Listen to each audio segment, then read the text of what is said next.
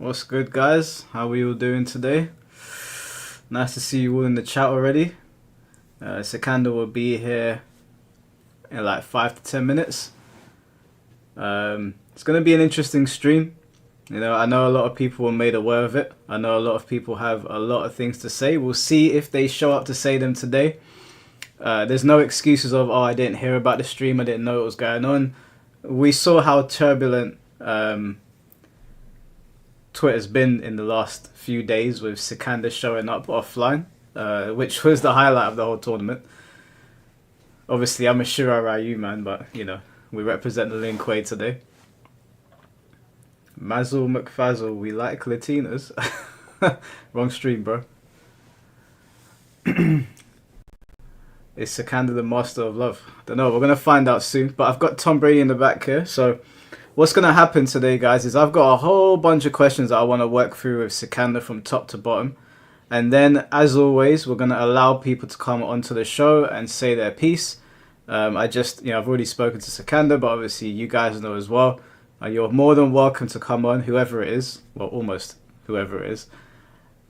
Just don't use slurs because we're on Twitch. And I've got a button right here that just kicks people out immediately and removes the clip anyway, so it's pointless. So we'll bring Tom on for the meantime. So what's going to happen is Tom's going to talk to Sikander because he can only be here for like 30 minutes. Lou Streets couldn't make it, unfortunately. I think there's like a tornado warning in his area. I feel sorry for you Americans, man. Your natural disasters are shit scary. So yeah, I'll bring Tom and I'll let Tom talk to Sikander whilst we wait for him to get here, and then we'll begin. Hey, Tom. Hey, what's up, Mike? Thanks for having me on. And yeah, Lou, man, be safe. Obviously, we got a bad storm coming in tomorrow. So Lou, I don't think is all that far from me. So we got a pretty nasty weather coming in tomorrow. Yeah, I heard that like people are gonna be getting evacuated or something's going on. Yeah, we got basically like I think it's kind of like we're not getting a hurricane or anything, not where I am, but it's supposed to be a really bad thunderstorm, very high winds. So unfortunately, Lou is a little lower than I am on the coast, so Yeah. he's gonna get blasted with it a lot more than me.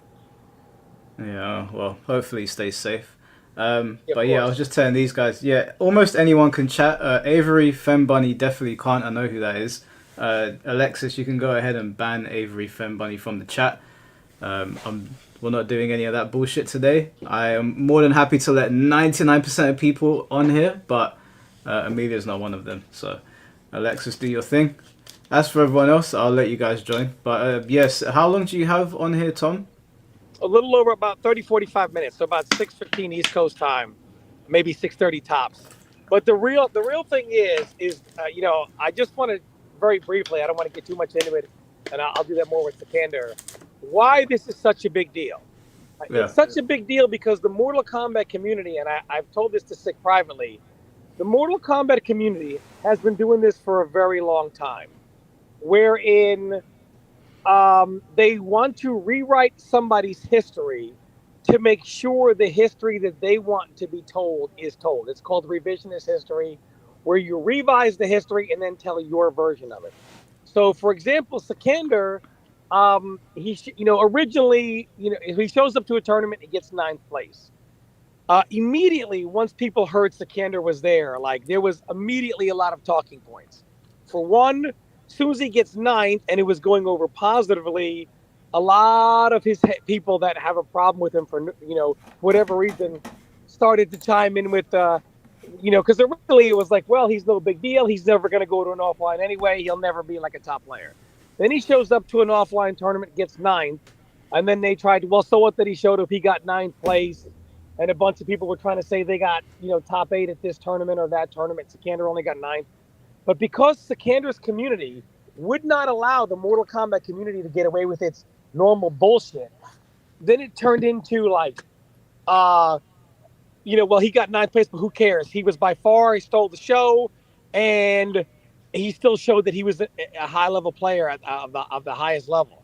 And then it was like, well, he's this and he's that, he's the homophobe, he's transphobic, all these things. Without his community, they would literally rewrite the history to some dude who was this terrible person who showed up and got ninth and couldn't make top 8. But his Yeah. community just wouldn't let the people get away with it. I think it's More, really, I think okay? it's really spineless that they've been tagging NRS and NRS esports to ban him. I think this is. I saw Dittle doing it. And I was like, Dittle, what are you doing, dude? Like, this is ridiculous. Yeah, I mean, the Mortal Kombat community is not used to somebody having a community who had balls. So normally, the Mortal Kombat community can create any narrative they want, and over time, just keep repeating it and revise history to make it be their version. And normally, most people are afraid to push back. Like, people are afraid to push back against Sonic Fox. People are afraid to push back against some of the more popular players. So, a lot of times, there are just certain people who people are afraid to speak up for, and the MK community can do whatever they want. This is the first time they have tried to do that to somebody, and they have a community who just has the balls to say, absolutely not. And that's why this is a big deal. And I brought this up to you, Mike, because a lot of people in your chat, you and I have done things, and people in your chat will say, yeah, I fuck with Tom, right? Or whatever, right? And then somebody will take the piss out of me on social media, and all these people who supposedly fuck with me are too spineless to say anything. Um, the reason why people do, they did the same thing to PL. Like, PL, he went to Evo, wins. Then he's like, hey, I spent $6,000 over the last several months traveling and hotels. Like, I'm done. Mortal Kombat community wants to deem him a paper champion, paper legend. He's scared of competition, all because, they wanted a chance to beat him. They had their chance. Spoiler, they lost. And then he comes out of retirement for tournament season, which he said he would. He's rusty, loses the first tournament. OPL's a fraud. Gets top 3 at the next tournament. It's luck, wins Evo. Then after them shitting on him for a whole year, he's like, hey, hold that.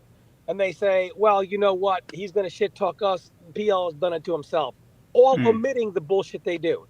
Without Sikander's community, what they would do is they would pile all these names on top of Sikander, all these allegations on top of him. And if he didn't have his community, he would be forced to defend himself. Then the MK community would gaslight him and say, why are you bringing this up, mate? Nobody cares. No one believes these things. When we all know, Mike, of course they believe it. If a lie is repeated enough, it becomes the truth. And this is the first time somebody can literally sit back and their community, defend them. And the MK community isn't used to that. Yeah, no, 100%. Just Alexis, I can see Alexis in the chat. I don't know if Sonic Fox tried to get him banned. I think he did tag NRS, but I know Dittle definitely tagged NRS. I've got the screenshot on my screen anyway. I'm going to bring it up to Sikander when he gets on here. And what made me the happiest is when I saw him get 9th. And I was like, oh my God, his haters are going to try coming for his head, right? But the fact that, look, let's be honest, that he stole the show, right? His performance there. I don't ever watch this game, Mike, and I tuned in. In fact, I only tuned in to watch top 8 because I heard Sikander might have a beef set. So I was just there like, hey, I heard it's happening after top 8. When is it happening? And when he came back, I was in his chat today to see how supportive his community was. I remember during MKX, the first major was the first ever combo breaker. 250 people. Keep in mind, the exact number that the first MK1 tournament had, right? So I was at a tournament equally as large as the largest combo breaker ever for, not ever, because I think MK11 had a bigger one. But it was one of the second largest combo breaker ever, basically, right? I got 9th. I was heartbroken. Obviously, I didn't like that they nerfed Sub-Zero 2 days before the patch. I think that's always done when you do a major change 2 days before a tournament. I think that's dumb. But I was disappointed. I got 9th place. I come home to 2,500 people, and my community tells me how shit I am, how garbage I am, how much of a worthless person I am. So a lot of times, Mike, I know people try to say, you've heard it in private, Tom shits on his own community. The MK community wants to shit on you religiously and then call foul when you fire back. And most people that have communities, their own community shits on them. Foxy will tell you this. Myself and Foxy joke privately, because if you heard us talk on stream, you would think we're enemies. But I consider Foxy a good friend.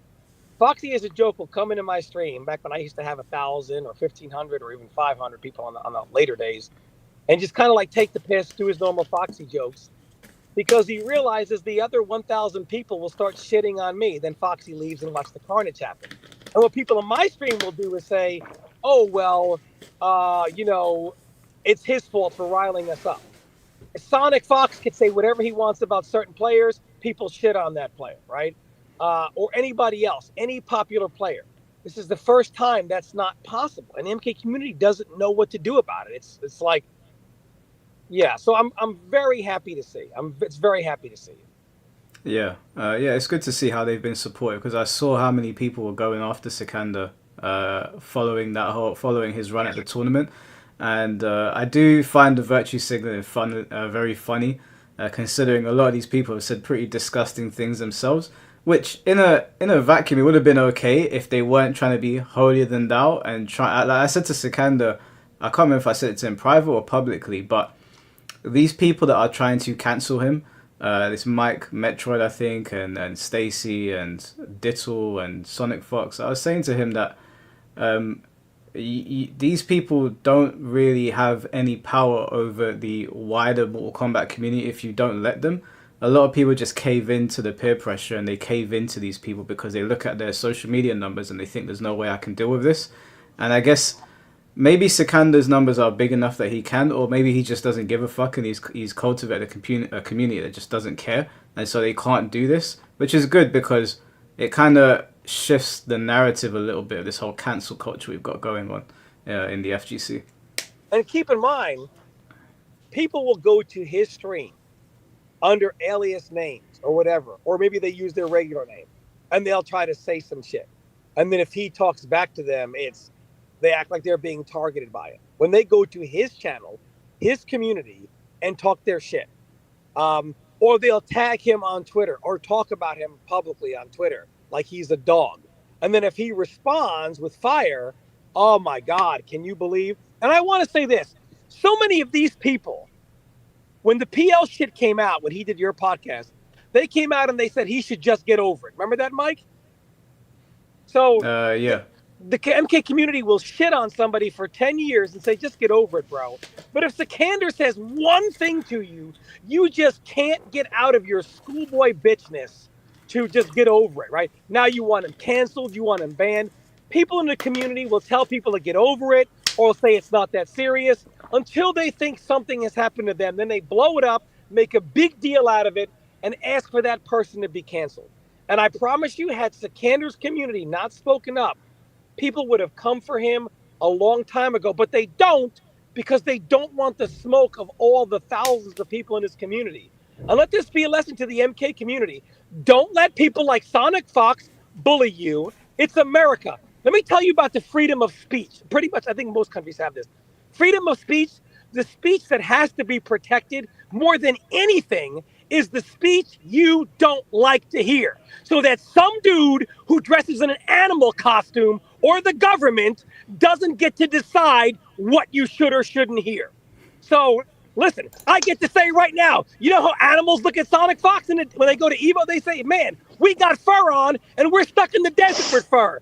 You, as a human, you don't have fur and you put it on. You're an idiot. And I get to say that. And it's my right as the freedom of speech to say that. And he has no right to say I shouldn't. The speech you hate the most is the speech that must be protected. Period. Oh, I think that's a perfect time to bring Sikander in. Sik, can you hear us? He might still be getting his mic set up. No, I completely agree with you, Tom. Fortunately for you guys, what is it? Is this your First Amendment, right? First Amendment right. Yeah, we don't have that in the UK, so yeah, I'm just saying. But a lot of people that are calling Sik out, they're in America. yeah, true. No, the most majority of call out seems to be from. I'm curious to hear what he has to say when he's ready. Yeah, absolutely. This is something that I've really been looking forward to. He's here twice. Wait, okay. Sik, can you hear us? Hello? Hello? Can you hear me? You done Ice Clone? There's two of you here. Excellent. Wait, let me remove one. Can you still hear me, Sik? It's just Can you hear me? Hello? Yeah, I can Yeah, hear we you. hear you, Sick. Yeah. Hello? Hello? What's good, everyone? What's good? What's Yo, good? you can hear us, yeah? Yeah, what's up? Yeah, so basically, what's gonna happen, Sick? I think I might have told you before, but Tom's only gonna be here for like, I think another like 20, 30 minutes, and he wants to talk to you, and then I'm gonna start like with the questions once he's done, if that's alright with you. Yeah, sure, no problem. So Alright. first, Hello, Tom. hey, You how you alright? doing? I just want to say congratulations for a great tournament run. Not only did Thank you you. prove that you can play the game at the highest level, but a lot of people who said you would never show up to a tournament, you wouldn't be able to do it, you'll never do it, you proved them all wrong. And in doing Thanks. so, they had to go to something even further to try to discredit you. So I just want to say congratulations, first of all. Thank you. Thank you. Appreciate it. So, what the MK community is trying to do to you is something they have done for a very long time to a lot of people. It's just that you're the first one to actually have a community to like fight against it. And I don't, for the record, can you go ahead and comment on like they make it seem like they're just some innocent victims being picked on by you? Some of the insults and attacks that people have said to you in the past that people just let go like it's no big deal. Yeah. So, wait, did you asked a question there? I didn't Yes, hear it. yes, you, yes. What was the question? Sorry. Yeah, to you. Can you just very quickly run through kind of your experience with the kind of hateful shit and disgusting stuff that people have said to you? Oh, okay. So, so I would like to just let me just tweet out this stream real quick. I'm live with I Tom think you can Brady. retweet it's streaming on X6, so if you go to my page and retweet it there.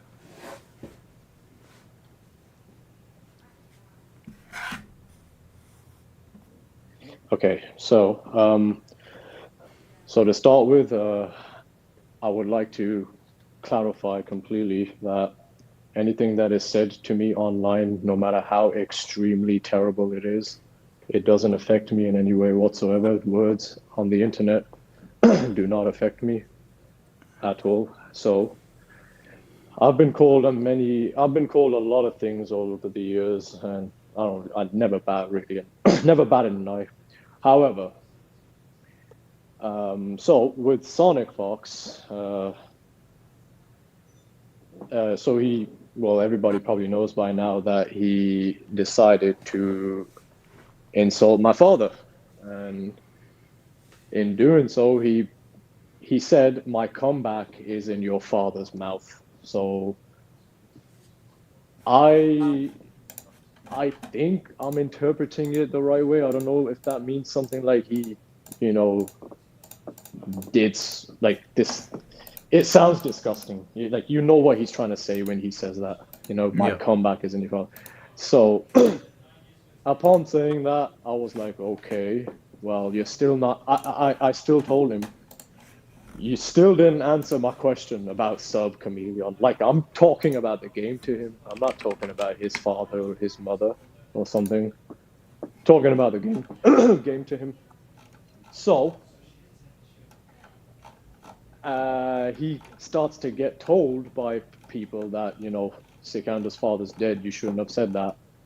And he decided to double down on it, even though he knows he's dead and whatnot. He decided to double down, and that's fine. Like, if Sonic Fox wants to literally say, if he wants to tweet out about my dad, no matter what he says, whatever it is, he can do it.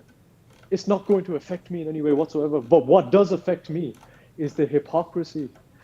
So he said that about my dad. Then he knows. Then he made a tweet saying, I didn't know his father is dead, but because it's Sikander, I'm not taking it back. And he's doubling down on it. So that's fine as well. I didn't want him to take it back. I don't want him to take shit back because I don't care.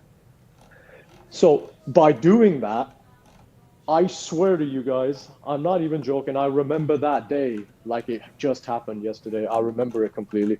Every time I opened my phone and on open Twitter, there was another 2 or 3 people telling me my father deserves to be dead and that he's dead. And he's, ha ha, your dad is dead. Ha ha, he deserves to be dead. And I'm like, wow, all right. Okay, but like I said, words don't affect me. So, But this all started over you didn't attack him, right? All you said was, so what Sonic will do, he'll do these dumb yeah, tweets and say, wow, this character's broken. So all you did, correct me if I'm wrong, is say, hey, you keep talking. This is before Sub-Zero got his slide buffs yeah, and Cyrex got some changes as well. And you were just, it was still sub-chameleon. You were like, hey, you keep talking about how broke this is. Why don't you show us how broken it is, right? And that's what yes, started it. And then he attacked you personally.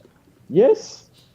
Yeah, and like Honeybee, like the day after that happened and stuff, Honeybee quoted Sonic Fox for calling Noob Saibot broken or some shit, and like even Honeybee, like I know them two are really cool and all, but even then Honeybee was like, Sonic is just calling everything good and broken when it's not.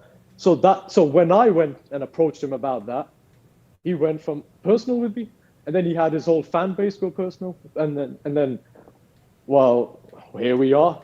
Now, this is where, now we're here. So you're not allowed to say the F slur at all. Like you say that, you're Hitler. But if you're telling people your family member deserves to be dead, that's fine in the NetherRealm community right now. So that's why I'm not a part of that shitty community. I never have been. And you guys shouldn't be either, all right? But today, they're getting it really badly. Sonic Fox and his ugly fan base are getting it real bad. Look at his fucking replies. If you go to the thing where he quoted me today, look at his replies. He's got a lot of likes on it, but no one's supporting his ugly case because the motherfucker brought up a dead man and he don't want to address it or take accountability for it. He's just bringing up, well, you're homophobic.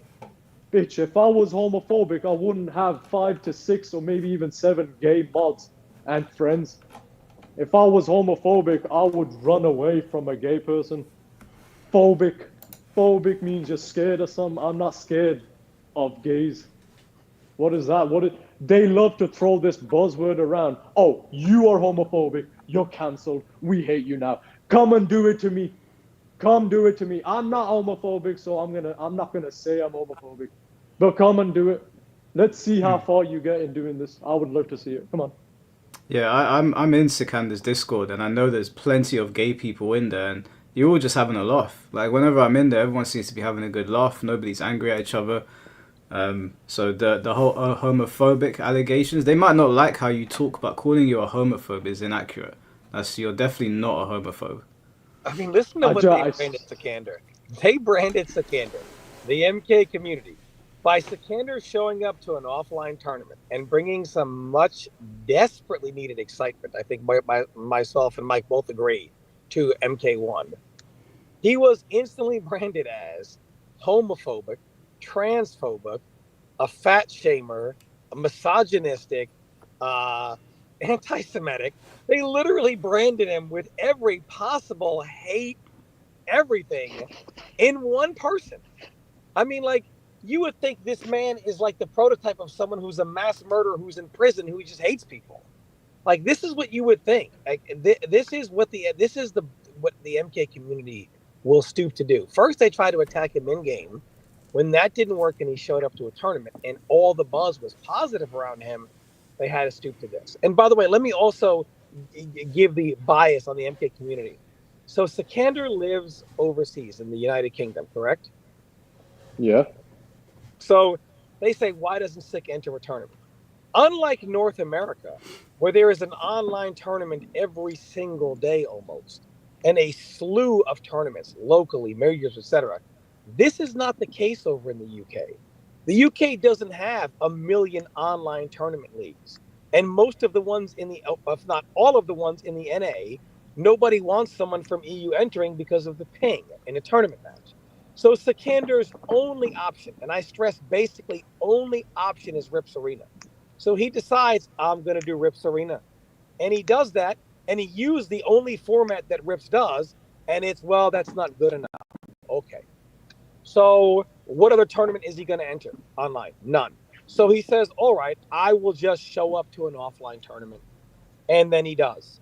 So this narrative that they even started, that he doesn't show up to tournaments, he doesn't play in tournaments, he doesn't have a bunch of tournaments to play in. The EU just doesn't really have a plentiful of options. And I think, Mike, you would know this as well for Mortal Kombat. It's just not there, either offline or online. Yeah. So just even that narrative they put on Sikander is something that is wrong and unfair. And then when he dispelled that, they went to the next one.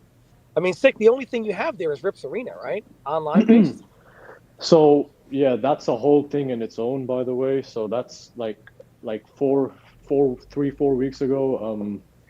I played in Rips, and then a whole thing started against me because of that. First, everybody tried to get me banned from Rips because of the amount of, I would say, numbers they were doing and engagement Rips received, and I was how much spotlight was on me basically. So they tried to get me banned out of Rips for some reason. You had people going in Rips' server saying, oh, he's a homophobe. Oh, he's this, he's that. Can I get a mod here, please? Can I send a clip? I would like you to see this. Why are you letting him in your tournament? So that happened. And then, of course, like you just said, then on Twitter, I got attacked by a bunch of NRS people. And one of them was Train and Xandar and then Vis, and quite a few of them just got on a train against me and said, yo, you're fighting in Rips, yes, but you're not fighting good enough players, so it doesn't count. So, okay, so now I went offline. And Train went back on his word. He said, you went offline, I can't talk shit about you no more. Know what he is, it's just the Rainbow Mafia. And I wanted to say this too. So what was it?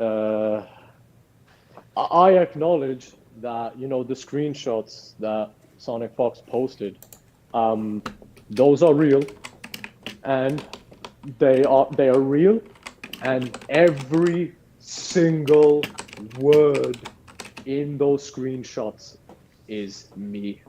I plead absolutely guilty, and I couldn't give two fucks. However, it is wrong. I will admit, it is wrong for me to say that word. It is. I am saying it to my friends, but it is wrong. Oh well. Which word are you? Well, you don't have to say. Are you referring to the screenshot that Sonic Fox put up much earlier on? There was like 4 of them. Yeah. So the F slur, the one that refers to gay people. Yeah. Yeah. So it is wrong. I am wrong. I know, but someone, this ego fox over here, just can't admit he was wrong for bringing a dead man up. So the day he admits he's wrong for that is the day I will go back on my word for what I said about, that word, whatever. As in the screenshot, I said it like 20 times. So he will never go back on what he said. And that's fine. I don't care. But don't expect me to give in to you motherfuckers. I'm not. And here's the funny part, even if Sonic Fox didn't have to take accountability for anything, even if he didn't do anything, I'm still not going to take it back. Because fuck the NetherRealm community. Fuck you all. You motherfuckers will never get an apology from me, no matter what, anyway. There's too much history done. You're not getting shit. The MK community has been, look, and Mike, Jimmy's talked about this to a certain extent. The MK community has done some of the most vile shit behind the scenes and covered a lot of it up to some of their beloved players.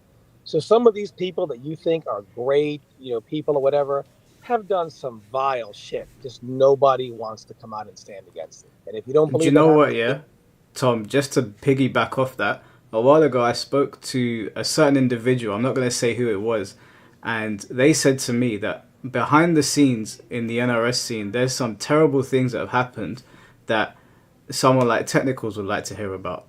And he didn't get around to telling me exactly what he was talking about, but he said to me that there has been some absolutely abhorrent things that have happened, and there are people that are on Twitter right now virtue signaling, coming at Sikander, that are aware of these things. And he was saying to me that there's a lot of hypocrisy going on. Now, he didn't give me any names, so I don't have any names, because if I did, I would just drop them. but he did say to me that there's some really disgusting things that are coming out that have been hidden by these people that are coming after Sikander. So I did find that interesting, but that's all I was told. I wasn't told the specifics. You might know more than me. Yeah, and people don't come out because the problem is if you come out to out these people, the MK community will pile up on you as if you're wrong. Kind of like how you said with technicals, like what he's exposing, why would people jump on him? That's what the NRS community is. So nobody wants to come out and out some of this, and some of this stuff is just absolutely vile. But they'll just cover it up all day. Can we ask you, because obviously they've been coming at Sikander and they've been calling him all of these names. Now, I've been paying attention to everything being said and who's been saying it. Is there any way, because I know you know everybody in the scene, you know everyone from back in the day and present, is there any way to get someone to come forward and speak about these things that the wider community don't know about? Because I don't think it's fair that Sikander's being attacked by all of these people and there's some real heinous shit apparently happening behind the scenes.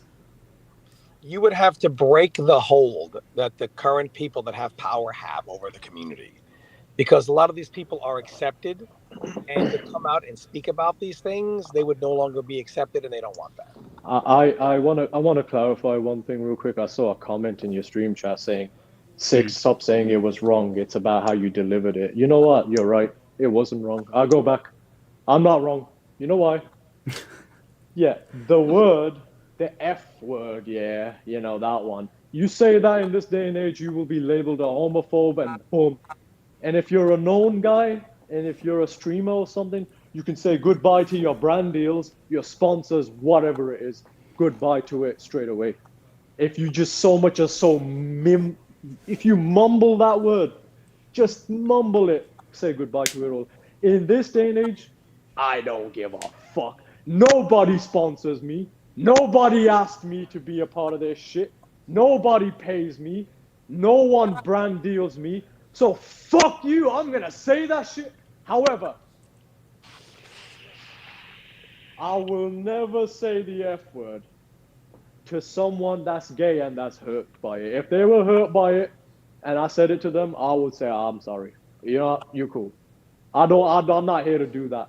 I did it and I used it against my friends and I still use it and I'm gonna use it continually against my friends. You motherfuckers will never make me stop saying that word.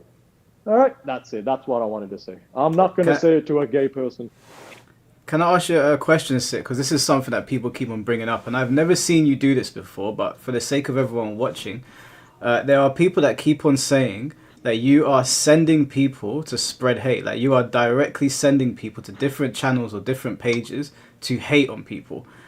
Have you ever instructed your community to go and attack people? Mike Hollow, listen to me, bro. I want everybody in this stream, Mike, Tom, please listen, and everyone watching.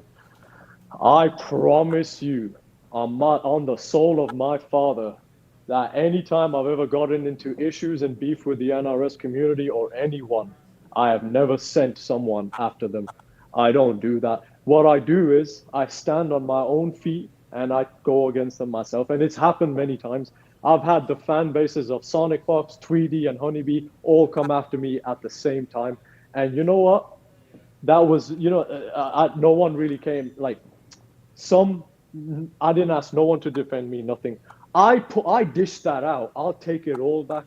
I had their entire fan bases and people not even in fighting games saw that one video I made against all three of them on Twitter. It got like 900,000 views. Even they were talking shit. And you know what? I don't care. I didn't ask for. I will never, and I have never have sent anyone to attack somebody. As a matter of fact, there is this one girl named Subi Sub, right? Mm-hmm. I got. I was gonna ask you about that. Yeah. Oh, you can ask, but I do need to say this. Go on. We matched up in Combat League and I beat her, and we were both streaming at the same time. And here's what happened. Somebody came into my stream and said, "Sick, she's crying on her stream." I fucking hate that hoe. Well, I don't hate her, I just don't like her. But I went to the chat myself during my own stream and I never picked my fucking phone up. I went there myself and I said, "You guys, everybody here that's harassing, you need to stop." Stop. She's crying. I'm not trying to have that on me. I don't want no one crying because of me. Stop. So I did that. That is turned a blind eye on. Nobody knows about that. Nobody ever brings that up, but that's fine. I don't really care. She's a dumbass anyway. But yeah, that's all I wanted to say. You know I what the don't send tragedy is, people. Mike? The tragedy is all this is taken away from his gameplay at the tournament. And that's the real tragedy of this, because I mean, I think the stream numbers got considerably higher when everybody found out Sikander was playing. And by Yeah, far, no, they did. I turned on a Mortal Kombat tournament. Me, I was sitting there with my same, boys watching it. same. I turned it on and I only watched top 8, like I said, because people were saying he might beef set somebody. So I'm like, you know what? I'm in the top 8 chat going, hey, is Sikander playing after this? And many people were in the chat saying the same thing. So the fact that his gameplay was taken away from this is the real unfortunate thing. And I want to say this, Sick, because most people that never played Sub-Zero and Mortal Kombat games the way I have, the way you do now. So what the community does a lot of times, and this is another thing, and Sick talks about this as well, but people just don't notice it because they act like all he does is say hate stuff. Sick will play Sub-Zero, and he will use his skill to overcome some very bad situations. And they don't give him any credit for it. Instead, they say, "Oh, you're carried by clone," or I mean, that's God knows I'm familiar with that statement. Or a Sub-Zero's broken and you're carried by this brain dead. They don't give him any credit, as if he's not outplaying bad situations, bad matchups with his skill. His character just somehow got him wins. But yet, someone like Sonic Fox can play any character in the game, including some of the dumbest characters ever, and the community will say, my God, how did Sonic Fox win with this shit character? Only by the will of God does this character win. But it's so stupid to say. So I just want to say, Sick, well, the community may not realize it. I realize it. And do you get that a lot, to where you have matchups where people don't realize how hard it is for you because your skill as a player makes the match look winnable or not that bad? And they just tell you that Sub-Zero is whatever. And then if you try to talk about the game, they just attack you, correct? Yeah. So, when it comes to like shitty matchups to deal with, and that when it comes to like Sub-Zero versus Takeda, for example, it's so horrible. Like Takeda versus Quan, and Sub versus Takeda and Quan Chi is almost impossible to get around. But sometimes even I sit here and question, how the fuck did I win that? I always ask the chat, yo, chat, how did I win this? I don't know. But that's the thing is that when I'm playing Sub-Zero Cyrax, like, first of all, nobody in the entire world has the balls to go to an offline right now and play Sub-Cyrax. Like, no one in the entire world. That's, unless you're really used to both the character and the cameo, then yeah, probably. But the thing about it is this. I don't really get that many people saying, oh, how did you lose that? Because the narrative of Sub-Zero being a shit character is still there, and I think he's still shit too as well. But with Cyrax, I think he becomes a threat with every hit, so that's why I don't know where to place him yet. I'd say mid. Everybody's still on my side. Like, if I lose a losing matchup, people are mostly on my side over it. Like, I don't really... And whenever somebody says otherwise, we ban them. Fuck them. And if I talk about the game, obviously. So what I will do is, if But anyone on social talks media, shit, they you know what I attack do? you. If you talk about it on social media, they act like you don't know what you're talking about. Sub-Zero beats all these characters. Sikander just Oh, complaining. those are trolls. They got nothing better to do. Those are trolls. You see, whenever they say shit like that, that's where, oh, okay, well, beef set me then. All right, play me. If it's a skill issue, play me. Let's see what happens. Okay. All right, if it's a skill issue, why don't I invite you and the player I lost to a cop and you beat them right now, if it's a skill issue?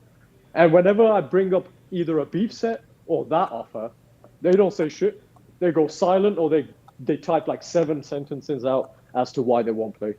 So fuck them. They make themselves look stupid. I don't take bother to it. I know that before Cyrax, I would watch you, and you didn't look like you were having much fun. Would you say the changes to Sub, and now that you're able to use Cyrax with him, that made the game really enjoyable because you found something that you created, that's your own stuff, that you find really Okay. enjoyable? Right. So 100% you are correct. Yes. 100% this game it's gone back into my favorite MK fighting game of all time.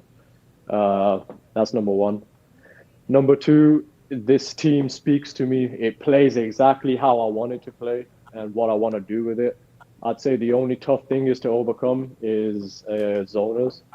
Unfortunately, people like walking back, but that's about it. Definitely, the game has picked up completely. I mean, I went offline for it, and I had no plans to do so at all. I went offline for it. I entered rips with it.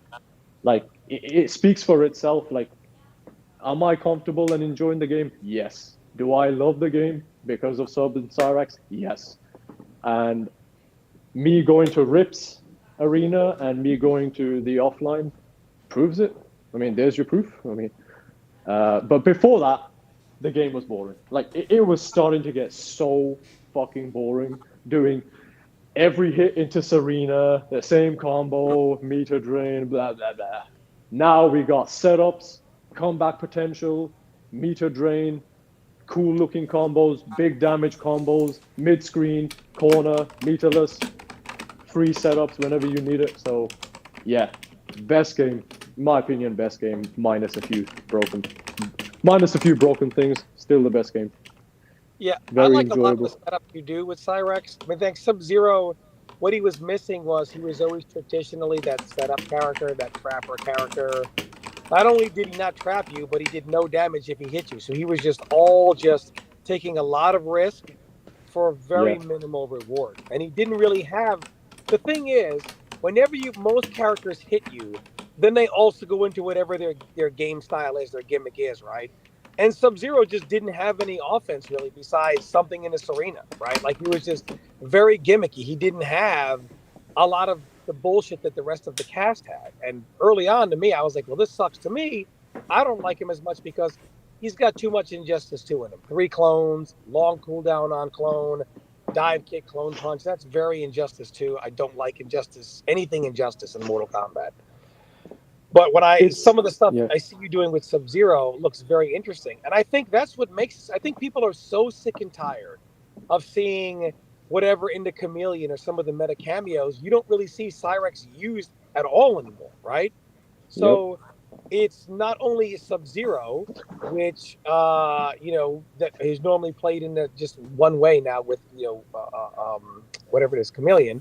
But you're using a cameo that really people don't see. In fact, I think were you the only Cyrex at that tournament, right? The only Cyrex user?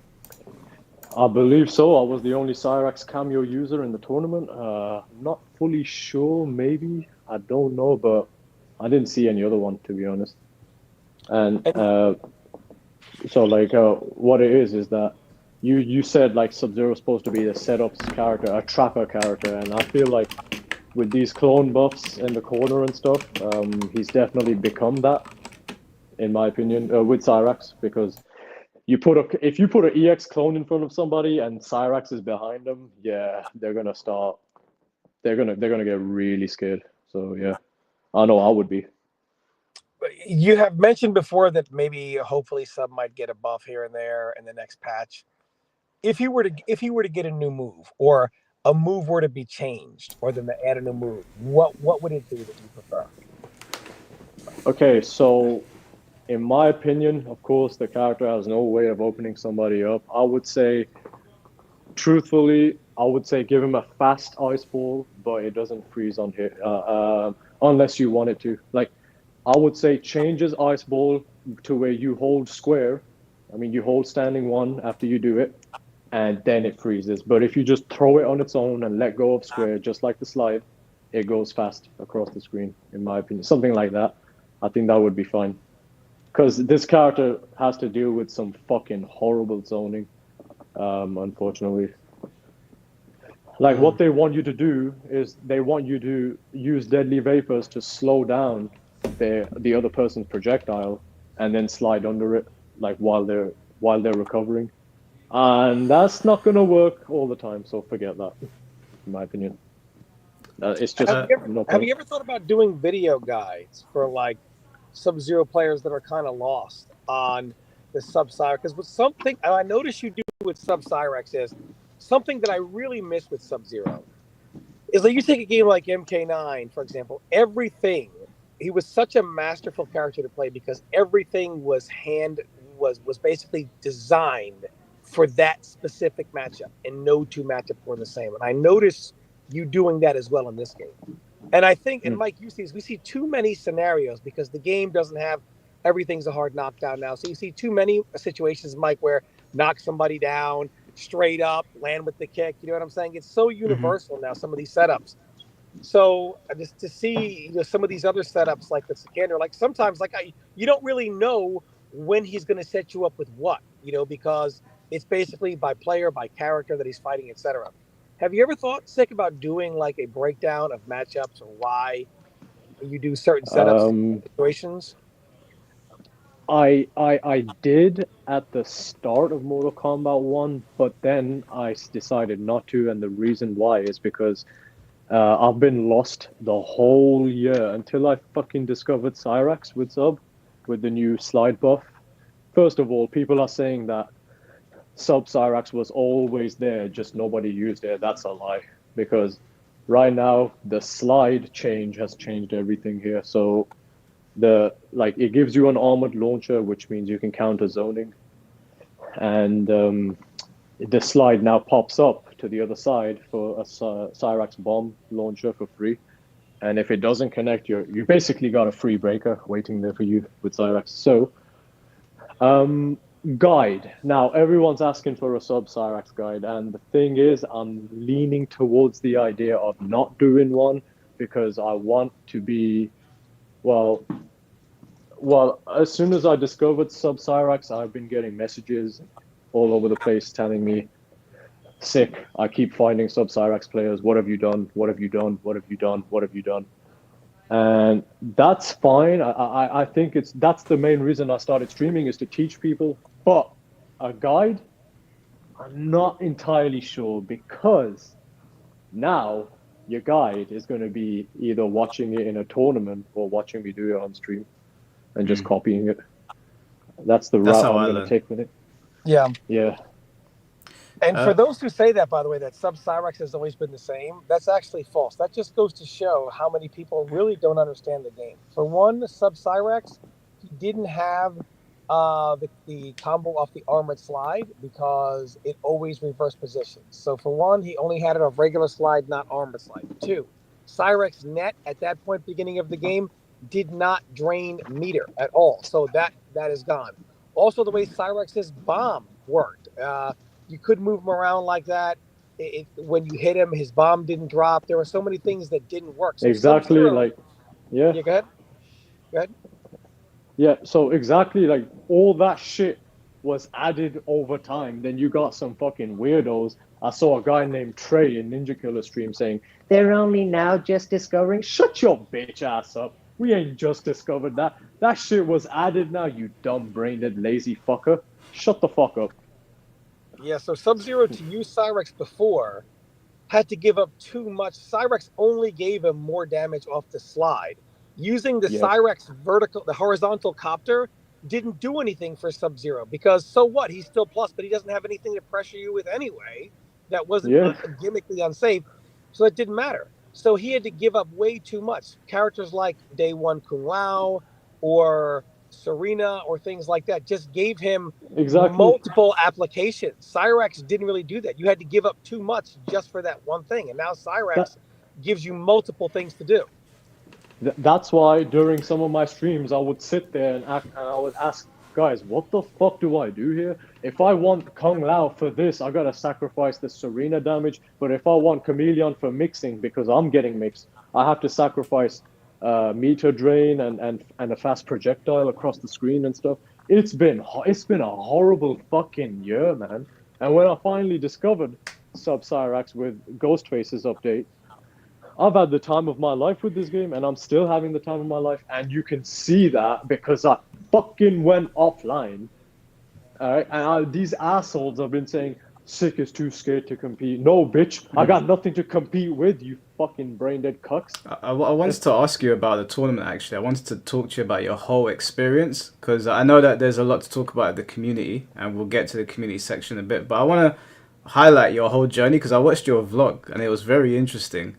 Do you have any more questions about Sub-Zero, Tom, No, I before just I have move one in? thing to say, because Mike has said this multiple times, as have I.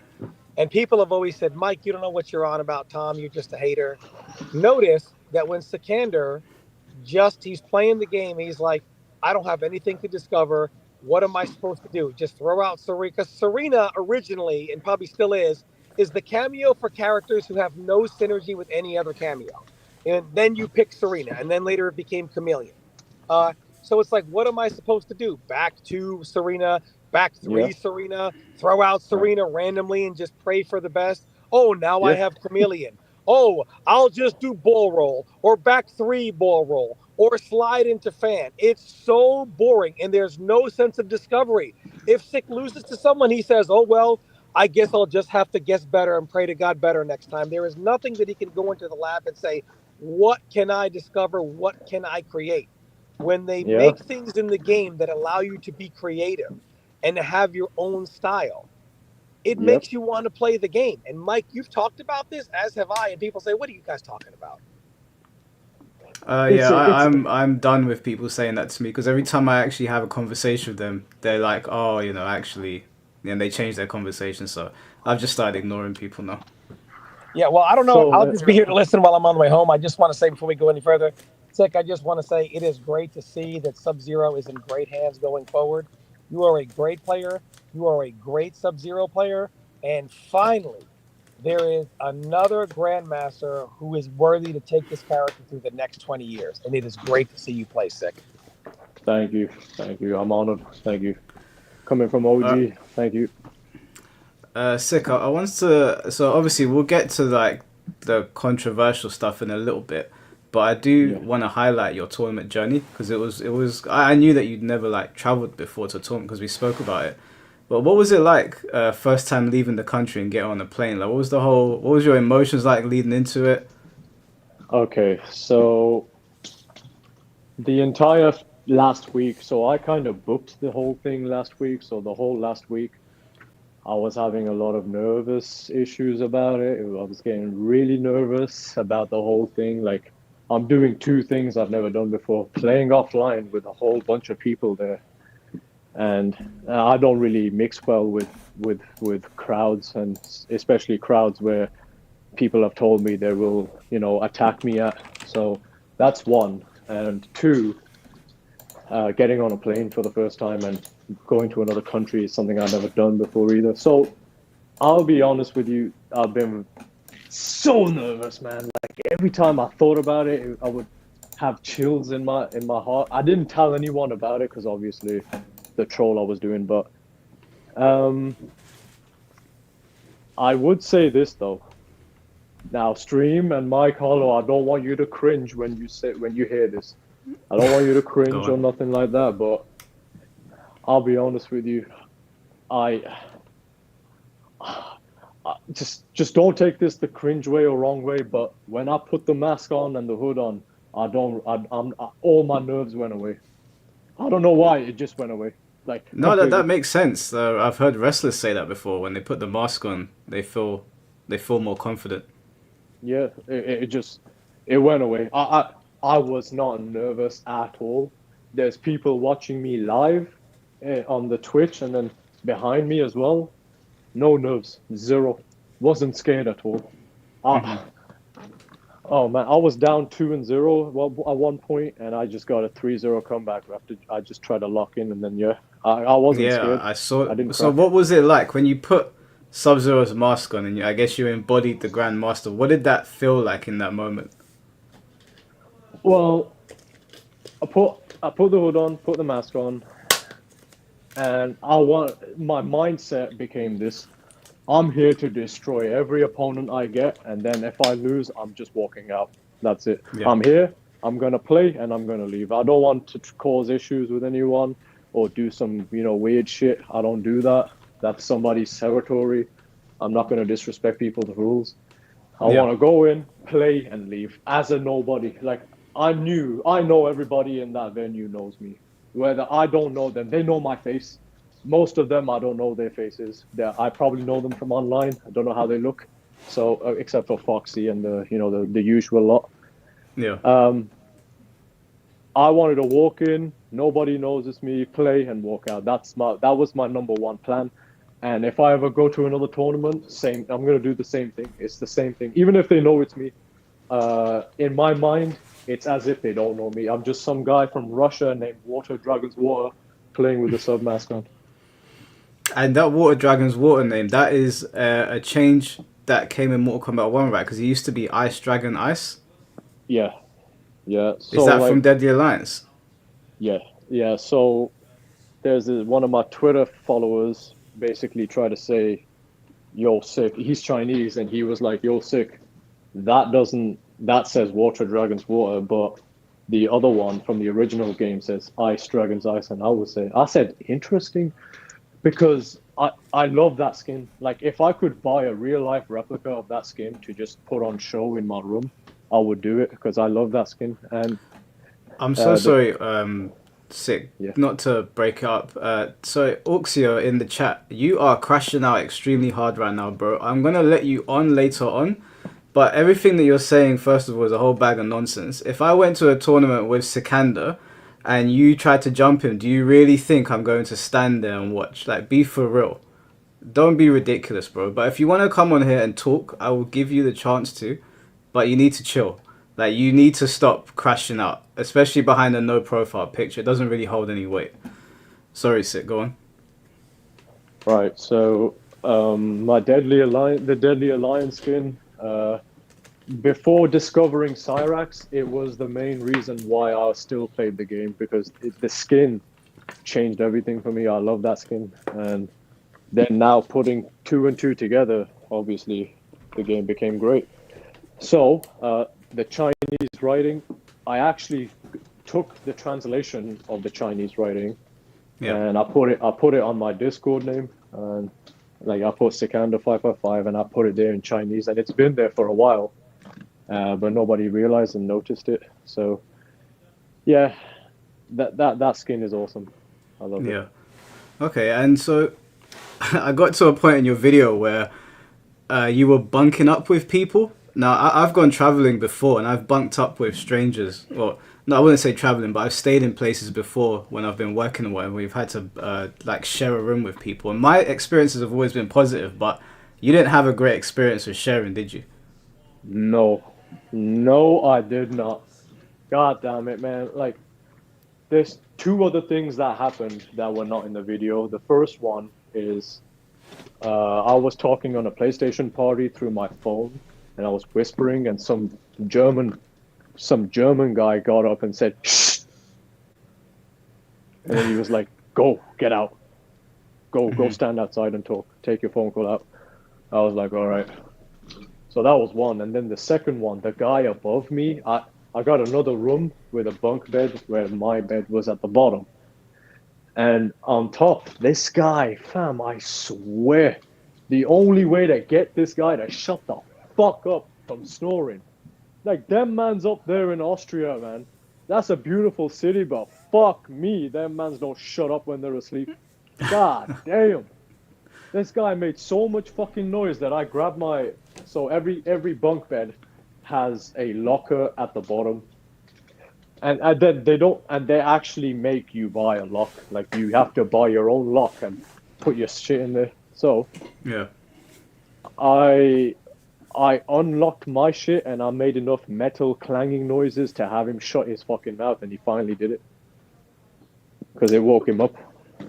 Was there any positives to staying there with multiple people? Because whenever I've like gone places, I've always met people and we've gone out like drinking or partying. Were there nobody in there that you made friends with?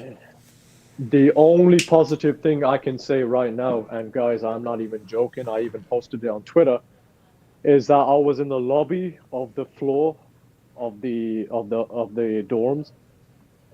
I was there, and I got recognized by a Honeybee fan. Yeah, so like he walked up, But the thing is, he was so drunk with his two friends. There's three Irishmen. They were all drunk as hell. And this guy, he took a pic with me and he followed me on Instagram. And we talked for like 30 minutes about, Cameo system and all that shit. So I would consider that a positive experience out of the entire motel.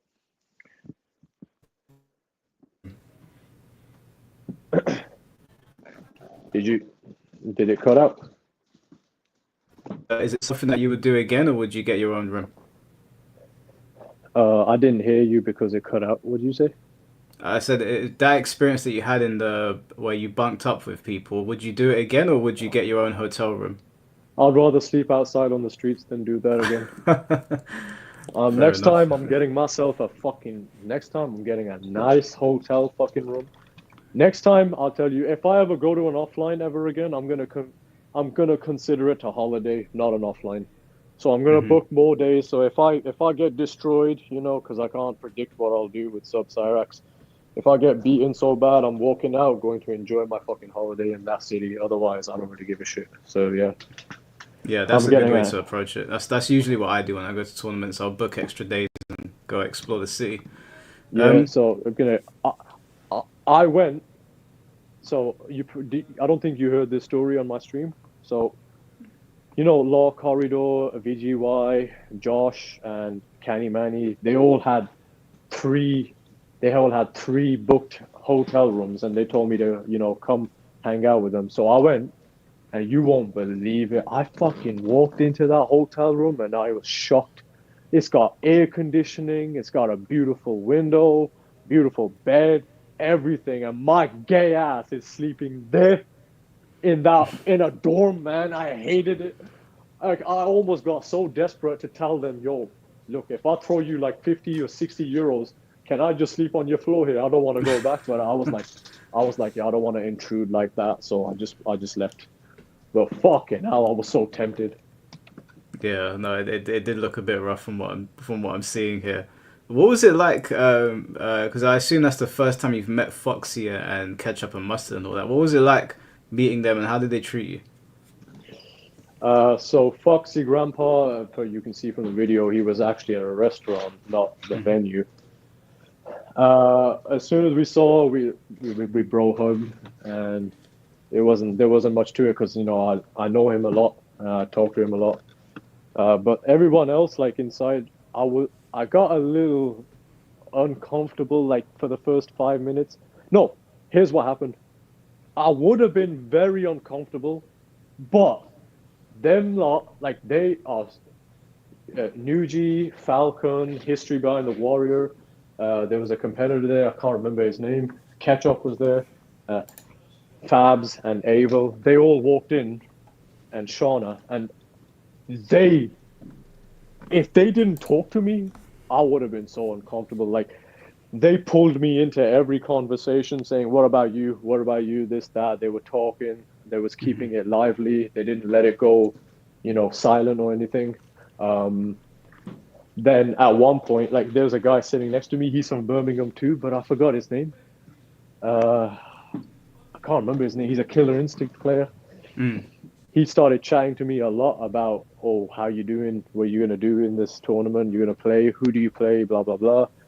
So I got very comfortable with them, and I was cool with it. Like, you guys, man, being around them guys is awesome.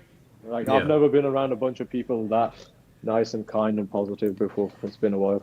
Yeah, I just saw Ketchup and Mustard at the Pokemon European Championships. I've never had anything negative to say about them. They're two of the nicest guys I know. History Behind the Warrior as well. Every time I see him, we have a nice chat. Same with Foxy. Me and Foxy came into the scene at around about the same time. And yeah, he's always been really cool at tournaments as well. So it's good. It's good to know they treat you with the same respect. Yeah, everybody was wholesome and awesome to be around until Foxy mentioned Batty. I was like, oh hell no, you ain't doing that, man. Hell no. But yeah, that was about it. Yeah, that was cool. I wanted to ask you, so you got recognized almost instantly when you walked in. People recognized you from your eyes. Does that how did that make you feel? Because obviously, being recognized even with the mask on, you're clearly like super popular in the scene. Was it a thing where like you were pissed off that your disguise had failed, or were you happy that people were coming up to you and taking pictures? I was pissed off because I don't know how to put it. So like, I was a bit like, oh, I was like, what can I do here? Like, what? Like in my mind, like I've been telling people all week, last week, that guys, I'm insane for what I'm about to do, and I'm insane for thinking it's gonna work. And I thought, and I was very confident for thinking it's gonna work too. That I'm Yeah. gonna walk in and everybody's gonna be there, and they're not gonna understand it's me. They're just gonna say it's a random cosplayer. So my idea, also, I forgot to mention that in the video. I wanted to be like a cosplayer that's blending in, but also competing at the same time. That I like one of those, you know. Yeah. And ultimately, it failed so hard. As soon as I walked in, I turned left. I saw Javier in front of me. I saw Gur in front of me. I just took a left. I was trying to go to a corner and just wait there. Mm-hmm. And I got approached by two people and said, you know, we know it's you. What's up? It was over there from there. Guys, sorry, sick. I can see you guys sending super chats. I will read them out soon. I just want to get through these questions with Sikander. So, what was it like meeting Javier? Did you guys have an interaction with each other? So me and him, I ignored him the whole time. He ignored me the whole time until the top eight, until the final top eight match. After that, we were all outside and they were all talking and being cool with each other at a bench. And I was just standing away, just waiting. And then Javier approaches me and he said, "Do you want to play?" And I looked at him. I didn't smile. I didn't say nothing. I just said, I waved my hand at him and I basically dismissed him. Yeah. And he went. That's it. He didn't say anything to you after that? No. Fair play. Well, at least it ended pleasantly, I guess. I don't like you. So why are you approaching me? You know we don't like each other. Why are you talking to me? Fuck off. Mm-hmm. So I was like, go. Fuck off. And he went. No, I respect that you kept it real. I wanted to ask you, this Subi person, I saw online that they were saying that if you play Javier, then they'll play you. What was going on there? Because as far as I'm aware, when you challenge somebody on a fighting game, you play the person you challenged. You don't send somebody else to play them. Oh man, you're crazy for thinking people would honor logic like that. How the fuck can somebody talk, bro? How the fuck can someone call you out to a set and you say yes?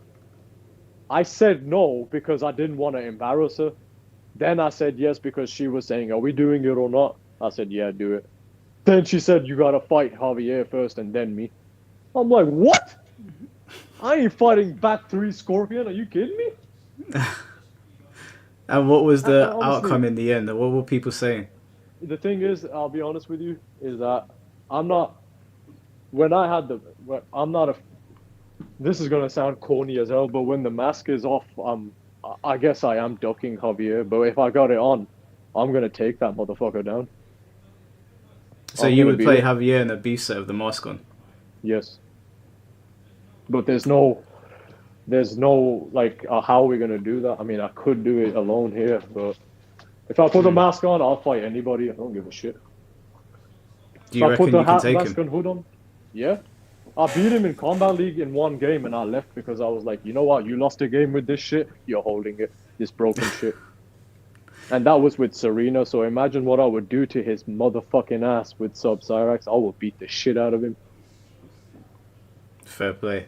Fair play. I also wanted to ask you, you went there and obviously you saw the top players, but given that like you're very well known in the scene, what was it like with other people in general? Like, was there anybody there that was giving you dirty looks? Did you ever feel uncomfortable at any points with anybody in particular? Aside from, so I had issues with 3 people there in the venue. I ignored. Then, of course, the people, the regular faces that I knew about, that knew me. But Then there was a bunch of people that I didn't know. And the crazy part about that is every time they walked past me or saw me, they were shaking my hand. Like me, I was gonna like walk past because I don't know who they are, and I'm like, I don't want to intrude or do anything like that. They would, reach out and say, "Oh, you played great, great job. You did great, sick. You played great. Very nice matches, very awesome matches." And I was like, "Oh shit." So of course I shook their hand and I said, "Thank you, thank you." Gave them a little pat on the shoulder. Thank you all, and that was it basically. So everybody else was cool, basically. And obviously, it's your first offline tournament. Most people get like tournament jitters and they can't play properly. But you said that you had the mask on and it sort of like calmed you down.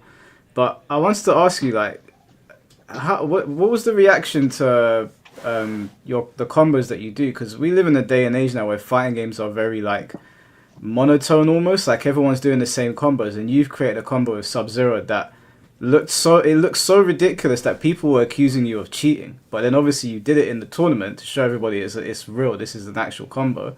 How does it feel to be recognized for a specific combo now in this day and age of fighting games? Well, first of all, I am no stranger to being recognized for a combo because in Mortal Kombat 11, the shittest and the most watered down MK game of all time, I created a Sub-Zero combo in the corner that has 53% of damage. So I'm no stranger to this, that people know me for a combo. It's called the Sikander 555 combo, but in this game, I created a new one with Sub-Cyrax, which is my signature combo, basically. I call it my Sikander signature combo. So, yes, you're right. I've been doing a combo with Sub-Cyrax that is so good that people actually thought it's cheating. This is true. And my reaction to that is suck my dick. That's my reaction to that. Because if I went and pulled that shit off, I only dropped the slide at the end because of the offline timing. I did the whole combo except for the slide at the end in the tournament. And are you going to tell me that the motherfucking tournament is cheating too? Go ahead. In this day and age, we will go ahead and assume people would actually go ahead and assume that and think that. So go ahead. You can't level with these people, so fuck them, Yeah, no, I completely I hear that. What was it like afterwards? Because obviously you got ninth place, you almost made it into top 8. So after the tournament ended, did you stick around to like hang out with people? Right after the tournament ended, for the first day, like I said, they invited me to their hotel room. We went there on a train. I hung out there. I stood up and I said, "Yo, I'm about to head out." And Law Corridor and Josh said, "You know what? We'll walk you back to your place." I was like, "No, you don't need to do that. It's cool. It's cool." They walked me a little bit, and then I said, "You guys, you might as well just go because I'm gonna get some food now." So after that, the night goes by. So I got ninth place. The night's going by. I open Twitter, and everybody, I ain't even joking, bro. Everyone is throwing credit, props, giving me messages all over. I answered like 100 Instagram DMs before I slept last night. I said, "Hey, thank you all, thank you all." And my Twitter DMs, my Twitter notifications went up to at least 2,000 since the first day. Yeah, so I just checked all that, but then obviously the top 8 day started, which was Sunday. But during that, we're going to get to that because it's the controversy in it. So Yeah, so I've pulled a bunch of screenshots that I want to ask your opinion on what is going on there. Tom Brady covered some of them, but we'll go over them anyway before we get to the part where people call in. So were you there when it started kicking off and people were coming for your head, or was it when you returned to the UK the majority of it happened? I was in Vienna, like I was in the motel lobby. There was a bed there in like the motel lobby where people can just sit down and relax, and I was there. I started getting notified about it on in my Discord, like because most of these people got me blocked. I'm not able to see it, but then I was informed from the lads in the Discord telling me, "Yo, sick, look what they're saying to you." And first of all, I don't even know why I didn't know why they were doing it because I got ninth place. That's nowhere near first place or some shit like that. It's ninth place. In my mind, I thought like, okay, I was just happy that I didn't get 3-0'd, eliminated. So I was fine. But ninth place to everybody else was like a win. And people were just sending props, credit, everybody. Like people, there's a guy named Blacked Out FGC or something. Like he's retired from the fighting game. He was like, I gotta give Sikander his respect now. Like he went offline and he played. Like all sorts of people were saying that, yo, we have to give Sikander his props now. We have to give him respect now. And when these snowflakes saw that, then they started making their own tweet. So they would say, yo, why are we doing this for terrible people, blah, blah, blah. And then I got notified about it. And yeah, here we are. I was like, what the fuck? So I've got a couple tweets here. So, you know, since these people were, you know, putting them up on the screen and whatnot, I thought it's only fair that we reference them. So I've got a tweet here.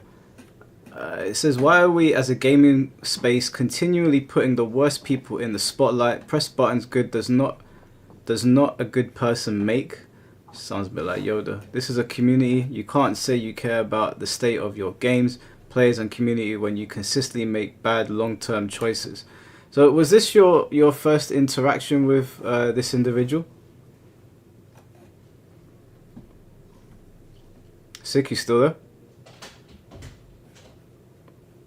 I think it's gone quiet. Well, whilst we're waiting for Sikander to come back, I'll just read the super chats out. Owner guys, thank you for the $10. When Sikander did that reverse 3-0, I said, Mama, there goes that man living the FGC dream. Oh, it's come back. Everything alright, Sick? Hello?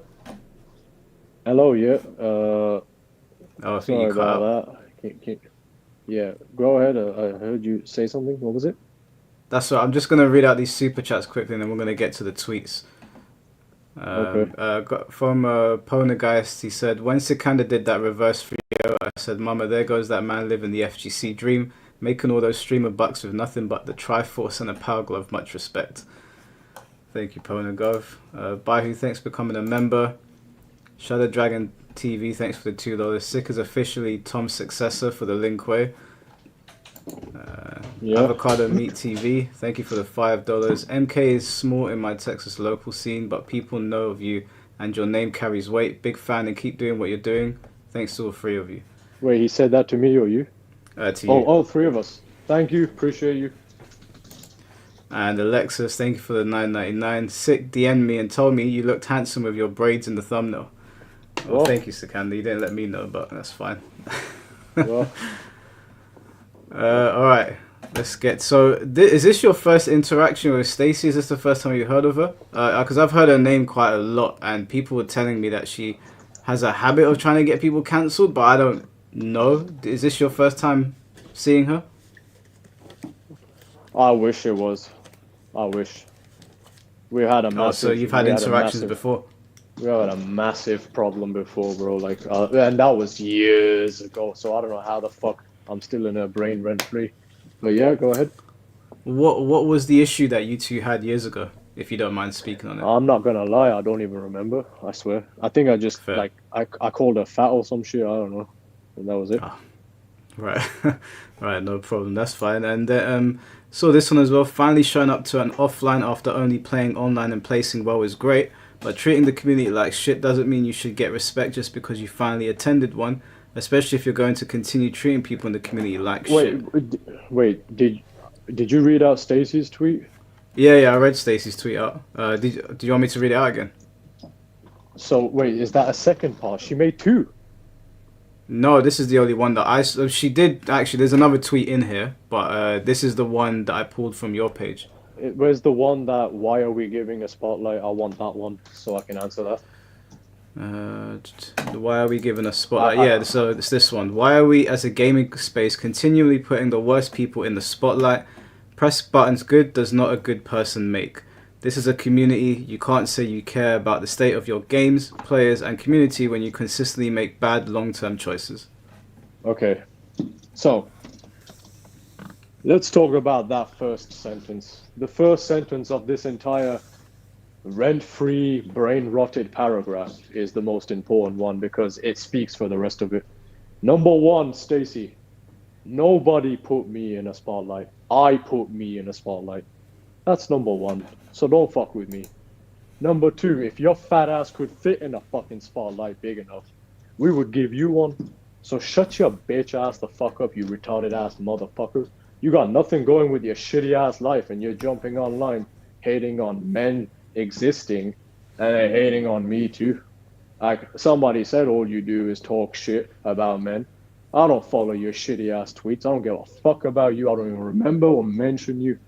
And also, you're gonna see that once you go through these tweets that none of these people have the fucking balls to even say my name. They can't even say my name. We already know who you're talking about because I literally just got the spotlight from Viennality, you retard. Okay? So, we know who you're talking about. But in all their tweets, they don't mention me. They can't even say my name. I swear, bro, like, they're acting like, what the fuck have I done so bad? Like, I swear to you, man. First of all, I have never told anyone to, like, what have I done? What have I done so bad? Like, I don't get it. What I said the F slur, that's it. Oh, I tell people to off themselves. Dude, go to Call of Duty. Go to Call of Duty, you'll hear worse shit than what the fuck I said. I told people, I used to tell people to off themselves, but I don't do that no more. I do it on Discord to my friends now. That's it, okay? I don't really do that shit no more. Whatever. And what else? What else? What else is it? What have I done? We got so Stacy in the chat. Stacy, you're more than welcome to come on if you want to argue your case. I'll stay silent and let you and Sikander What's up, fat boy? Yeah, I will let you guys speak. I won't chime in. But you're more than welcome. Just send me a DM and I'll let you on. But yeah, sorry, go on, Sikander. Hey, man. I don't know who this mother... As you can see, why is she lurking here? Because the fucking idiot knows that we're going to talk about her. And she's proud that she got some kind of relevancy now. You can't even say my name. You're not... She ain't entering this call unless she says my name. You're going to address me as Sikander or you're not entering this call. Yeah, you guys can't see her on YouTube. She's on Twitter because it's streaming. You won't in 3 even be different able places. to see the bitch if she got on the camera anyway. You fat fuck. Go ahead and make more fucking tweets about me. Go ahead. You started this whole fucking thing on me when I'm just trying to enjoy my vacation and whatever I accomplished in Vienna. You stringed an entire fucking lot of simps in your corner as well as that fucking furry. And you all go ahead and ruin my fucking day there. I had the most wholesome fucking day in Vienna. Wholesome, fun day.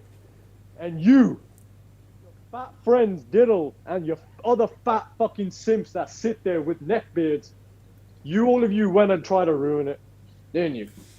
My community and the amount of positive response I got actually made me cry there in Vienna. I broke down and cried at the airport. I was like, holy fuck. Because no one ever I never had that kind of support in my whole life before. And you went and tried to ruin that for me. Fuck you and fuck Sonic Fox and the whole lot of you motherfuckers. Go lose some fucking weight, you fat ass overgrown elephant. Go lose some fucking weight. You've been talking shit on motherfuckers in the NRS community for years. And you ain't lost a single pound in them years. Nothing. Still got a double chin that you try to hide by taking a closer picture of your fucking ugly ass mug. Go fuck yourself, the whole lot of you. How fucking dare you motherfuckers try to ruin my moment here? In my mom, I walked into the house, she was so happy and proud of me. Everybody's happy and proud of me, and your bitch ass has to go and do that. Pathetic fat fucking worm. You belong in a Resident Evil game for the way you're built, you fat fuck. They need to put your ass in Resident Evil 9. You're gonna be the final boss in there, bitch. Fucking scumbag, the whole lot of you. Go fuck yourselves. Did you want me to read out the other tweets? Go ahead. Okay, so this is from Bree Jolnir. I'm not sure who he is, but he said, finally showing up to an offline after only playing online and placing well is great, but treating the community like shit doesn't mean you should get respect just because you finally attended one, especially if you're going to continue treating people in the community like shit. Do you want to respond to that one? Why is she? Ask her, why was she following me then?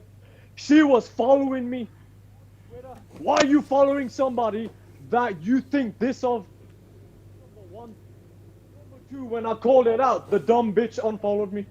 When I called it out, when I put her tweet in there, then she unfollowed. Why was you following me then? If you don't fuck with me, why ain't I not on your block list? What did she say in there? Tell me what she say in there. What, in the chat or this tweet? No. What did she say in this tweet? She said, finally showing up to an offline after only playing online and placing well is great, but treating the community like shit doesn't mean you should get respect just because you finally attended one, especially if you're going to continue treating people in the community like shit. If I was treating people like shit in your community, do you think all those people that walked up to me and shook my hand at the venue and showed me respect, if I was that bad of a human, do you really think they would invite me to their hotel room, to invite me to dinner with them, to shake hands with them? You think they would have approached me and shook my hand, asking me for selfies and pictures? You motherfuckers are jealous. Nobody asks you motherfuckers for anything. No one will ever ask you motherfuckers for pictures. No one will ask you to shake your hand. You would approach them. Fuck you. If I was that mad of a person, they wouldn't fuck with me. They wouldn't be nice to me. That's why I keep reminding and telling people, these people that I met at Viennality were so kind, because they're being kind to me despite how bad of a person I'm portrayed to be, which is crazy to me because I was not expecting it, and I'm still not expecting it. All these people came and shook my hand. What did I do so bad to your shitty community? Your community, NetherRealm community. You motherfuckers, man, I can't with you lot, man. I just can't. You guys have catfishes in there. You got cheaters in there. You cover up for the cheaters. You got fucking online lag disconnectors and all that shit. You got all that in your fucking community. And I'm the bad one. When have I ever done something sketchy? I've always done. Everything I did was in your face, publicly. I never did shit behind anyone's back in that shitty community. I keep it real with everyone in there. So fuck you lot. What did I do so bad? What? I told somebody to kill themselves. So? So the fuck what? You know how many people say that shit to me? My first Twitter account got suspended for telling somebody that back from your NRS community. You know that. You motherfuckers are allowed to do it, but I'm not. We'll see about that. What did I do so wrong? Do I mention you? Do I indirectly mention you? Do I bring your name up? Did I say, oh, Stacy's just a fat bitch randomly? Do I say that? No. I didn't say nothing about you cucks. If I got a problem, I know what it is. The people you're associated with have beef with me. That's why you're doing it. Oh, so you're looking out for your friend. Good for you. You're a really loyal friend. But I'll tell you, don't complain when shit goes south for you then. Because if people choose to defend me against you, well, get ready to hit that block button as you all do. Because I know Stacy hit that block button more times than she hit the fucking gym last night. So go ahead, what's the next one? Next one is from Matt Hugh. He says, a lot of people got blocked today. Very goofy behavior supporting that man. And then Stacy... Go ahead. And then Stacy said, if this is about the person who had a versus feature, I agree with you. Say that you cut it out. What did you say? If Stacy said, if this is about the person who had a versus feature, I agree with you. A versus feature. You can't even say my name. Do you want to know some shit, bro? Oh my god, man, I can't with these people. Oh my god, they can't even say my name.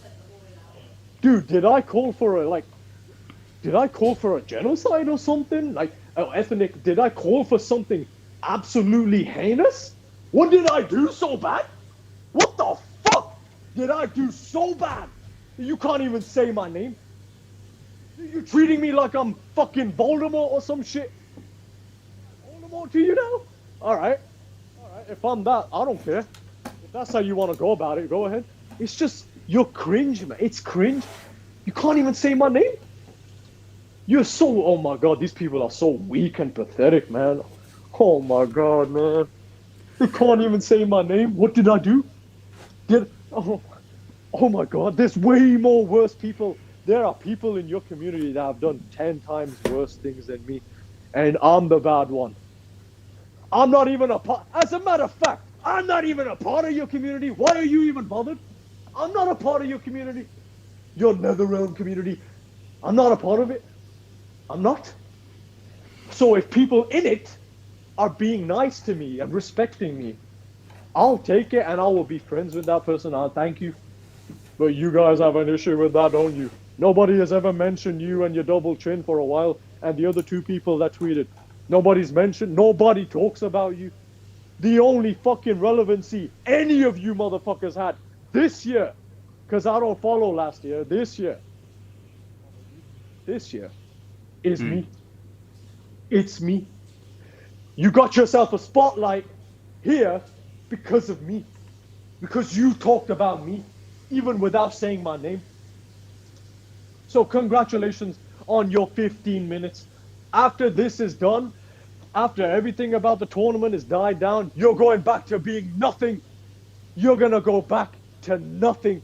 And I'm going to go back to Combat League and talk shit in there, bag people. Then I'm going to go back to repping the LKM on Rips Arena. We're going to have some events here and there, I guess, if he's down to do it. We're going to go back to doing the gameplay part of it where everything is supposed to be. I'm going to go back to doing that, what I've been doing. And you lot are going to go fall into a black hole and nobody's going to remember any of you. Nobody will remember any of you when this is over with. Go ahead. We got the next one. Well, this is the last one of the ones that I pulled from here, but there are some other tweets we can go over if you want. Someone said, bunch of goofies in the FGC, man. And then Mike Metroid said, not even worth calling him out, just gonna heckle like a motherfucker on site. Next tournament, it's inevitable. Calling people pussies, but hiding behind a mask and a hidey is crazy work. Sorry, can you say that again? Mike Metroid said, not even worth calling him out, just gonna heckle like a motherfucker on site. Next tournament, it's inevitable. Calling people pussies, but hiding behind a mask and a hidey is crazy work. Hiding behind a mask and a hidey is crazy work.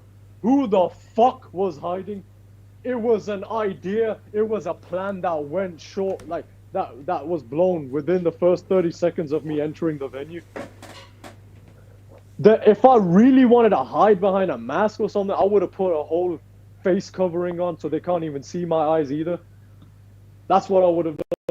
But even then, there's only one motherfucker that plays Sub-Cyrax like me, and that's me. Yeah. So even if I did play on the streams, they would have known it's me too. Yeah. So I don't know what that doesn't even make sense to start with. That's weird. Well, I do find it interesting that it says they're on site. I don't know about you guys, but when someone says on site, that kind of sounds like they're talking about fighting you. Isn't that usually how people use it? Yeah, this guy said on site to me, and I've seen his profile picture. Dude, I was sent a picture of him. Fam, this guy is built like the most beta cuck I have. Wallahi, beta cuck goes perfectly with this guy's profile picture, with the picture I was sent of him. The guy's a goofy little red-headed pussy, a ginger boy with glasses on, talking about on site. You're probably only doing that because you think Stacy's gonna let you hit. That fat ass bitch will probably let anybody hit because she is a hoe. Stacy, you're a hoe. Your mother's a hoe and your father's a hoe. Fuck you. Fuck you and your whole goddamn family. And everyone that's made a tweet after you did, fuck them and their whole families too. Do something about it. Come on, do something about it. I dished it out on you now. So if motherfuckers come for my family now, go ahead. I deserve it. What do you say to this, Sikander? So I saw you screenshotted this, and people was, I think these guys were alluding to the fact that if you showed up to a North American tournament, that he's written there might get tossed. I'm assuming they're talking about attacking you. You quote tweeted this. So what do you have to say to that? Yeah, so what they're trying to say is, if I go to a tough line in North America, I'm going to be attacked no matter what. Like, even if I'm minding my own business, which is what I was doing in Viennality, I'm gonna be attacked just for simply existing in that area. That's what they're saying. And you know what? I swear to you, you know what? Please come to me. If I go to an offline in North America, I'm begging you to approach me. If I do go to one, I probably will, to be honest. I'm begging you to approach me. I would love to see if you are actually going to go ahead and do the shit you're saying you're going to do. And as you can notice, the people who said it are saying others will do it. They're not going to do it themselves. What kind of fucking pussy behavior is this? You are going to sit there and say, oh, he's definitely going to get beat up if he comes here. Yeah, by who? Others. You're not going to do it yourself. Come on, do it. I'm going to go there. I probably will go there if I feel like it. I'm not, a 15-hour flight is not sounding like a good thing to me. But if I do, and if I ever did, approach me. Let's see. Because I'm telling you this now, I am not putting no tough guy act on.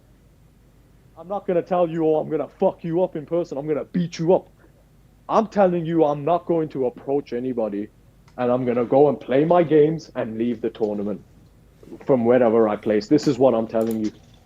This is what I'm telling you. If you want to try and attack me, go ahead. Let's go. Did you? I've got a tweet here from Diddle where he's tagged NetherRealm in. He was tweeting about you quite a lot. Oh, I'm guessing you've seen it. Yeah, go on. What do you have to say to Diddle? Because he's been tweeting about you quite a lot, and he's tagged NetherRealm. So I assume he's trying to get their attention to get you banned. Yeah. What do you have to say to Diddle as well? Well,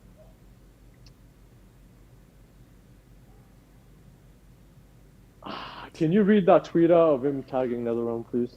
Yeah, it said, last thing I'm posting on the situation since he's deleted all of his VODs. I think he posted a video of you just underneath this. And it said, why are people supporting this? Should have some consequences, IMO. But whatever, I wash my hands with it all. And then he tagged NetherRealm. Wait, hold on. Before we get to that, that's a good point. I just read your chat. Hold on. Wait, I'm the bad one. But these guys, Stacy and the rest of them, I'm pretty sure they would all be fine with it. When these guys are talking about literally attacking and fighting me and trying to harm me offline, they are fine with that? They're offline in a tournament place. You're all gonna definitely co-sign that. I know Stacy's fat ass would. I know the other tweeters would, right? Wait, so I'm the bad one. You are co-signing that people wishing and saying that they are going to attack me at an offline over online talk on a video game. So you guys, so you're cool with that.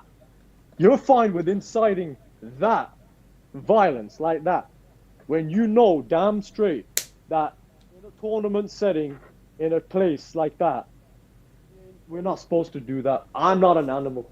You guys are animals, so I'm not surprised if you would do that. I am not an animal.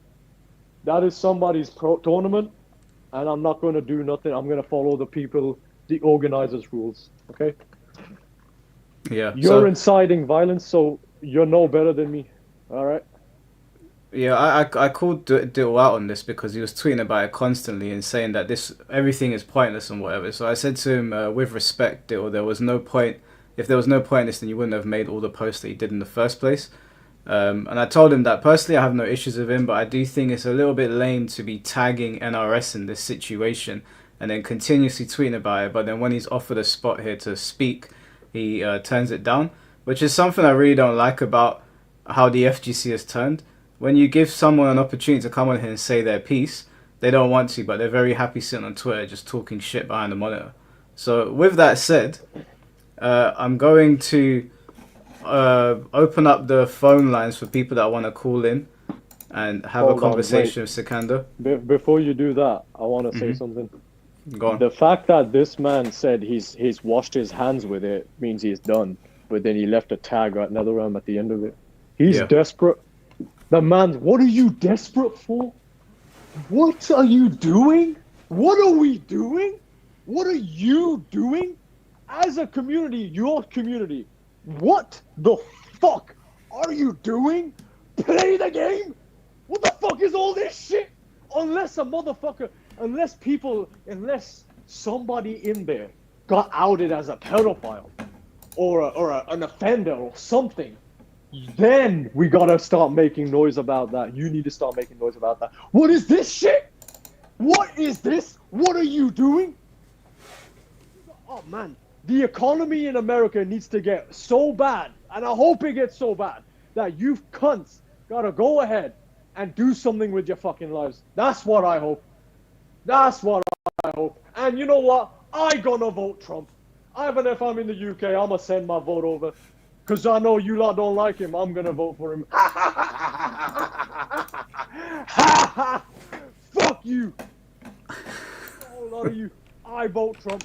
You don't like Trump? I vote Trump.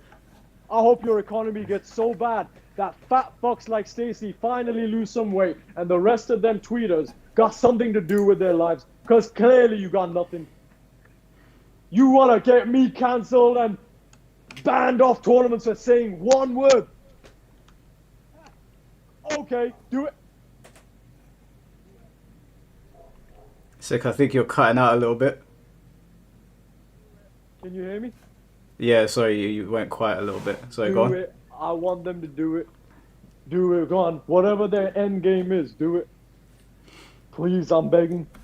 This guy has a tweet. Dude, he has a clip of me from a stream that's not even there no more. That's how you know these mans are obsessed. And also, if he's got that clip, why has he kept it hidden up to the point where I got praise for the Viennality thing? Mm-hmm. Like, these people on the NetherRealm community, on that app, and I've said it for years, they literally stock up ammunition on people to use at the right moment. They don't even bring it out. They just straight up use it when it's time. Oh, this person's getting praise. Oh, that's it. Time to jump on that. Let's ruin it. You didn't ruin it, as a matter of fact. Diddle, Stacy, the rest of you, you ruined nothing. Actually, you didn't. Because everybody's still on my side. You two are getting roasted. Sonic Fox is getting roasted. You're all getting roasted. Even after the fact that they put the screenshots and clips of me and what I've said and done. You're all getting roasted. You flopped and failed. And you know what? I'm proud. I'm proud, and this day, I'm proud of them. No one gives a fuck about your claims. All the people you expect to side with you still don't care. Still don't side with you. What's your end game here? Nothing. They still respect me. The only thing you've done wrong is that you've made people scared to say something publicly nice about me. This is why I'm getting DMs, a few DMs here, of people privately saying, "Sick, you did well, and I respect and I support you." They're doing it in private because of motherfuckers like you. You've basically scared these people from saying something nice to me. What kind of impact you are doing in your own community? You're a pathetic pile of worms. Oh my god, man. Yo, get rid of these people, man. Holy shit. Fuck me, man. What is that? Well, I've got someone here who wants to chat to you. I think he's on your side. You I don't know if you know him, but I know everyone else does. It's Arturo Sanchez, obviously a legend in the scene. I'm gonna bring him in if that's okay with you, Sikander. Yeah, go ahead. All right, we'll get him on. He's the first person that called in. Arturo, can you hear us? Yeah, I can hear you. Can you guys hear me? Yeah, I can hear you, bro. Go for it. Hey, Sikander, how you doing, bro? This is NYC Furby, the guy that's been blowing up your Twitter, fighting against the mob. How are you, man? Yeah, what's up, man? How you doing? Yeah, Sorry. chilling, man. First off, I just want to say, everything you're doing, it's a breath of fresh air, bro. Like, keep it in the fucking game. And I want to apologize, bro. Like, this LGBTQ supremacy, it's because, the OGs like me enabled it, man. Like, these people came into the scene across all the games. We taught them how to run the tournaments. We taught them how to stream. We basically had them take over, and it kind of ramped out during COVID. And once their tentacles get in the FGC, it fucking ruins everything, bro. It's literally ruining everything, bro. No. Yeah, go ahead. Yeah, you're doing the stuff that the OG. Is he cutting out for you as well? Yeah, a little bit. You're cutting out a little bit, Arturo. Oh, sorry. Sorry. I'm saying. Can you hear me now? Is this better? Yeah, that sounds better. Okay, cool. Yeah, you're doing what the OGs in the scene used to do back in the day, man. Like, you keep it in the game, you talk shit, you hype up the stream, you hype up the tournament, you do money matches. That's the FGC, bro. Not this fucking ideology bullshit where you need the virtue signal before you can play the game, bro. So you have massive respect from me, bro. Keep doing what you're doing. So yeah, what I was gonna say about that is wait, can you the last few things you said? I forgot what was that? I wanted to say something. Last few things. I was talking about how you're bringing back. Oh, so I remember now. So you said I keep it in game. Well, I just went out the game with these lot on the tweeters who did that, and I did it. I went out the game with this. So I'm not innocent on that, and I'm happily taking that. I did that. I'm happy about that. I went out the game with them because fuck them. All right. So other than that, I didn't really go out of the game. Okay. So there's a difference, right? So, okay, sure. First off, fair play. You did say you go out the game, but it's not a bannable offense, dude. You're not doing crimes. You're just talking shit, right? Some people don't like it, but they want to ban you for that when people have done actual vile shit.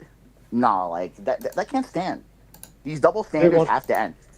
They want to ban me for saying a 6-letter word, or could be 3 when you shorten it. Yeah. Meanwhile, in North America, bro, these people just threaten and dox people and get people banned from venues and just threaten violence, and nothing happens to them.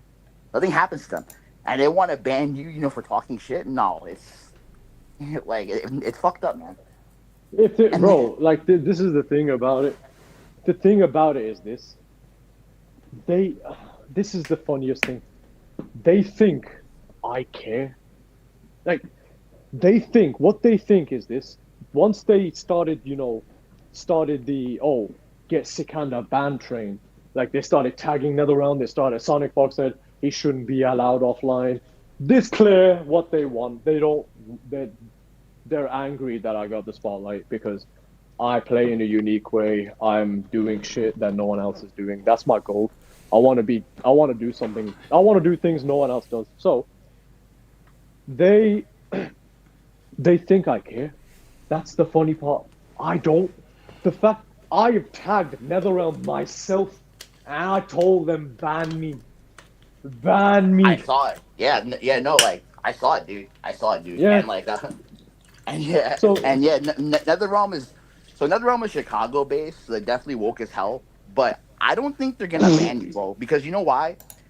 I think if they ban you, okay. So here's the thing, right? So you're so hyped that people who don't normally care about MK1 will watch MK1 just to see you play, right? Yeah. If they ban you, that's gonna have such a huge backlash. They're not ready for the backlash, bro. They're not ready for the backlash. It's not worth it for them to ban you.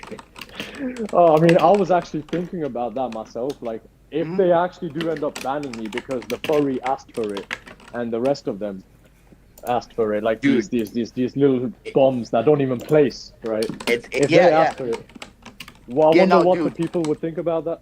Dude, it's gonna backfire. If they ban you, you're gonna get so much extra support. Like your Twitter's gonna blow up, your YouTube's gonna blow up, and you're gonna get more money. Like that's what's gonna happen. Well, Telling you, bro. yeah, go on. All right, Stacy, yo, you know what, bro? Oh my God, can I say something to you that would get me banned from the NetherRealm thing, please? Go on. Like you just Stacy, since you're the king slash queen or whatever the fuck it is of getting people cancelled and banned and shit, can you tell me what I need to say to get me banned, please? So I can say it.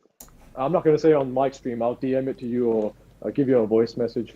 There's one thing I won't say. I'm not saying no N word though. I'll tell you that. Aside from that, you can go ahead and tell me what do I need from you and Sonic Fox to get me banned. Give me No, the info so I can sick. get banned. We don't want you to get banned, bro. Like we No, need Yeah, you no, to we no. stick want. Let's see. around. No, let's see how these motherfuckers. Let's see, man. Like, you want to go down this route with me? Let's go. Tell me what to do to get banned.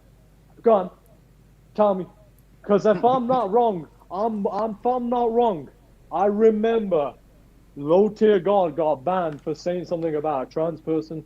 I will say it. Tell me what it is. I'm gonna say it. No, And look Sikander, what. sick. Wait, hold on. You know, you've built a really cool community, and I think that I think the MK scene needs you around. Yeah, we I don't know want. We don't you're actually making a want you to get stand. banned. We Yeah, don't actually want you to get banned. I know you're making a I ain't stand scared of against these people trying to man. cancel Let's you, go. Fuck but them, man. You don't feel get me? yourself banned, bro. There's better ways to go about this and still come out the victor. Yeah, no, like I think the better way to go about it is like like partner with like-minded people, bro. Trust me, like there's a lot of people. Just like you said, there's a lot of people who are on your side, but they're scared to come out because of the LGBTQ supremacy. They've been attacking me for years. So I don't give a fuck. So like that's why like when I got wind of you, I posted right away. But I but yeah, got but I got DMs from people about it, like, yo, you did good shit, bro. You did great stuff, bro. Like, there's quite a few people messaging me that like bro, they're in the NRS of scene, but course, they're scared to say something about it. of course, because here's the thing, bro.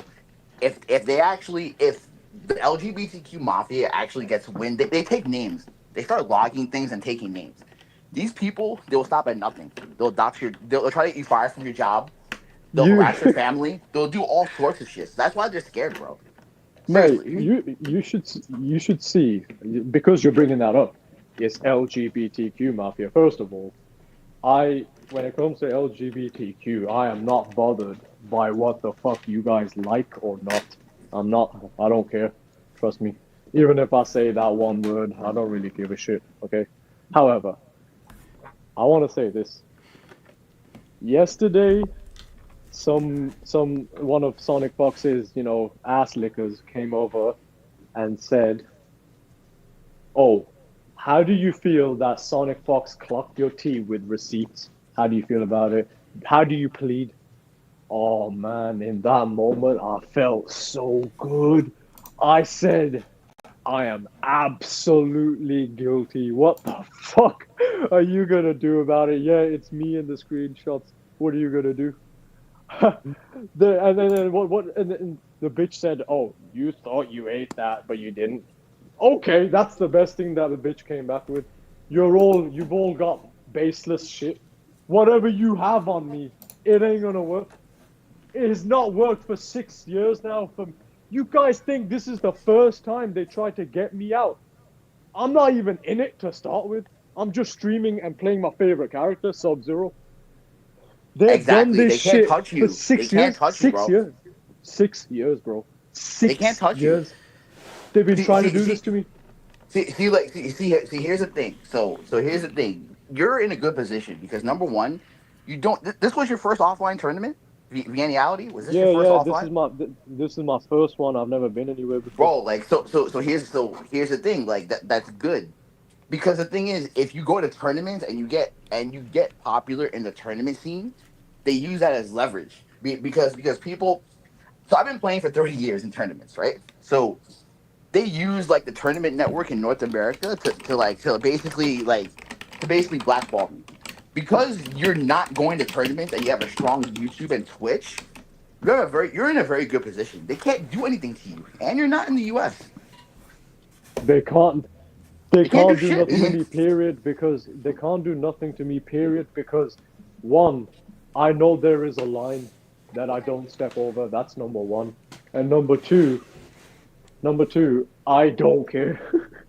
I don't care. Yeah, like that, dude. Like we've been waiting for somebody like you for a long time. Like somebody that doesn't give a fuck. I tell you this, bro. Look, you know, if this was one of their own commentators that got outed like this or some shit like that, they would be on the first They, tweet, dropping bro, like, apology videos and all that. Fuck that. bro, I ain't can tell doing you for a nothing. fact. So I can tell you for a fact that they're protected, bro. Like, and you know, I know the NRS scene from the very beginning. Sorry from MK9. Guys, not to interrupt, but because there's a long queue of people, so make this like the last point, and I'll get the next person in. All right. Go on, Arturo. Hello, Hello. Arturo. Sick. Can you still hear me? Yeah, I can hear you. Arturo, can you hear us?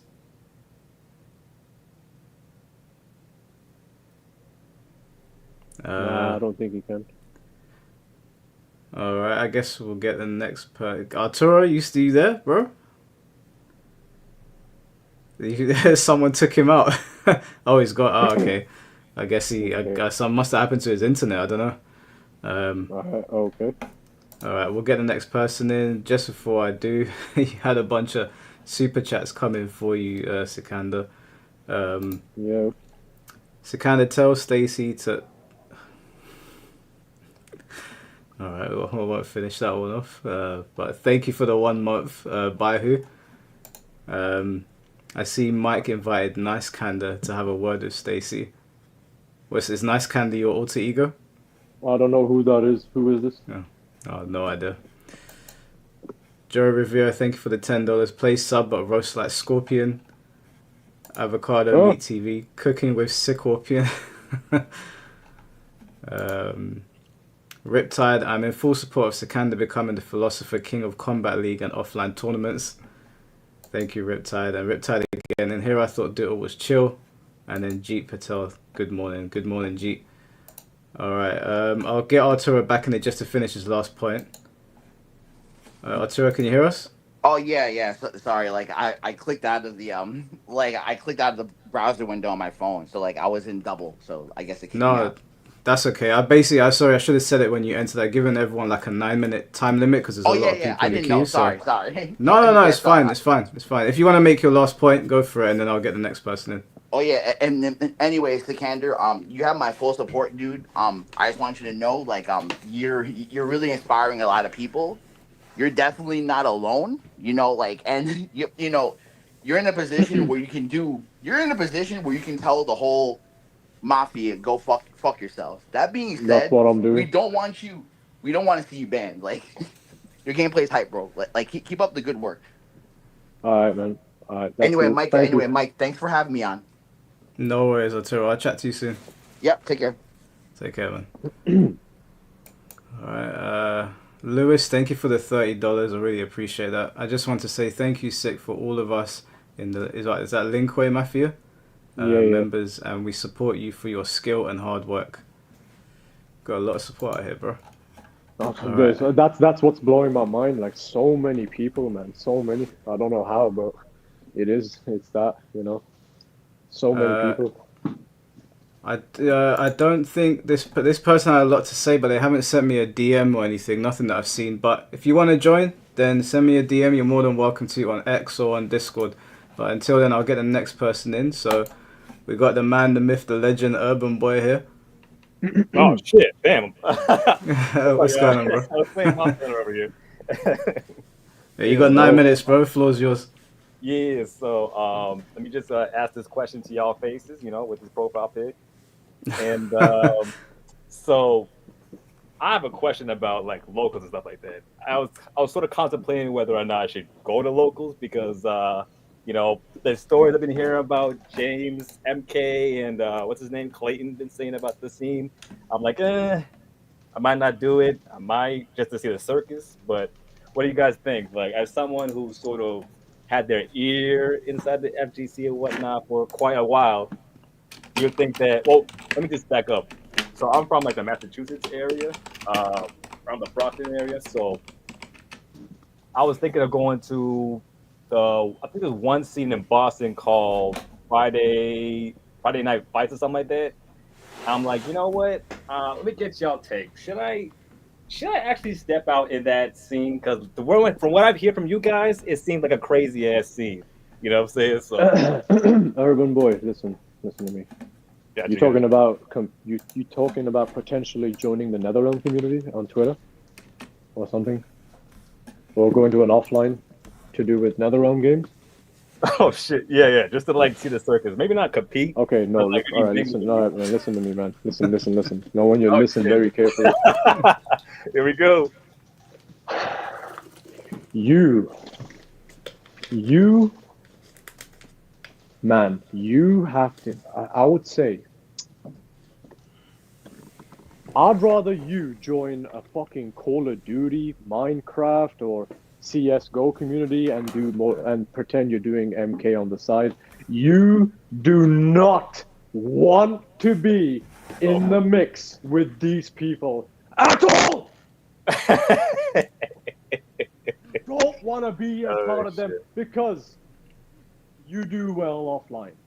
And if you do anything, literally anything good to do with a tournament in their community, they are going to search your name, they're going to check for something to use against you, and they're going to use it, okay?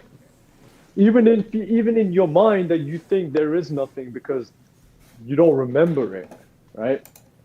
I'll tell you one thing, I got a message a very while ago. They have a clip of me from like 7-8 years ago saying the F slur. And I got instantly worried. I was like, holy shit, what the fuck? Yeah, How did he get that? How does he have that? How the fuck do you have a clip of that in your phone from 8 years ago, dude? And now, well, if he posts it, I don't give a shit. But like I said, bro, if you want to join that shit, it's a cesspool of disgusting people in there. I highly recommend you do not join the NetherRealm community. And if you do want to still do it, I would advise you on how to do it is you need to do it in a way where you got your own people in it. So like what's going to happen is if you make friends with people in there, they are going to drop you. They're going to block you. They're going to get forced to unfollow you. You know how many people got forced to unfollow me. One of them is one that I'm not going to say who it is, but it's a woman. I'm not going to say who it is. I'm actually shocked. I'm not shocked, sorry. I'm just shocked that they actually forcing people to unfollow and get away from me. So if you make friends in there, they're probably going to be short, like you're going to know them for a short time. Best thing I can say to you is this: if you're joining MK, if you're joining that community, go with your own real friends. Have your real friends with you, because that's what I have. Okay, I have my boy SNJ, I got Bailey, I got Talha, Killer Dirk, Hamza, Merengue. Like basically, all my mods are my best friends. Okay, so whatever they do to me in that community, I don't give a fuck, because I got my friends. So go in with friends. They are going to do something to you sooner or later. If you place good, they're going to do something to you sooner or later. If you even say, dude, if you place in a tournament on there and you're streaming after doing that and you slip up one time, you say anything like, oh, well, fuck this guy, man. Oh, well, fuck this guy. His brother is trash at the game. Oh, fuck that guy's dad. Oh, fuck that this. They're going to use it against you straight away, even the smallest thing. So get ready for that. That's all.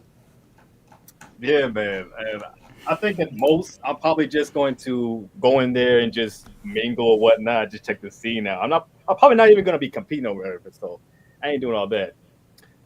But lastly, just to wrap it up because there's like a long list or whatever. So You still got 4 minutes, bro. oh damn, all right. Okay. So I got a timer here. Don't worry. all right, got you. So one thing I got from your whole experience going on a plane for the first time to a different country and to compete, I think that's pretty cool because you do something that's outside your comfort zone, right? You want to explore, try different things, and I would like to say, well, from what I heard from you said is like you met new people, you made some connections or whatever, you networked and stuff like that. So I think that's pretty dope. And one experience I can sort of compare that to was my first time doing powerlifting in high school. So when I did powerlifting in high school, I was a scrawny kid, right? And I wanted to do powerlifting because I wanted to get stronger and stuff like that. I looked at the older kids; they were jacked as fuck. But I was like, you know what? I want to better myself, so I just said I cut the bullshit. You know what I'm saying? I just pretty much dove into the fire, pretty much, and just asked, "Hey, can I join this powerlifting club?" Everybody was very welcoming. Everybody was supportive when I was getting new PRs and stuff like that. So I think people in the chat could take notes from this and just look at this and say, "Hey, this guy was able to overcome his comfort zone, get out there, make some connections, et cetera, et cetera." So, Well, so the way I looked at, so the thing about that is I have a history of like, I've done like I do a lot of shit online, man. I talk a lot of shit, you know me. oh yeah, Talk my shit, and I'm not scared to talk my shit in this sensitive era of little bitches. Okay, so anyway, I'm gonna once again, it's gonna sound corny and cringe to all of you. This is not me stepping outside of my comfort zone. This was me putting the mask and the hood on and going in and doing what I need to do.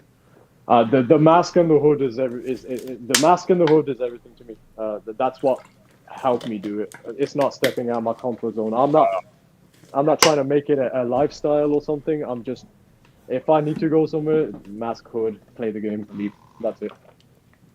oh, damn. Like it just felt really. Sorry, what? But what I took from it was like you're doing something, well, maybe not the comfort zone, but you're doing something. Sorry. Yeah. So yeah, let me get to that. So when they figured out it was me, obviously I took off the mask and I talked to a lot of people there. I couldn't believe it. Lots of people came up to me saying, "Hi, Sick. Hey, Sick. How you doing? What's up, Sick? How you doing?" I shook a lot of people's hands. We was all respectful and nice. Everybody was really kind to me there. So yeah, at that part, yes. But when it comes to the competing stuff and the nerves and shit and being scared on comfort zones, it was the mask and the hood. Yeah, and it's kind of like the LTG thing. I think someone mentioned it before, where obviously everybody hates them online and stuff like that. But when in person, not many people were confronting them or pulling up on them and stuff like that, all crazy and stuff like that. And yeah, so it's more like an internet thing more so than a real life thing. I think for some parts of it, it would be a real life thing, but for the most part, it's like an internet thing. So yeah, that's the thing, because when I was getting threatened, like when I'm getting threatened to like offline. Whoa. Okay. So no, that was the alarm. Go on, yeah, no, may just make it the last point. I'll get the next person in. Yeah, sure. Yeah. When I was when I'm actively getting threatened right now to be offline, it's just I don't see it happening because number one, I don't see somebody going out of their way to travel, pay money, pay entry just to start arguments or start something with me at an offline. That's one. Number two, with the energy at Viennality, it's just not going to happen. I'm pretty sure there's a lot of people that are going to know me. I hope not, but at the MK offline in North America, that's what they're saying now, that if I went to a North America one, they would attack me there for sure. Like they're doubling down on it. I don't see that happening, but if it does, then let it happen. I ain't scared. I'm gonna go there. I'll go. I'm not scared. Let's do it. Nice. But alrighty, I'm gonna let you go though. I'm gonna keep on watching, looking for some clips to remix or whatever. I'm on the prowl still, so keep doing you guys. All right. I appreciate you, bro. Yeah, no problem, no problem. Take care. Take care, bro. Peace out. Peace out. If someone comes in here and starts roasting, he's definitely gonna make a song out of it. Mm-hmm. All right, let's get Joey Rivera in here. Is the next person. Hello? Hey, Joey. Y'all hear me? Hey. Yeah, we can hear you, Joey. Floor's yours. What's going on? Good evening. Thanks for taking my call, yo. That's cool, man. It's good to have you. Pleasure. First of all, congratulations, man. Big ups. And thank you for Thank you. what the community used to be like when I used to run around. Like, I come from a time where if you threw too much in Street Fighter 2, you took your life in your own hands when you played in a bodega and shit. So, like, my question, like, why is it now that as I come back to the FGC all these years later, it's so watered down and so pussy? Like, forgive my, for me being frank. And not just like the FGC, but like gaming in general. Like, back in the day, I used to run, because I played fighting games first, and then I moved on to shooters. And I remember playing Halo 2, and a 6-year-old was screaming on the mic how he was going to skull fuck me. And nowadays, like, these kids can't even, they wouldn't last in a situation like that. But then they want to run around and act like they built for 9 winter wars when they actually scared to come out of their own house. So how does 2 and 2 make sense? That's pretty much my question. Okay. So first of all, I want to make this clear that I know we have a lot of people here who are like you and the last guy before you, and Mike. So you guys been in the fighting game thing for a longer time than me, and you've witnessed it turn in from raw, uncut WWE type shit to becoming a bunch of sensitive, brain-dead fuckboys running around. Not to interrupt you, I'm sorry. I stepped away for many years, and I just came back when Street Fighter. Okay. So that's what it's become. So first, I'm gonna keep it real with you. I'm not been there for so long. However, my attitude and my step into that place, to Mortal Kombat and shit, it actually stemmed from who I am and from the way I was raised in this house growing up. They have turned the entire fighting game community. I'm not a part of it, but NetherRealm community, especially Mortal Kombat. I don't know about Street Fighter, bro, but Mortal Kombat community has now become a virtue signal community where gays get the upper hand on everyone else for some reason. And even if they did have that shit, I wouldn't even care about it. Just leave me out of it. If the gays run the MK community, good for you. Leave me out. Don't fuck with me. You can bring the entire community against me, and I'm still gonna stand there on my own feet. I'm not scared of you. So, the entire MK community is now run, sadly, by virtue signaling assholes like Sonic Fox, trying to get me banned now for quote unquote homophobia and anti-Semitism. It's run by a bunch of sensitive vaginas, pussies, basically. There's nothing more I could say about it. It's just now. Man, I don't know how to say it. Like, everybody keeps saying this to me. Like, I've got multiple tweets at me saying, what the fuck has the FGC? What has that community become now? This is why I'm playing other games. Somebody yesterday said the same thing to me as well.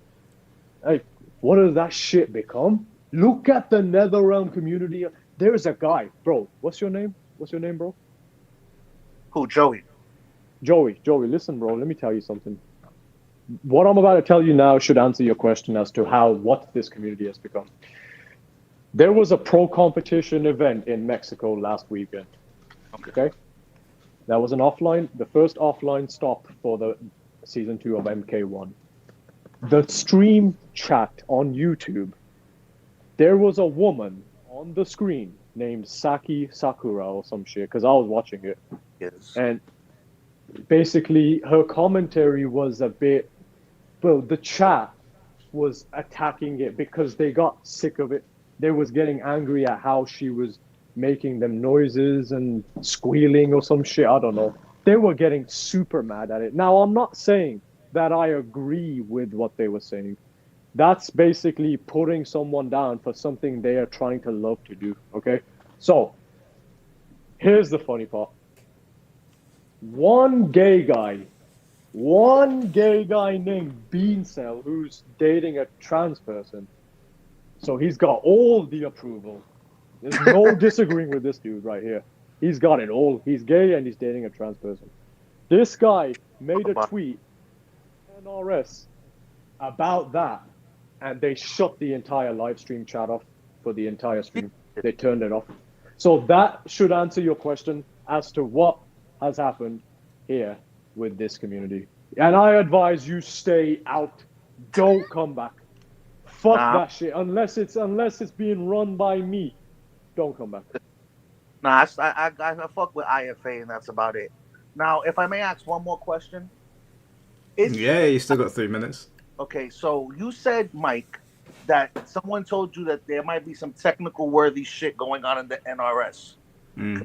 Now, my question is, seems to me, from the outside looking in, and I might be wrong, but most of the communities that have a strong North American presence always seem to have some of this, you know, hey, little boy, do you want some candy type situations going on with them. Now, is that a fair assessment? And if so, like, how do you stop that from happening? It's like these motherfuckers are pulling up to the events in white fucking vans and shit. Like, I don't get it. Am I wrong or am I wrong? I mean, again, the things that I was told in confidence, like, I didn't get concrete information on them, which is why I haven't just outright said what it is. When I do, then I will. But as far as NA being, like, I guess what you're saying is like the melting pot of pedophilia. I don't know what's in the water down there. I don't know what's going on. It's very bizarre to keep it. It's not for me. You know what I mean? I mean, my theory would be the people that are now running shit. Like Arturo said before, like, you know, I'm not trying to put it all on a certain community, but come on, you gonna run around in little fur suits. Who are you trying to attack? You ain't trying to attract a grown man dressed like a fucking dog. You know what I'm saying? That's to attract children. Yeah, I mean, I don't want to put it all on NA because I've heard stories from everywhere. I know that more recently, because of Strive and Smash, it seems like it's all coming from there. But I've heard stories from everywhere, so maybe it's a coincidence that it's all happening there right now, or at least like in the last like 2 years. But I don't know what the answer is. I don't know who's covering for who exactly. I know some names here and there, but I've been told in confidence, so I can't out certain people because I can't betray certain people's trust. But I don't know, man. It's crazy. I don't know what happened to just pressing buttons. I feel you. Anyway, that's me done. I thank you for your time, gentlemen. Yo, Sick, don't worry about getting banned. You still got pieces of shit like DSP running around here robbing the mentally challenged. You good, bro. I ain't worried, bro. They will never push Mori and me, bro. Trust me. Yo, y'all stay up. Yo, one. Alright, bro. Take care. Peace out. Alright, we got there's a lot of people that want to talk to you, Sick. Are you okay with that? You good on time? Yeah, go ahead. Alright, awesome. Alright, next person we got is Riptide. Hey, what's up? Hey, man. How you doing? Is the audio... What's Yeah, that? we can hear you loud and clear, bro. What were you going to say? No, I was just going to say you got 9 minutes, so the floor's yours. Oh, okay, thank you. Well, I wanted to come in here because I've been watching Sig for a long time, and I think that he's like a really great YouTuber and a unique player. But with this stuff coming out about you saying slurs and people tweaking out about it, I just wanted to offer you some advice and some context regarding this. Is that okay? Go ahead. Okay, well, let me start with basically, you know, there's a long history of people saying something offensive or being toxic or being a shit talker, and then them making a heartfelt apology and it meaning absolutely nothing. Like, a good example of this is a couple of years ago, there was an Overwatch player who he was at an offline event, right? And he was chilling, and he went back with his friends back to his room, but he left his computer on. So one of the managers went over to his computer and saw that he had a bunch of DMs that were years old of him saying really offensive stuff, right? He went on Twitter, he made all this ridiculously long apology. It meant absolutely nothing. He had to go undercover, he changed his whole identity and everything, totally anonymous for months. And then finally he was able to get back onto a team, but it's never really been the same since. Nobody watches him anymore, nobody cares. Let's see. Do you guys remember Echo Fox? Mm-hmm. You know the whole history with that, why it shut down? No. I feel like I've been told it several times and I keep forgetting. Okay. Whatever. So basically, there was a big esports boom, like in 2015, 2016, 2017, right? The owner of this org, Rick Fox, he's a former basketball player, and his son was like a nerd, right? He's a big nerd. He likes to play fighting games. He likes to take it seriously. And so basically, it was his desire to play games competitively. Well, his dad, having a lot of money, he decided to make an org, right? Mm-hmm. And this is a good thing, you know. You could see he's putting a lot of, how do you say, he's stimulating the esports thing. He's stimulating all these people that really, they don't make money, you know. You go into competitive games, it's a big risk that you take. It takes years out of your life. You don't know what the result of it is going to be. So what he did was pretty great. Like, for example, he gave Tokido a contract, Sonic Fox. He made a team for Overwatch. I've been all over the place. I've played a bunch of different games, so I know quite a lot about this. I've seen a lot of people get taken out, you know, and then they just, you know, these guys, they're 22, 23, 24 years old. They say something offensive, and then they got to turn their whole life around. They got to go do something else. It's ridiculous. But basically, yeah, Rick Fox, he makes this organization. He stimulates the competitive scene for different games. There were some allegations that came out. He said something offensive behind the scenes. He gets outed from the organization, and then basically, you know, the organization slowly fades into obscurity. You know, they're not giving out contracts anymore because their top guy isn't there. And let's see, what's this other example? Okay, yeah, here we go. Here's another one. So this Fortnite player, same exact thing. He says something mean. He says something rude. His name is Blood X. He's 30 years old. Imagine being 30 years old and you put your whole life into something, and then you say something mean. You give out this ridiculous heartfelt apology. Nobody cares, you know, because he went behind the scenes for 3 years, similar to the Overwatch player. He decided, okay, I'm just gonna take a step back. He did that, which is, I think it's a risk, you know. It would be better if you just went and did something else, but he didn't. He decided to just take the foot off the gas and then try and come back, try to rehabilitate himself. He's a coach now. It's not really the same thing. So I just wanted to say, Sick, I really like what you do for Mortal Kombat, because the people who play video games, you know, streamers, YouTubers, a lot of them are like the same, whereas you're different. And they say the same shit, they play the same way, they make the same videos. And the worst thing that you could do is come out in public and then say something rude and then apologize for it and then try to take it back, because it just doesn't work. What's up? So what are you trying to? Well, no, I wanted to give basically a history lesson, because I find this to be interesting. Because right, what's up? How does that like, how does it connect to me? If you know what I mean. Well, Like, it which connects part to connects you to me? because you were saying that you're not going to apologize, and I'm saying that's the correct thing to do. And Oh, yeah. yeah. So, Yeah.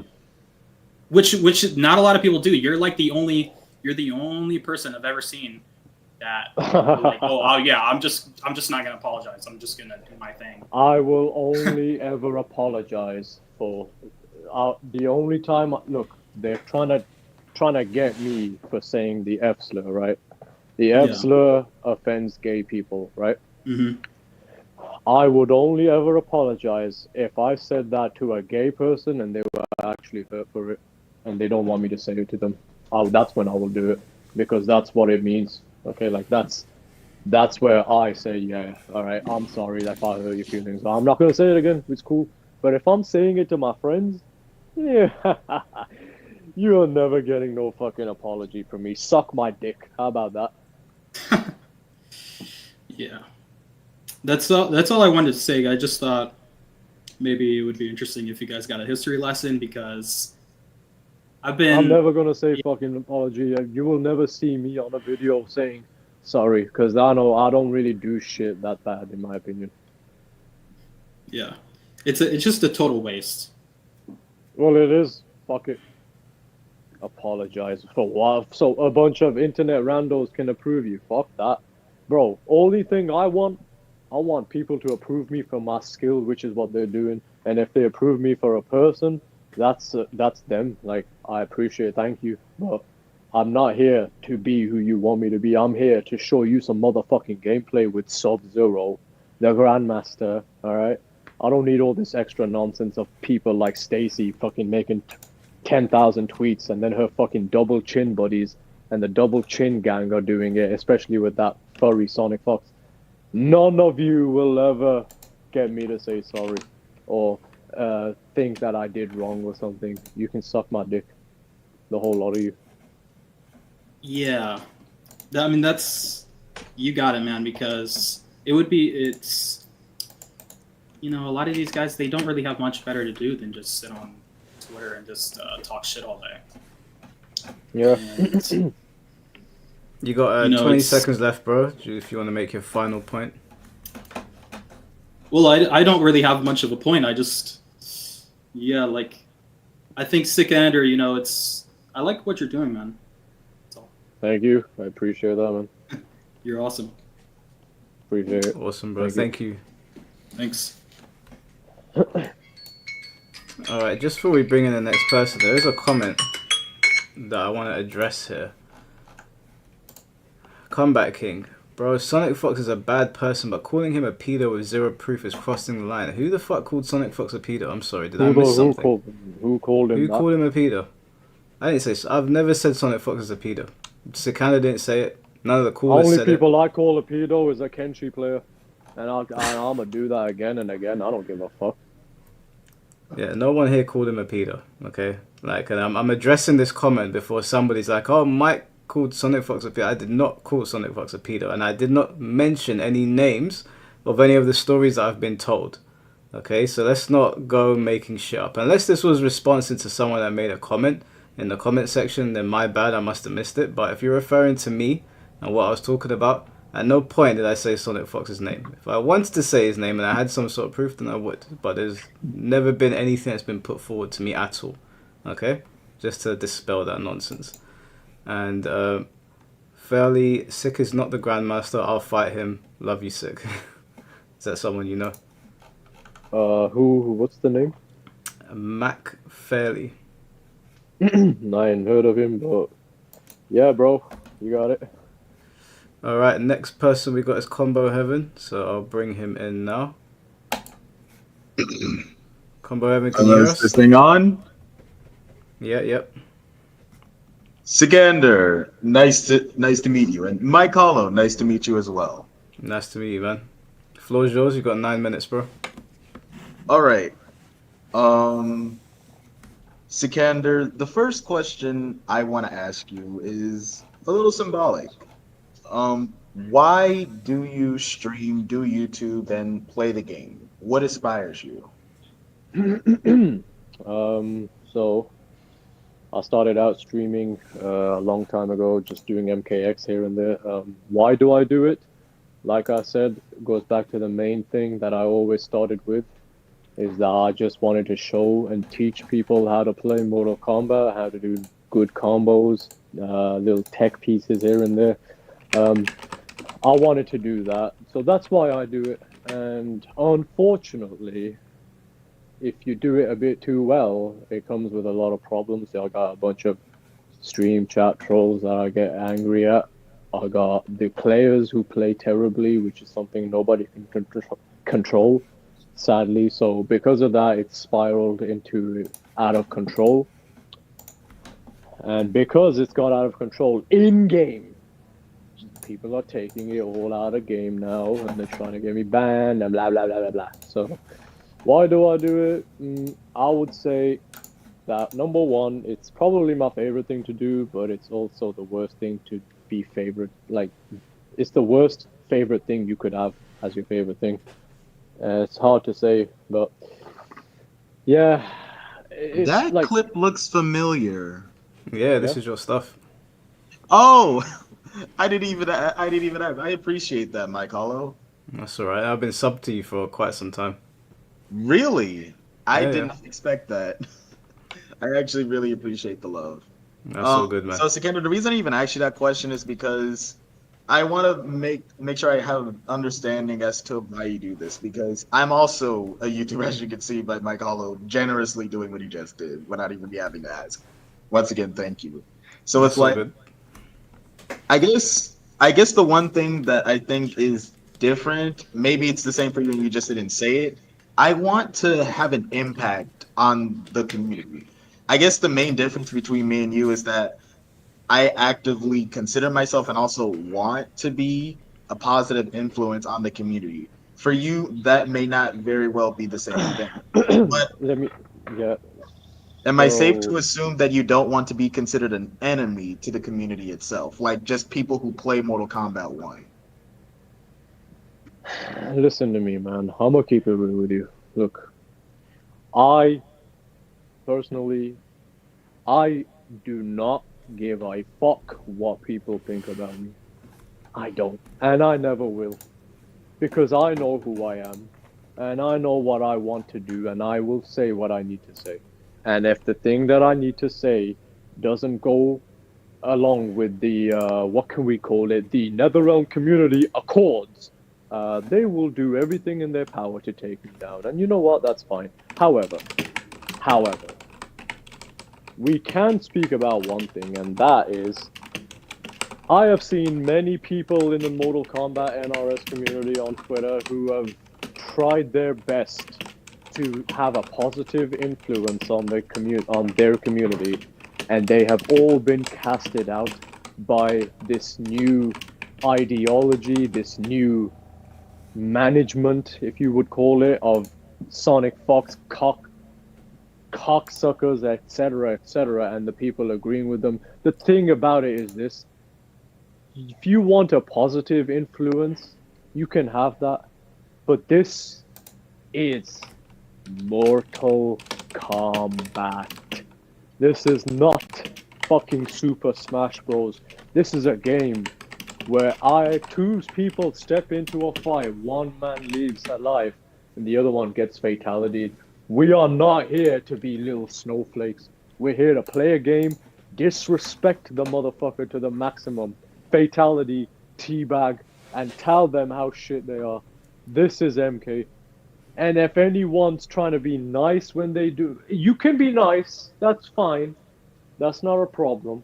But if you try to have that influence, you're probably not gonna get anywhere, because these people love to find someone to hate on, and they found me. But I'm not going to let them do it. They can do it, and I'm gonna sit on my fat ass, and I'm not gonna give a fuck. I'm gonna laugh. Believe it or That's not, it. I actually agree with you almost 100% of the way through. The NRS community, specifically NRS Twitter, like Twitter in general, it's not a real place. it's a place where people go to look at things that they hate and try to make purpose of it by either making fun of it or speaking out about that quote unquote injustice. One thing I do want to mention, they need someone to attack. But go on. yeah, one thing I do want to mention is that despite the fact that, yeah, Twitter is not a real place and over time it has become a shell of itself, there is a grace, for lack of a better word, in the way that the community can sometimes act towards what they perceive to be as bigotry. And what I think this grace is protection. You briefly mentioned that if you were to ever say something that genuinely hurted somebody who in your eyes you deem to be innocent, those will be one of the rare occasions where you would actually apologize. Of course. That I misunderstand you. That is entirely true. If I hurt someone that is innocent in any way whatsoever, I would gladly apologize to them. Gladly. I will apologize to them privately. Or if publicly if they want, I don't really care. I will apologize to them. There was one time where I brought up Honeybee's wife. I didn't even say nothing bad about her. But she's innocent. She has nothing to do with it, and I did wrong by bringing her, even mentioning her. I shouldn't have done that. So I said it. My bad. All right, that was one of the rare times I accepted it was my bad. I did that because I thought it was wrong, not because these assholes are trying to say it was. They're hypocrites. They're fine with Sonic Fox saying that about my dad, but if I said something about the man's wife, they were upset about it. So I took accountability on my own about that. And I'm still going to do that. I have a lot of respect for you for that. You stood on your own morals and you doubled down on what you believe in, for better or for worse. The one thing that does concern me, however, is that sometimes I fear, not even know, because how much can one person know about how the world works? But I do sometimes fear that the things that you say, other people, because you have an audience, some people may choose to take the wrong lessons from the things that you say or the things that you do. Similar to how psychology says that children may not always listen to what a parent tells them to do, but they may learn from the actions of said parents. To put this to make this a bit more simple, sometimes I fear that there are people that would commit violent acts in your name. And to some extent, to an extremely small extent, there are people who have, in fact, done so, or at least threatened to do so. Okay. And what I fear is that, and it's not even that I think you're responsible for that, or that I think you're entitled to a certain level of responsibility. But right. So you just so what you're saying is really, because what is the answer? So I'll tell you the answer. This is the answer. Listen to me, man. Look, what you're trying to say is that things that I tend to do and say is what people would also do and say, right? Or something like that. Like I have an influence on what my people who watch me do. Is this what you're saying? To be fair, I say that coming from experience because I also have an audience and I have the ability to influence people based off of the things I say and do. Okay, right. So I'll explain that. So I'm gonna keep it honest with you and everybody in the stream.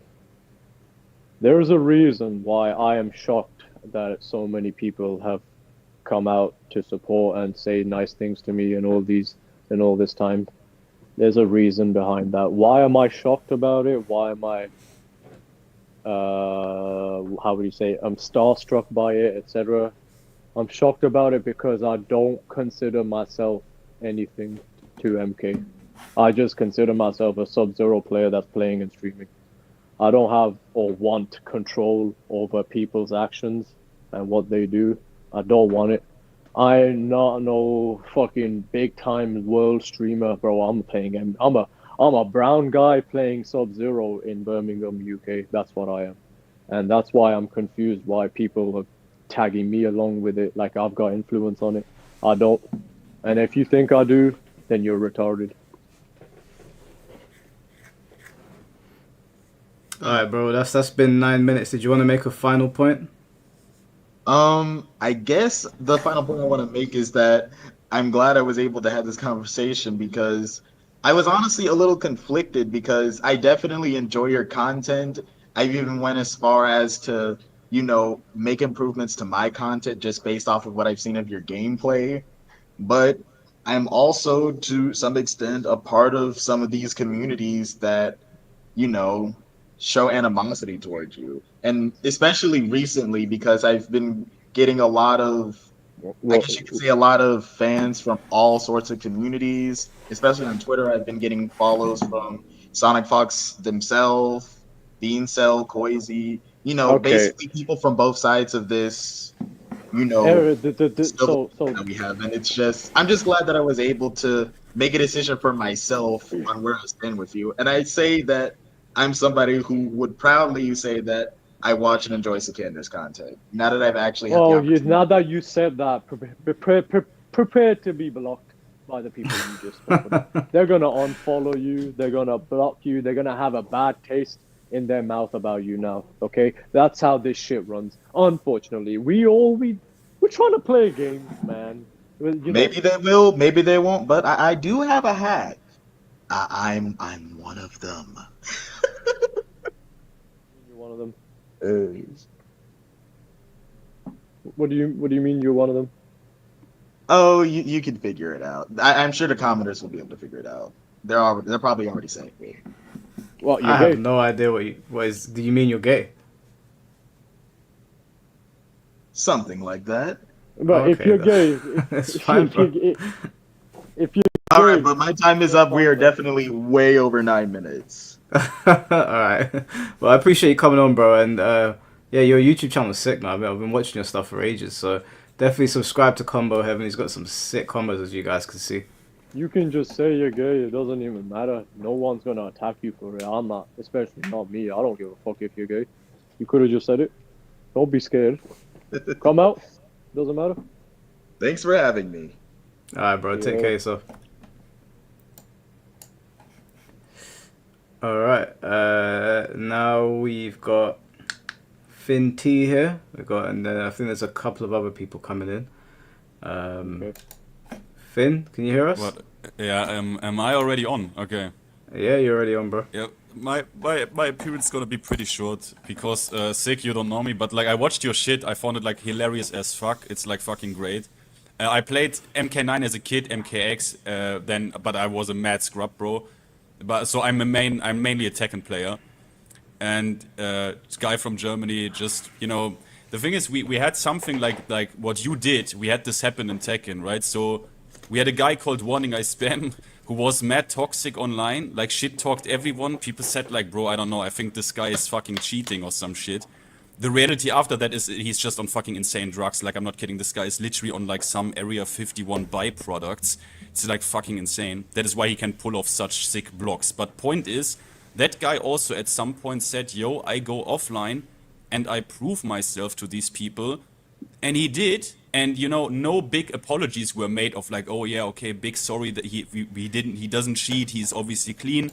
But people went on, and from that point on, basically, this guy was clean, right? So, and you did the same, which means no one said you cheated, but, people said, he can't do it, like, he couldn't perform offline, blah, whatever.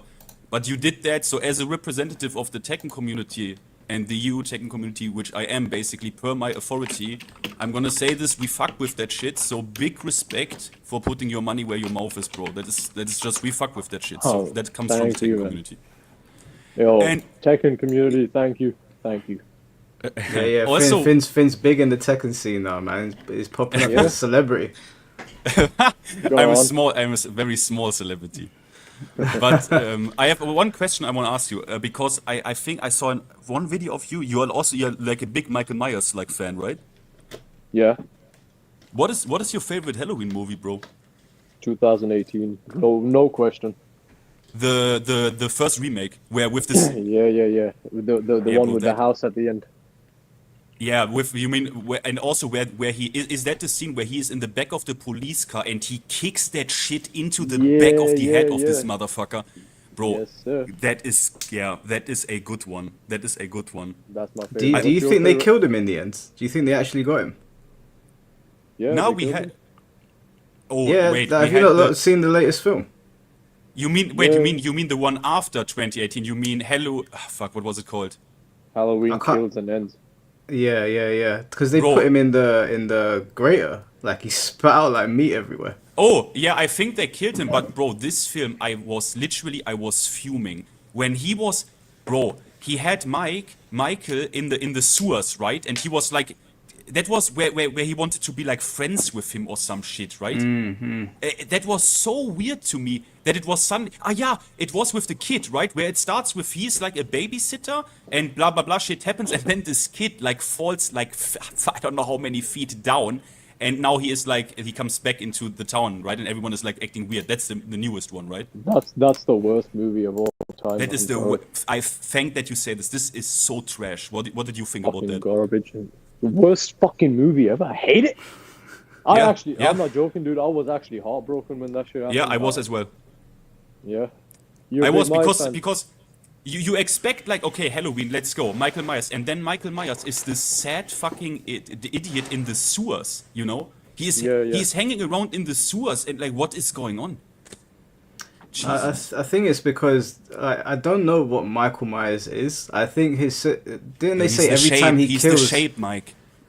Huh? He's the Shape? The Shape. Yeah, the Shape. He's called the Shape in the original movie. Not even... He's the evil. He's you can't explain it. Yeah, because he's meant to be human, but you just can't stop him. But yeah, I think that... Because the thing is that like Michael does feel pain, but it seems like he has like a rejuvenation system within him where if you give him too much time, he just heals. But when I realized that he was going to end up getting killed, do you remember that scene where she blew his fingers off? And yeah. I was like, okay, you can kill this guy. She's blown his fingers off and he's reacted. So it's a shame. I was upset with the way it went, but I don't know. Sikander was probably even more upset watching that shit. Yeah, it's just that they made this kid. No one cares about the protagonist of this movie, right? And it all revolves around him. Like, who cares about this bitch? I hope they make one. I hope they make one like reboot or something because Michael Myers. I mean, the 2018 one is so good. Dr. Loomis is such an idiot, and he gets what he deserves for this shit. That he thinks he can like be friends with Mike or some shit. But okay, that's all I wanted to say. I thought like, why not talk quickly about Halloween? So now I'm gonna fuck off. Because that's actually all I wanted to say. Thanks, Sikander, for your shit. Thanks, Mike, for your shit. Thanks, Chat, for your shit. Bro. No, it's all good. And everyone subscribe to Finn T on YouTube. He's got one of the best Tekken channels out there, by far. Thanks, bro. I'll see you in a bit, bro. Alright, we have... I was pissed at the end of that Halloween film. But you know what? Sick, let me ask you before we bring on Mr. Guff. What do you think of Halloween H2O? H2O is actually a good movie. I wouldn't say it's the best. You. It's just a nice movie to watch when you're relaxing or something. You know, it's an okay movie. Very nice. Thank you. Also, I wanted to ask you, what do you think of my mask? So I've got this one here. Hold on, let me check. Oh shit! Wait, what's that? What's that mask from? It's from the Rob Zombie one. It's from Death of a Family. I think it's called Death of a Family, shit. if I'm not getting it wrong. It's the Joker. It's a nice mask, though. I'll give you that. Yeah, man. I'm trying to get here with the mask club. Anyway, who we got next? Mr. Guff. Mr. Guff, can you hear us? No.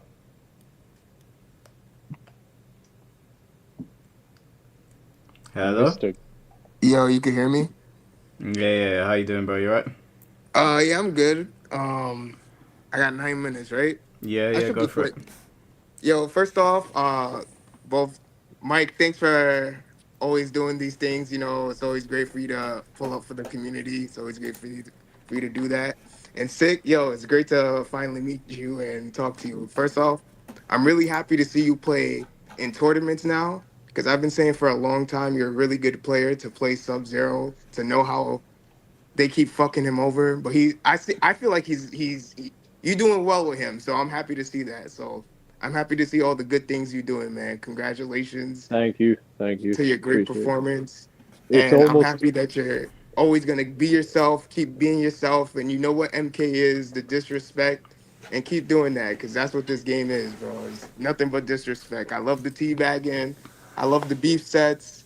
You're the only yes, one sir. doing it, and you don't need a money match to do a beef set. So that's big respects. You and Foxy are doing great things for If I, MK. dude, that's what it's become. Like, people will say, "Oh, well, $100 or nothing." Like, I'm like, fucking shut up, man. Do the fucking beef set. What are you talking about? Play the match. Listen, your skill set is what you gotta prove, and that's what you're doing, bro. Thank you. It's like I met you at. It's like you're one of the people I met at Viennality. Like this is exactly what people came up to me and said. It's like I'm shaking your hand right now. Thank you.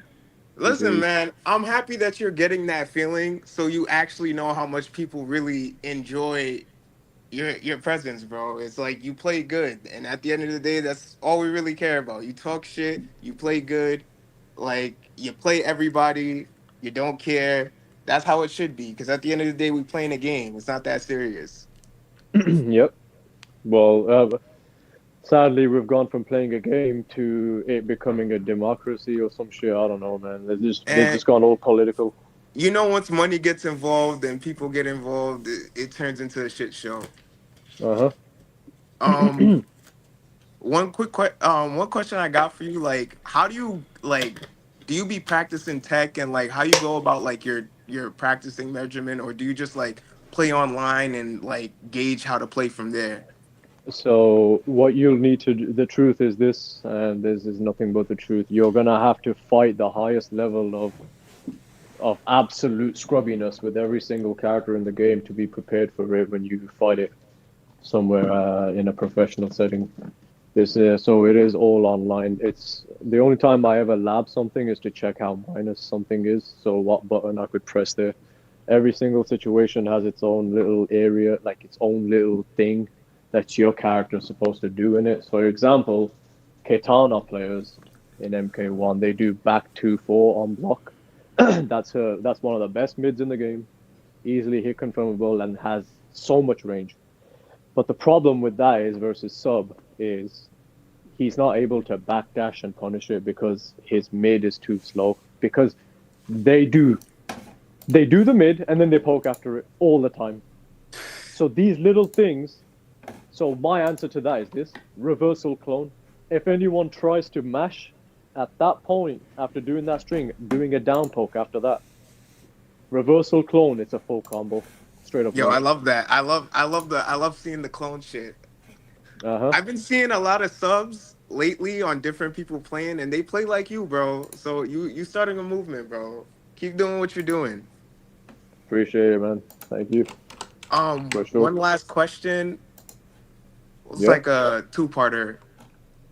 Are you interested in playing like any other character? Because I seen you play Ermac and like Cell, Noob, but like, if there's a character that you would want to put as much work in sub, is there any other character? So I've come to the official reckoning of other characters. The thing is that no matter who or what they put in the game, I'm always going right back to Sub-Zero. So if I ever do play other characters, it's just for fun and casuals. But when it comes to actual fighting and tournament, and there will be no counter picking from me, I'm gonna stick with my main throughout the entire fight, no matter what happens. And whether I get destroyed or not, I don't really care as long as I stuck with my boy Sub. But other characters I would play for fun. It's also the reason why I stopped answering questions of people asking me, who do you want to see in the next combat pack? I mean, I guess I would like to see Michael Myers, but I don't think there's a timeline where I'm fully switching off Sub-Zero. Like, Sub-Zero is the only reason I play the game, so... well, he's the only reason I play a fighting game. Forget the whole genre. Like, a lot of people always say, yo, sick, play Tekken, sick, play Street Fighter, sick, do this. I'm like, nah, man, cause Sub ain't there, bro. I can't represent who I am through any character other than Sub-Zero. Like, he speaks to me, man, on a personal level. Like his fatality where he hits their face against the wall. I love it. I love everything, man. He's so cool. he's just awesome. So Nah, I yeah, respect that. I respect that. So, I mean, I guess that answers my second question. So, I guess I'll end it right here. And I hope you still enjoying Black Ops and Zombies, bro. yeah, I need that next map with the Wonderwall ASAP. Oh yeah, definitely. Yes, Mike, thanks sir. for having me. And Sick, hope to see you in your next stream, cursing people Yes, out and sir. having a good time. Always. Yeah, no problem, bro. Thanks for jumping on. All right, later, guys. Later. Later. Also, just before we bring in the next caller, we're going to bring in Auxio next. I know Auxio had a lot to say. Auxio, I know you can hear me in the backstage. Just remember, you're free to speak your mind, but do not use slurs on my platform, otherwise I will kick you off immediately. There's a little button here that just mutes you immediately, so please keep it to the convo. Also, just before I bring in Auxio, Stacy, why did you block me? What did I do? We've just hosted a conversation here. See that? You see what I mean? I'm just hosting a conversation. See what I mean, dude? You see what I mean? How the fuck is somebody like that meant to grow? Like, you're gonna grow in size because you're an oversized watermelon because you're gonna keep eating, but how are you meant to grow as a person or an influencer as what you're trying to do so badly? What kind of pathetic human are you that you're so fucking mad that someone associates with someone else? Is Mike Hollow related to you in any way whatsoever, or anybody that you've blocked? Is anyone related to you in any way? No. Why I don't you understand. so Someone said it's because I was laughing at your jokes, but guys, like, you come to the live streams all the time. I laugh at everyone. I've even laughed at Sikander before. Like, no one gets upset about it. I laugh. I'm always laughing. You guys see me putting my head down, giggling. This is pathetic, man. Oh my god, bro. I can't stand this. It just gives me a headache. I'm 100% sure she's the one who got. Oh man, you know what? Whatever, bro. But I invited her on here. She's actively getting people to unfollow and block me, bro. I'm telling you. What is your deal? Fucking burn and die, bitch. Oh my god.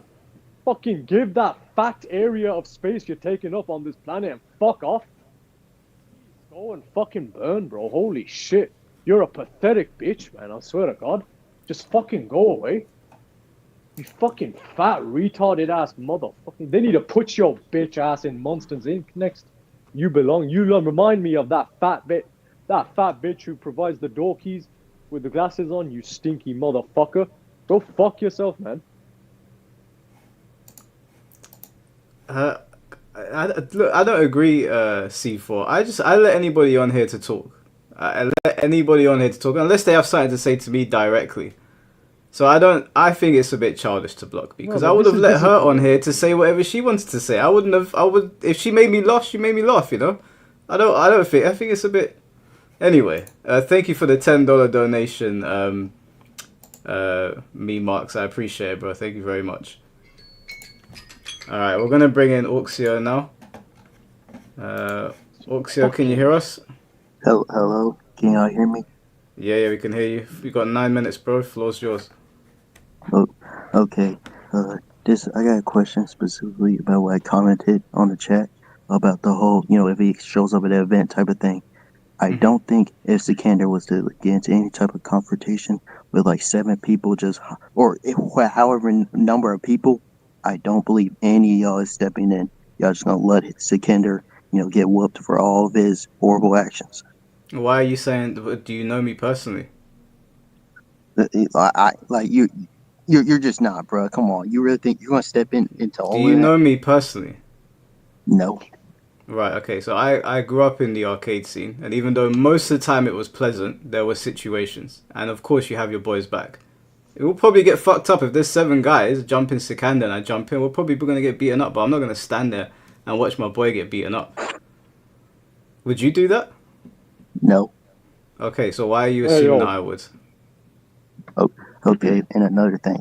To be honest... Excuse me, whoa. Shut your mouth, I'm talking now. What do you mean, okay and another thing? Okay and another thing. He asked you a question and you said okay and another thing. You sound, number one, you sound like a 15-year-old, mom, probably 16. There's no way, because if you're 21. You're 21. You're 21 years old. 21. You're 21 years old. You sound like you're hiding in a fucking cupboard right now, speaking through the mic, because your fucking parents will smack the shit out of you if you're talking to somebody outside the house or something. That's how you sound right now. You sound like you live under your fucking stairs. How? I'm literally 21. How? No, you're whispering into your goddamn mic, you pathetic little dog. Shut your fucking ass up. I don't got a loud voice. You But sound anyway, like can I you ask live. another question? No. You can answer after I'm done. You sound like you live under your fucking stairs, and Uncle Dudley is gonna beat the shit out of you if you make too much noise, and then Dobby's gonna come to the house and rescue you. So if I was you, watch your goddamn mouth, bitch, because I can tell that you wouldn't do nothing in front of me. Nothing. Uxia, let me just ask you a question, bro. Let me ask you a question. Why would you say something like that? Are you trying to like incite violence against Sikander? Bruh. I'm just asking you a question. Okay. One, no. People have already had animosity towards him way before I even said anything. That's on God. So don't even gaslight and play. Everybody's had animosity with Sikander way before. Hey, excuse me. Hey, hold on. What the? If you was in front of me right now, I didn't provoke you in any way whatsoever, what the hell would you do? I'm just saying. No. Answer the question. You are here trying to incite some bullshit on me, like you're trying to say people are gonna attack me if they was in front of me. Explain. Say it. Come on, say it. If I was here, if I was in the same place as you right now, and I didn't do anything, I did unprovoked, what would you do if you saw me? Tell me right now. This dude, like he's like Maximilian dude, to where he goes to an event and somebody, like you start stuff. You said horrible, nasty stuff to people. No. You're not answering the question. You're not answering the question. If we was at the same event right now, and I was walking, minding my own business, and you are not provoked in any way whatsoever by my presence, what would you do if you saw me? Tell us. I mean, I don't know about the unprovoked part. You're lying about I did nothing. So you think I'm gonna walk up to you and start shit with you or something? Because if that's what you think, no. You already have. That's what I already have. Really? I already have. You're literally playing stupid, Sikander. Stop playing dumb. You do this all the time. I don't know who you are, buddy. I don't. You think I remember some fucking useless specimen like you? You're below me. You're nothing to me. I don't remember you. Who are you? And whatever it is you're upset about, fucking die and cry about it, bitch boy. I don't give a fuck. What are you gonna do? But you know who unprovoked is? Maximilian dude. He's an unprovocative type of person. Like nobody, he has nothing to worry about. You just start stuff, tell people you're gonna kill. They should kill themselves. Like you are a horrible human being, bro. You are actually messed up in the head. Buddy, if I was there, I'm gonna ask again. If we was in the same place and I didn't say nothing to you, I didn't look at you at least, whatever, are you going to approach me and try to attack me? Yes or no? I'll probably check your temperature. Like, hey, yo, all that racist stuff you've been saying, all that homophobic stuff you've been saying. Like, are you really like that? And I'm gonna look at you. I promise you. Yes, I am. I'm gonna look at you and I'm gonna say every fucking word I said was deserved. What are you gonna do about it? Well, this is what I'm gonna do. Well, I guess I'll have to put that belt on you. Go ahead, bring it. Bring it. Come. Sorry, I might be out of the loop, but what does check your temperature mean? Means that he's trying to see if I'm on that kind of energy that I would do it in front of him. You're damn straight I would. You approached me in person. And your jaw will be checked. Your jaw will be checked. Your jaw will be checked. Bring it. Bring it. Go ahead. Dude has a history of playing. Why didn't you come to Viennality? Since you want to talk about offline events, why didn't you go there? All right, go to an American tournament. We're gonna check the temperature, bro. Yeah. You're not gonna win. You don't strike no fear in me. I promise you. Approach me with all the fucking people you want to. Don't worry. No one's scared of you, buddy. You sound like a little bitch anyway. You don't even sound intimidating. You sound like a little pussy. Shut your bitch ass up. Fucking whispering into your fucking mic, man. Look at you, you're a pussy. Why don't you speak louder? I got a question for Mike. Yo, Mike. Why do you defend Sikander so much? Like, what's up? The reason that I defend Sikander is that I take time out to talk to everyone. And with Sikander, I've gone into his Discord. I've spoken to him privately, and it's the same thing that Foxy said. I might not use the same language as Sikander, or I might not agree with everything, but I've spoken to Sikander in private. I've seen how he interacts with his gay friends and the people in his community. And I don't think Sikander's a bad person. I think he's a good person. He just shit talks a lot, and some people don't like the way he shit talks. That's up to him though. He's a grown man. I had the same conversation with Fate. Fate was telling me, why don't you tell Sikander not to say this? It's not for me to tell someone to say something. The way I look at people is what is the intent behind it. And I've spoken to Sikander before, and I don't think he's a bad person. I don't think he wants to hurt anybody. I think he shit talks. People obviously in this community don't like certain words being said. They get bent out of shape by it. And now we're here talking about checking each other's temperature. So the way I see it... Yep. I was going to say, if he's really... And he said he's... I'm like, all right, bet. I got to show you something. All right, real. No, the way I see it is that there's loads of people that have spoken shit to me. Loads. But none of them have really threatened violence. And the way that I see a lot of these conversations going is... Someone will talk shit, and of course, if you talk shit, things can happen offline. I've said that multiple times. We will put ourselves out there. People are going to retaliate however they want to retaliate.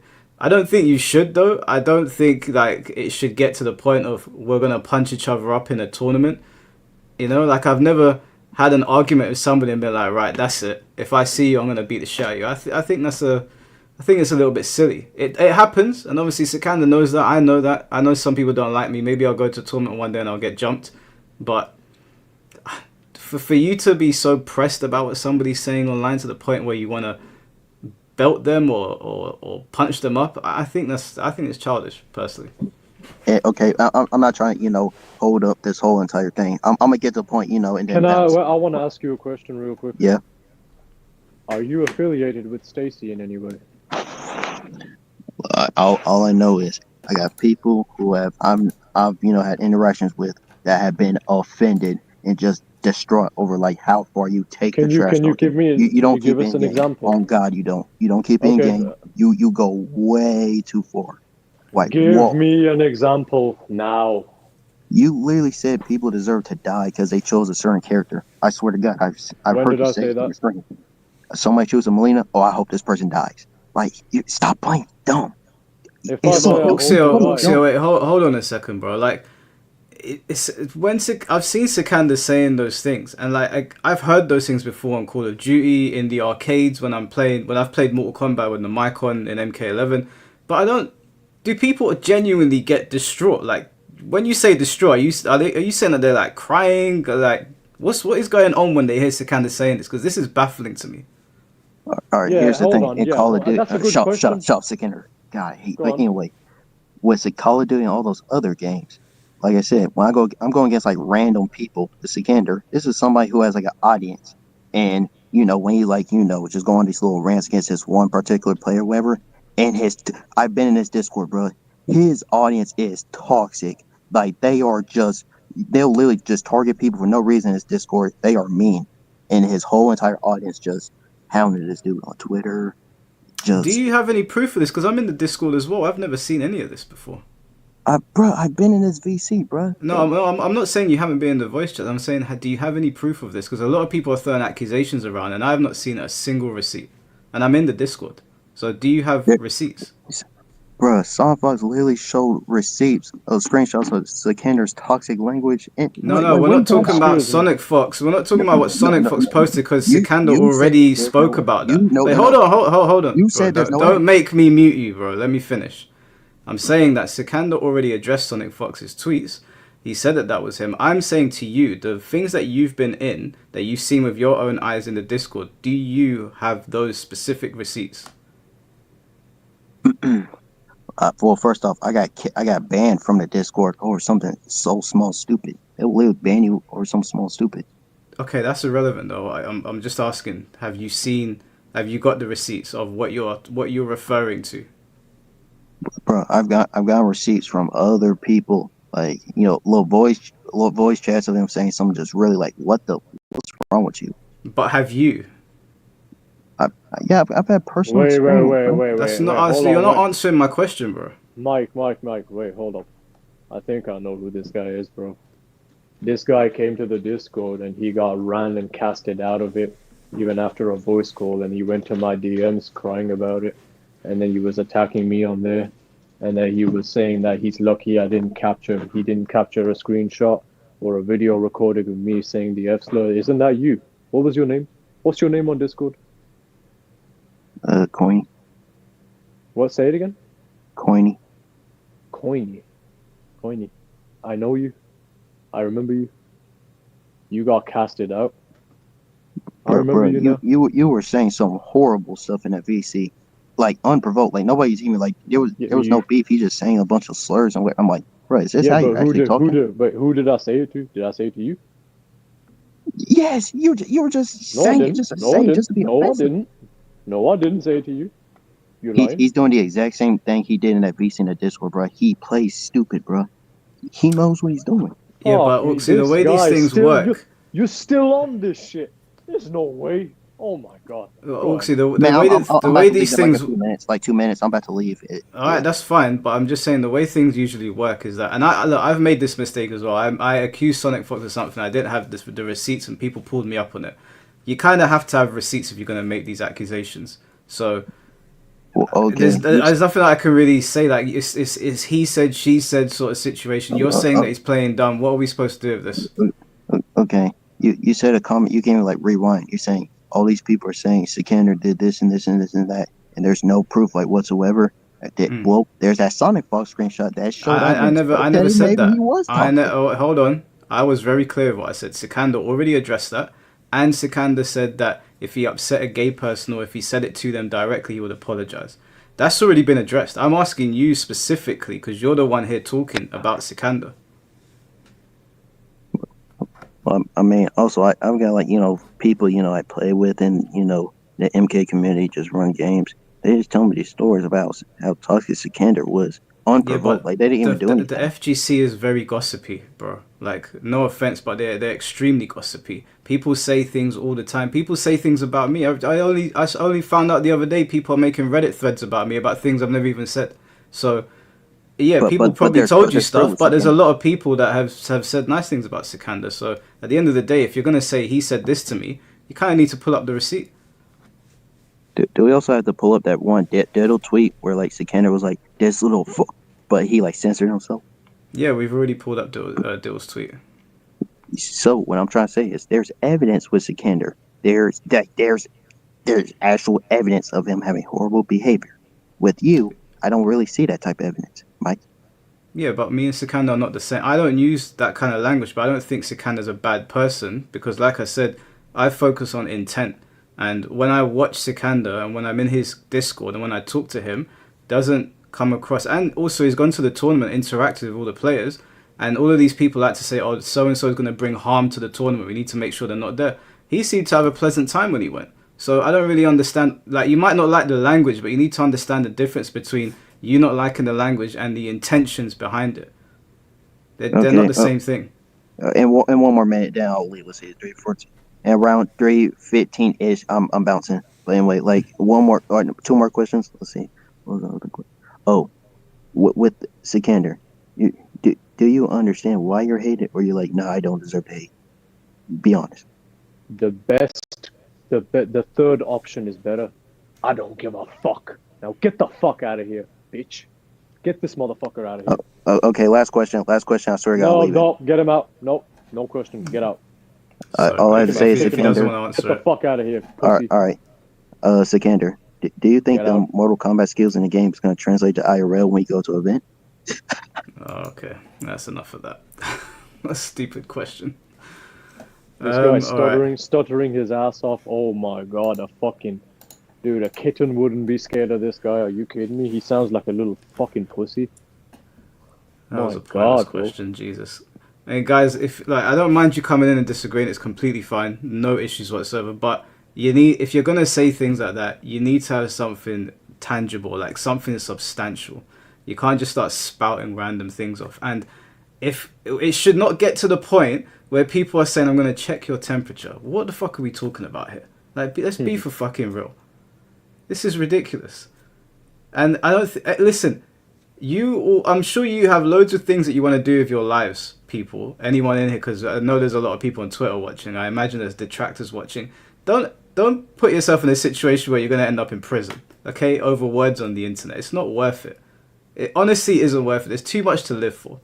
Okay, trust me, I've been to Japan. There's a lot to live for. Okay, so let's not be silly gooses about this. I'm going to bring in the next person. Jersey man, can you hear us? Yes, sir. Can you guys hear me? Yeah, we can hear you. Thanks for having me on. No worries, bro. Sikander, sorry. I was the one who asked about the monitor issue you were having. I had that issue at Common Breaker last year. I was more asking when you were warming up that did you just go in and sorry, try can you can you ask that from the start, please? What was that? Oh, sorry. The monitor issue that you were having when you were playing offline, I was asking to you on Twitter about it. It was more, were you warming up and you were having issues, or did you just went straight on the get-go of having to play? Okay, so it wasn't a monitor issue. That what it is that it's offline. So the game is completely a different game offline versus online. So like every single timing on a combo is different.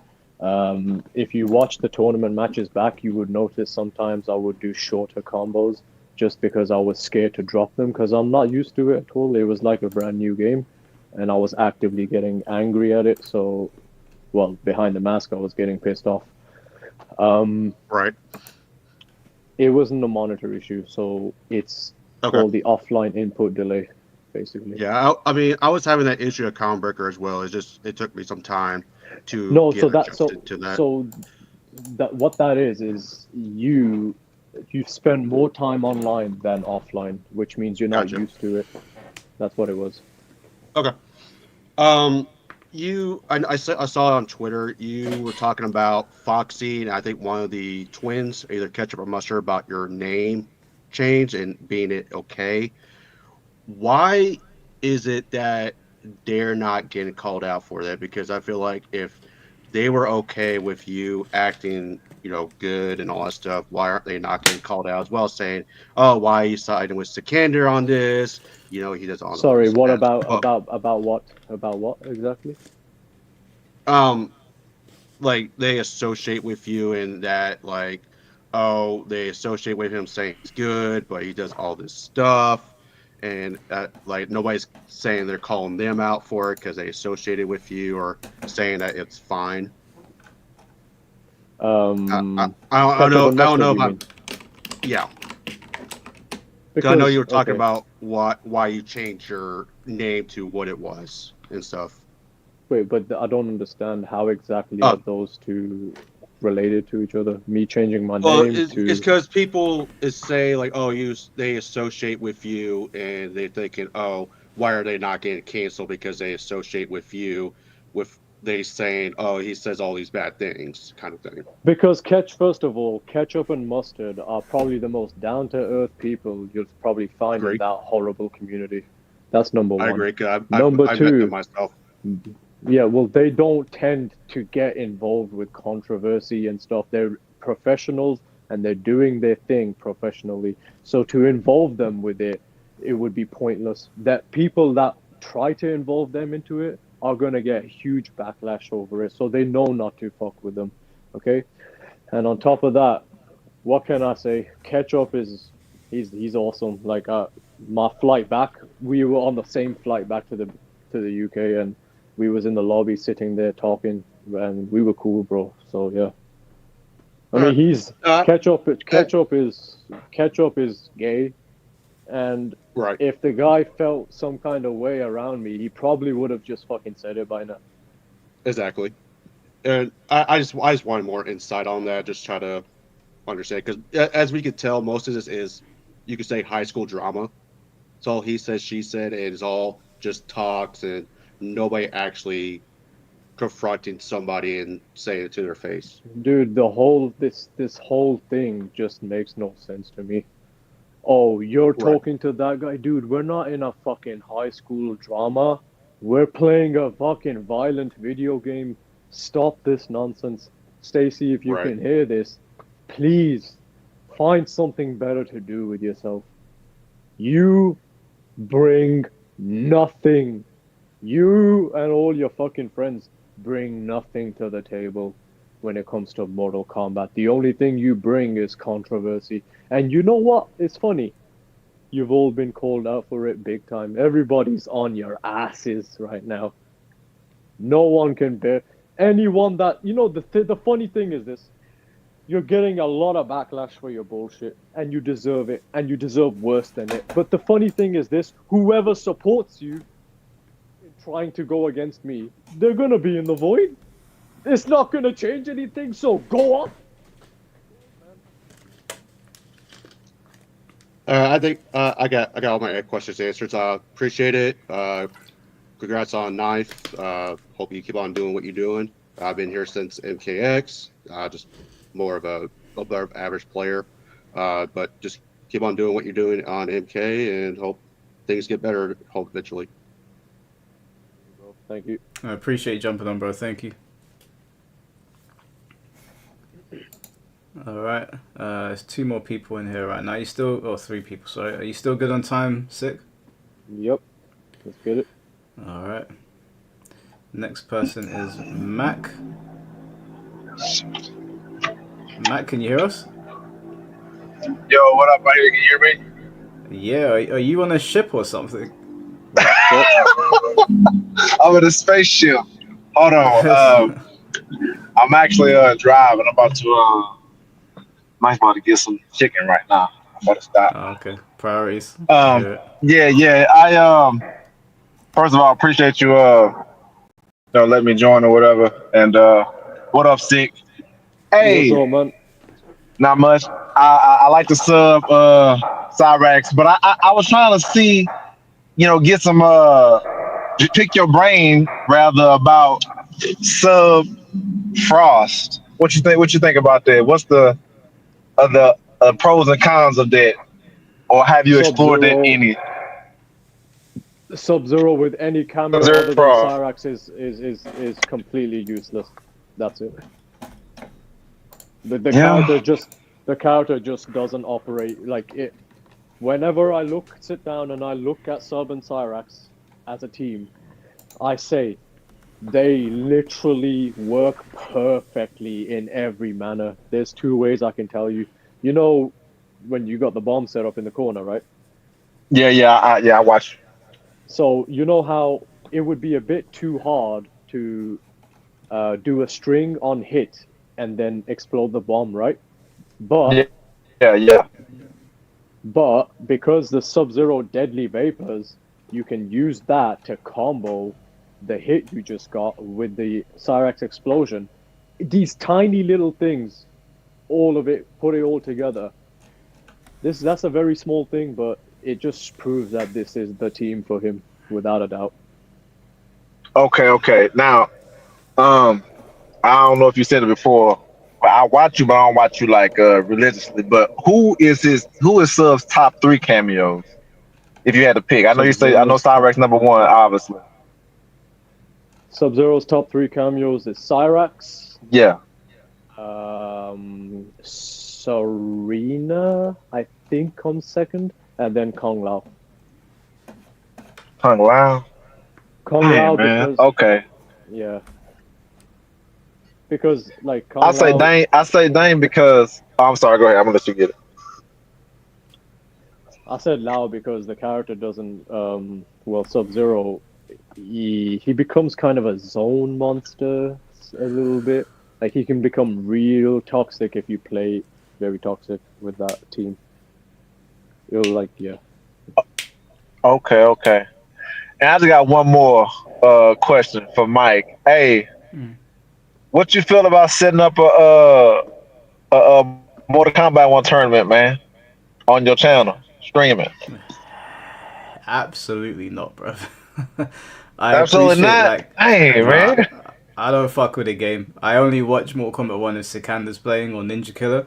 Other than that, I don't like the game. As a matter of fact, I would go as far as to say I strongly dislike it. But all my friends that are playing it, Sikander included, I support all of their content. So for me, I won't play it just on principle. But if you guys hosted a tournament, I'll retweet it. I'll come by and support. But I ain't putting that shit on my channel. Sorry, guys. Cause I was okay. Cause I know I can't be the only one who wouldn't mind you doing that. You know, maybe having Sick come through and other good players, whatever. But okay, I feel you. I ain't gonna push. I mean, I would go to Sikander's channel or your channel and do what you needed me to do, but I took a very strong stance against MK1 quite some time ago. I know these guys have heard it before, so they don't want to hear it again. But I'm not putting it on my channel in any way other than like the people that play it, like Sikander. It's not. I'm an MKX guy and a 3D era guy. Everything that came after MKX, as far as I'm concerned, it's been dog water. Yeah, it has. I ain't gonna lie. Yeah. Most people who, that's a fact. But that actually like shows how like good Sikander is, because I watched him playing and I watch his streams. He's one of the only players where like I'm like, yeah, this is entertaining to watch. Almost to the point where I was watching him once and I was like, oh, maybe I should give it a try again. But then I snapped back to reality and I went back to Tekken. Okay. How much time I got? Well, you still got 4.5 minutes. Okay. Hey, Sick. So you know Tom Brady. You know what I'm saying? The Grandmaster has passed. Oh, I think you cut out there, bro. Like how that made you feel? Wait, hold like, on. Wait, rewind. Does that mean something to you? You cut out. You cut out completely. Oh, okay. I was saying, you know, I was asking Sick that the Grandmaster Tom Brady passed down the mantle to him, and I'm trying to see how did that make you feel? Could you sum it up like briefly, like how that made you feel? I took it as an honor, to be honest, because you know he's known for Sub-Zero, tournament Sub-Zero, and the thing is, he handed me that mantle even though I didn't really play in a tournament. I've been playing in Rips stuff, but I think, like, of course, I didn't make the top 64 because I didn't play that much. I only like played a couple of sets. But Rips events I've been in, he gave me the mantle without the tournaments, and now he gave it. Well, he gave it before I went to Viennality, so that speaks for itself. Like now I'm taking sub there, you know. So it made me feel. I was just feeling honored by it, honestly. Yeah. I mean, you deserve it, man. You do. You deserve it. Sub-Zero is just my favorite character ever, and to have like somebody that was known for him, basically, I don't think anybody in history is known more than Tom Brady for Sub-Zero. He not. Nobody is. I mean, no, nobody. All right, so last question. I gotta go because my wife just called, but she's gonna be mad I declined a call. So when you think of like, say you fighting against like, okay, let me get my words right. Other sub players, who comes to mind, and you be like, man, he gonna be a tough sub to play against and win against. None. There ain't none. Nope. Well, sub my man, we're gonna have to get some games in, man. I'm gonna try to strike some fear in you.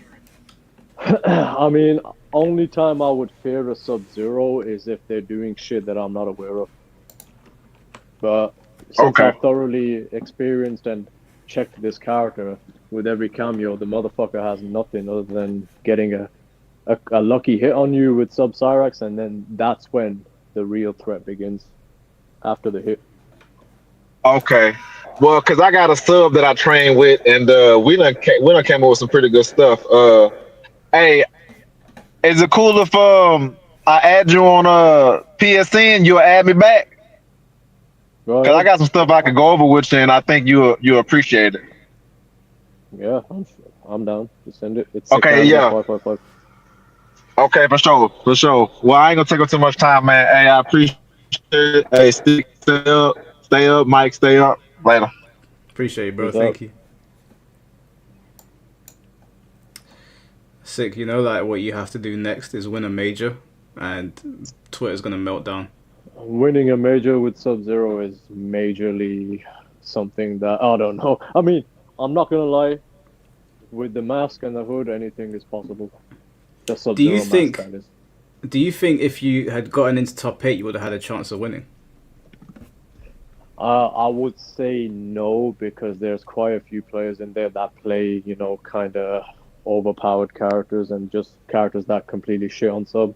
But I would say I would approach somewhere near the maybe top 6, 5 or something like that. Maybe, just maybe, with the sub and hood and mask on. But you know how it is, man. With Sub-Zero, like with the NetherRealm games and everybody in the chat, I know you guys really want to see me win a major or something like that, but the truth is, with Sub-Zero, it is not possible. Like, unless I'm picking up Homelander or some shit, with NetherRealm games and their, you know, the history of NetherRealm games, it's always been the top 5 or 10 characters winning, and Sub-Zero is nowhere near those. What I would like to do is, I would like to place well enough with Sub, so that no other Sub-Zero on the planet would be able to place that well as much as I did with him. I will tell you, I don't think there's a single person on the planet with balls enough to go and play Sub in a tournament. Top 9 for me, honestly, I was fine with that. I wanted top 8, but top 9 means I'm in the top 10, so I'll take that. Fair enough. All right. Well, we've got Truth. Truth, can you hear us? Hello? No? Hello. Hey, could you guys hear me? Yeah, we can hear you now, bro. You right? All right, nice. Thank you. Thank you guys for having me too. And sick. It's I've been watching you since MKX. Been watching all your whole journey. So I can honestly say, not that it should matter or that you should care, but seeing you kind of get through all this bullshit, you know, that you deal with for all these years, I can honestly say it's impressive. You know, the FGC can break a lot of people, and I've seen it break a lot of people, but it hasn't broken you, and I don't think people give you credit for that. But the reason it with that being doesn't, said, I'll be really honest. short intro. I'm actually a founder of a clan, really successful clan. I keep it anonymous just to keep things safe, of course, as you know the sensitivity of the FGC right now. But I'm mentioning that so that there's some weight to what I'm about to mention. Mike, if you can kind of save these keynotes so I don't sidetrack too much. But I do want to focus on talking about the sickness and or mental illness within the FGC that I don't see a lot of people talk about. I've seen it firsthand just because, like I said, within the clan, been doing that since the start of MK11, so forth. So I do want to focus on that so people are aware of what the FGC is actually in within the depths as you get into it deeper and deeper. And then I also want to kind of justify some of Six gameplay and critique of other players so that it makes sense in a high level per se gameplay. And so that it doesn't get taken as him attacking or belittling people. It's much more than that. I'm hoping I can bridge it all together. And final last point is, at the end of the day, I think people need to accept that people are human. So hopefully close out with that. I wanted to just say something on the first thing you said, that you're surprised that the FGC hasn't broken me or anything, right? Yeah. Well, I'm never gonna get into it, obviously, because it's online and stuff. It's personal. But what I can say is, I think I've seen way too much shit that's happened in my personal life to let some brain dead, virtue signaling. I can't say the next word because they're live, but You know what I mean, bro?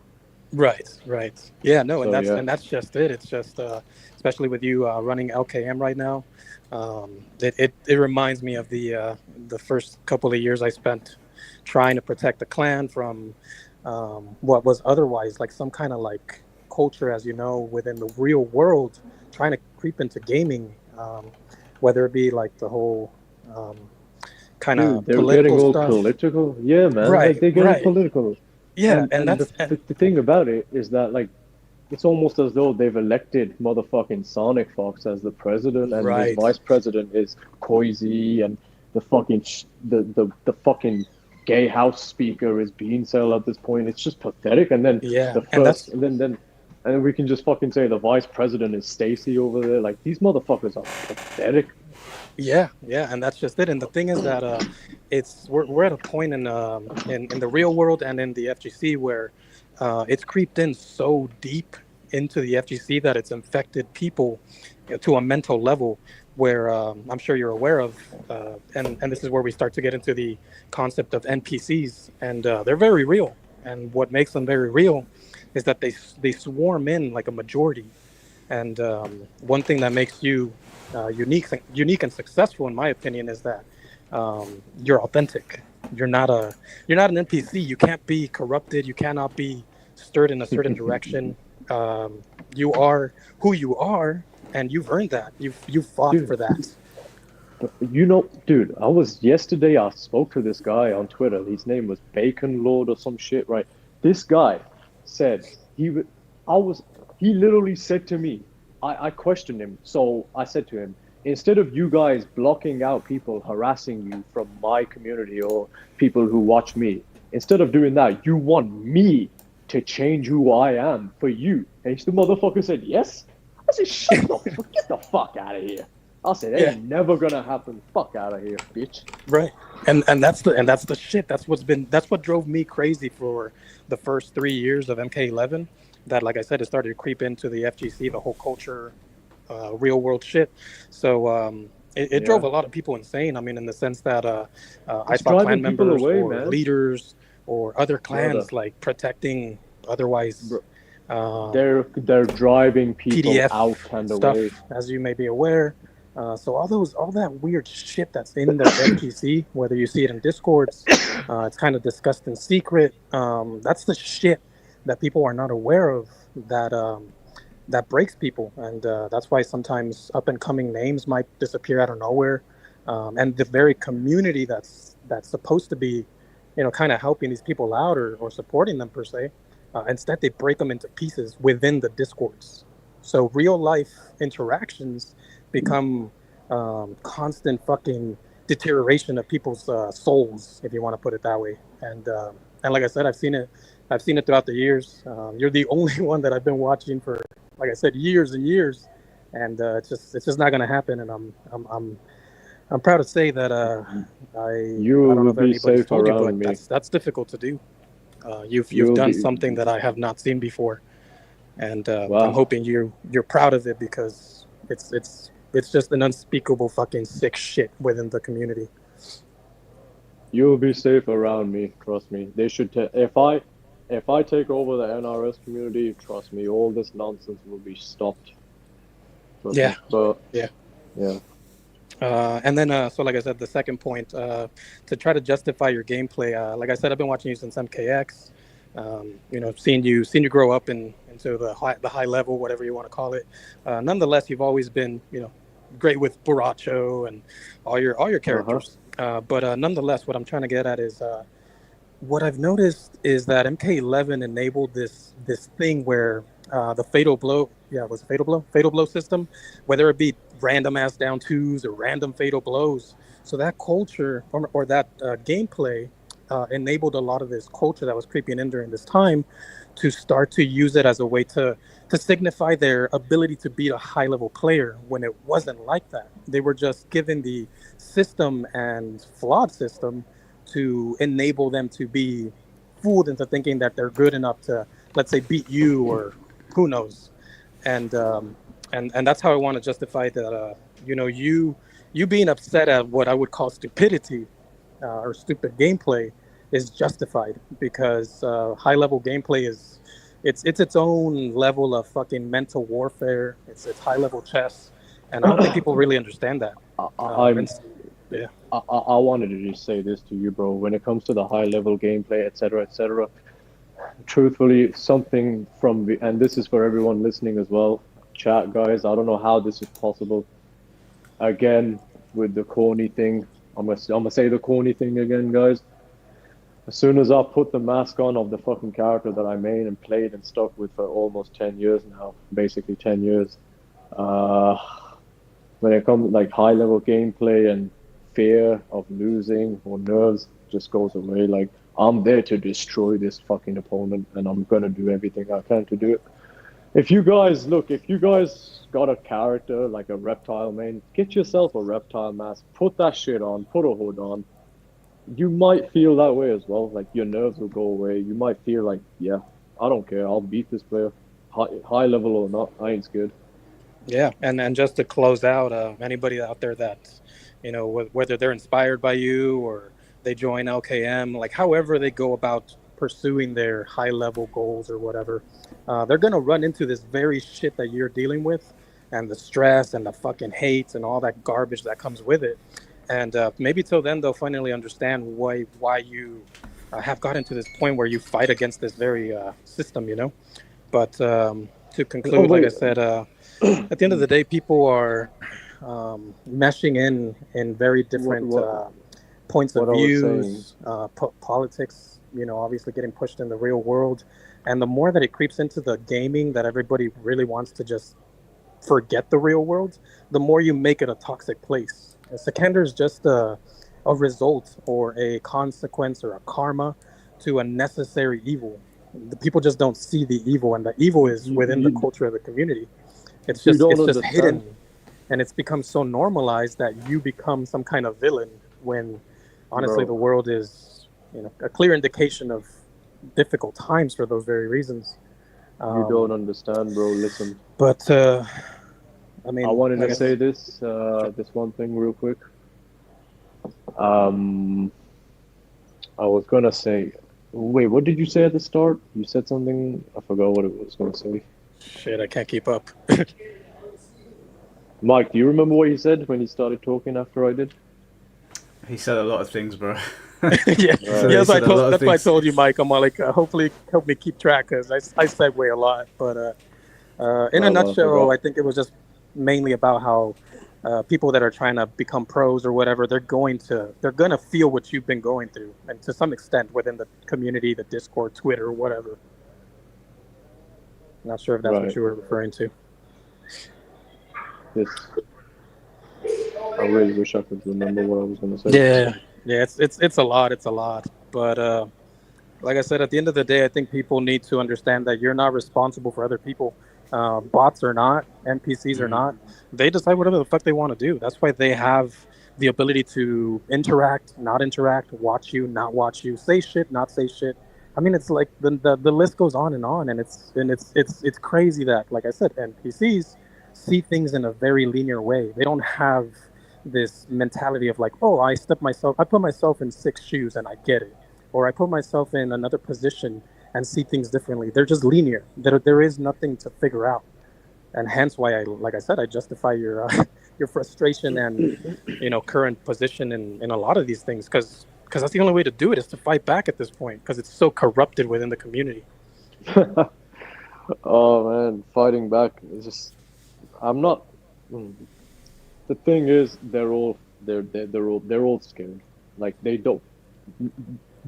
I think the problem in the NetherRealm community is that everybody is worried about their image. But me, I grew up in a house full of mental people, like including my mom, my dad, bro. Like, I don't give a fuck, man. I don't care. They didn't care. I don't care. What the fuck? You think I care? I don't. It's this way. The less you care, the more better you're gonna be.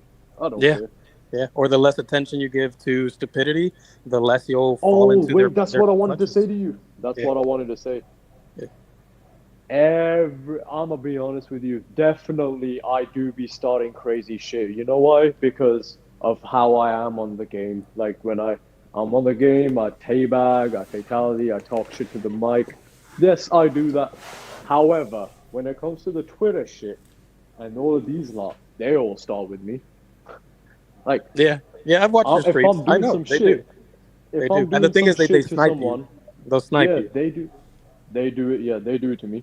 They fucking do it to me, and I'm the bad one apparently. Like, this is me retaliating, and if I retaliate in this way, you can't cry about it. Just fucking shut up. Yeah, You know what I mean? and that's the thing that sucks is that people, like I said, NPCs, they don't look for context. They don't look for answers. They just go based on the clip or the he say she say, and that's not the way the world works. It does. That's not the reality of how things are. So yeah, I mean We've maybe got to maybe at wrap it some up, point. guys, because we've gone over 9 minutes. We've got a couple more people in the queue. No worries. Thank you guys for having me though. No worries. True. Thanks for jumping on, bro. Thank you. All right, next person we've got on here. That did sound like Tom Brady. I'm not gonna lie. It sounded like young Tom Brady. It did, yeah. I noticed that from the chat saying it. C4, can you hear us? Yo, 1 2 1 2. Yeah, we can hear you, bro. Floor's yours. Cool. I had a bunch of stuff, but I think the main one is for Sikander. I don't know you, like the same way you probably don't me. The only thing I know about you is what you did with I'm Still the Daddy, that whole beef stuff, and like what recently has come up on Twitter. But I wanted to ask you, not to sound rude or to say that you're fake, but how much of your persona is an act, like on Twitter or in game or in person? Sorry, can you repeat that again?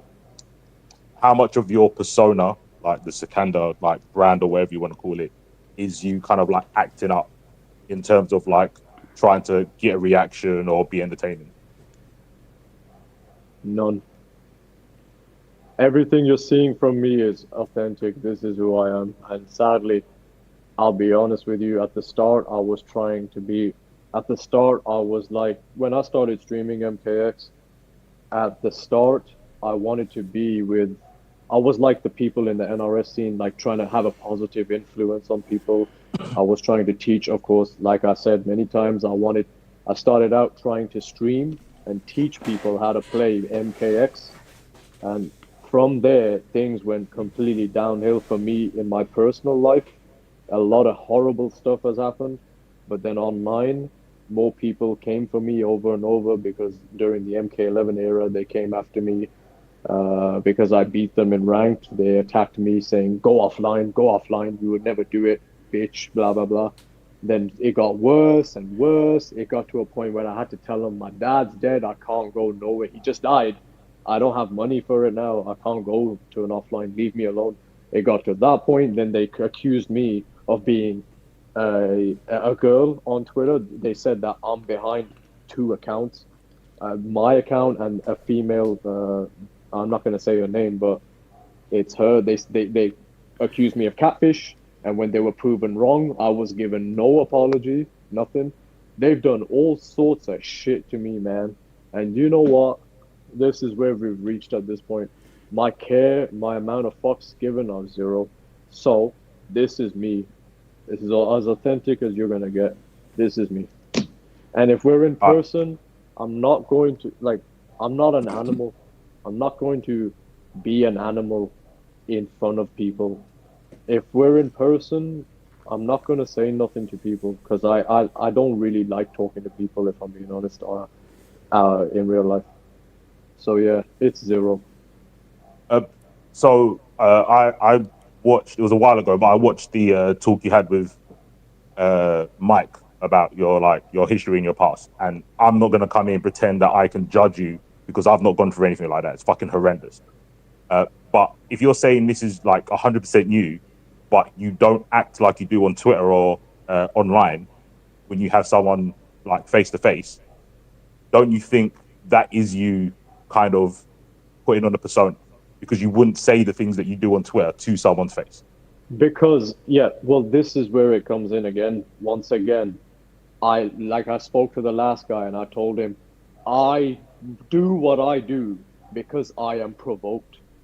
So if you come to me in person and provoke me, you're gonna get that reaction. Whether I get my ass beat or not, I'm not backing down from nobody.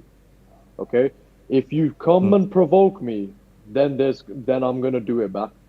People are doing this to me on Twitter. They provoke me every fucking day. And now they're all doing it again, but they're losing this time, okay? Because I've shown everyone that I'm able to show my face offline. Even though I was wearing a mask, I'm able to go and play. All right, I'm not afraid of anything that you guys have been talking about for years. I've shown that. So, again, if you provoke me and you think I'm not going to provoke you back, you're crazy. And however, what I always get angry at is the game and the way people are playing it in my house. In my house. My house means my house, which means I do what the fuck I want in it. If I want to scream as loud as I want, I will. And at the tournament, that's not my house. So I'm going to respect those grounds and keep my mouth shut because I'm a respectful person. I'm not going to go out there and fuck somebody's event up and, you know, possibly have police involved and blah, blah, blah. I don't do that nonsense because I got respect for other people's territory. That's who I am. I'm the type of guy to tell you, do I take my shoes off at the door or can I bring them in? That's what I am. Okay. So would you say, I don't know if you agree with this, I think it's a big leap to say someone's a shitty person because you have truly shitty people. And I think that word should be saved for people that are actually scum of the earth. Or would you say that you do shitty things, like you're shit, you partake in shit actions, but you're not a shit person? Shitty person. All right. Yeah, do you think there's a difference between being a shitty person or a person who does shitty things? There's a difference in a person who does shitty things is a terrible person. If you're gonna tell me saying kill yourself or the F slur is a shitty thing to do, then you can label me a shitty person because I believe I have not really said anything other than that. So yeah. So I think there's a difference. I don't know you enough to judge and say that you're a shitty person, but I think you do shitty things. And Can you obviously give me an just example? I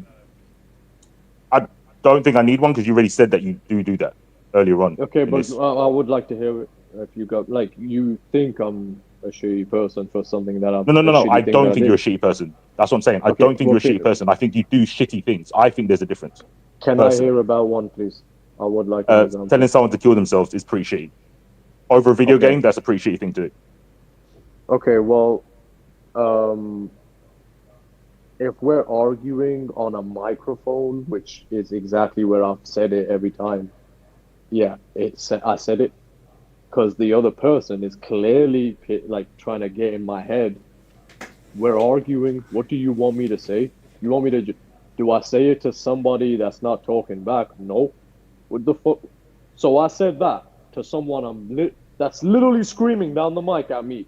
There's many different contexts that are going on. I could say it to someone, and I probably have said it to someone who's screaming at me on the game, calling me shit, calling me trash, saying you would never do this in real life, blah, blah, blah, blah, blah, blah, blah. I'll fight you, blah, blah, blah.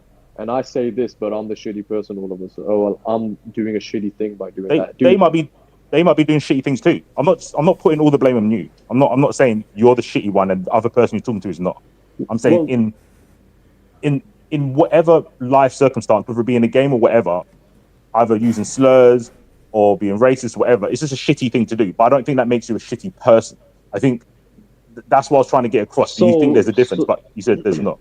Right. So saying kill yourself is a shitty thing to do. Are they going to do it? You don't know that. Probably not. 99% of the time, no. But you might catch someone on a bad day. You might find the Joker in the IRL, and that pushes them over the edge. Are you fucking serious? You're telling me somebody could possibly go and harm themselves because I said it? Are you kidding me? You didn't listen to what I said. If someone's having a shitty day, you might push them to do something stupid. Yes, how is that not a reasonable thing to say? Whoa. if you're having a shitty day, what are you doing on a fighting game with your mic on, talking shit to the other player? If you're having a shitty day, People use fighting games as an escape. They might be jumping on the game to escape real life if they're having a bad day. Is that you want to jump on not a a reasonable fighting thing game for like someone to do if they're having a shitty you day? want Is to jump online? You want to jump on a fighting game called Mortal Kombat and expect to have a good time? Are you kidding me? Mortal Kombat There's a lot of fucking people that jump on toxic. Call of Duty, which is a killing game, when they're having a shitty day. What does Mortal Kombat got to do with anything? That's a shooting game, Call of Duty. I play that shit to relax because you know why? I don't listen to no one in the game chat. I sit back and shoot. I shoot guns in the game. Mortal Kombat, fam, if you're having a terrible day, playing Mortal Kombat's the last thing a motherfucker should be doing. That game would push you over the edge without people telling you to kill yourself. Are you kidding me? You just made my point. Come You on. said you jump on Call of Duty to relax, where the whole goal is to kill other people and talk to. You can be way more stressful playing a team game when your teammates are playing shit than playing a one versus game. But anyway, it feels like you're trying to move responsibility, which is fine. But I'm just saying, shitty actions don't make someone a shitty person. And I think you've already. Me. Sorry, mate. Yep, hold on. Do you have a real case of a situation where somebody was told kill yourself on an online game and they actually went and done it? Can you show me? If I find you one, what are you going to say then?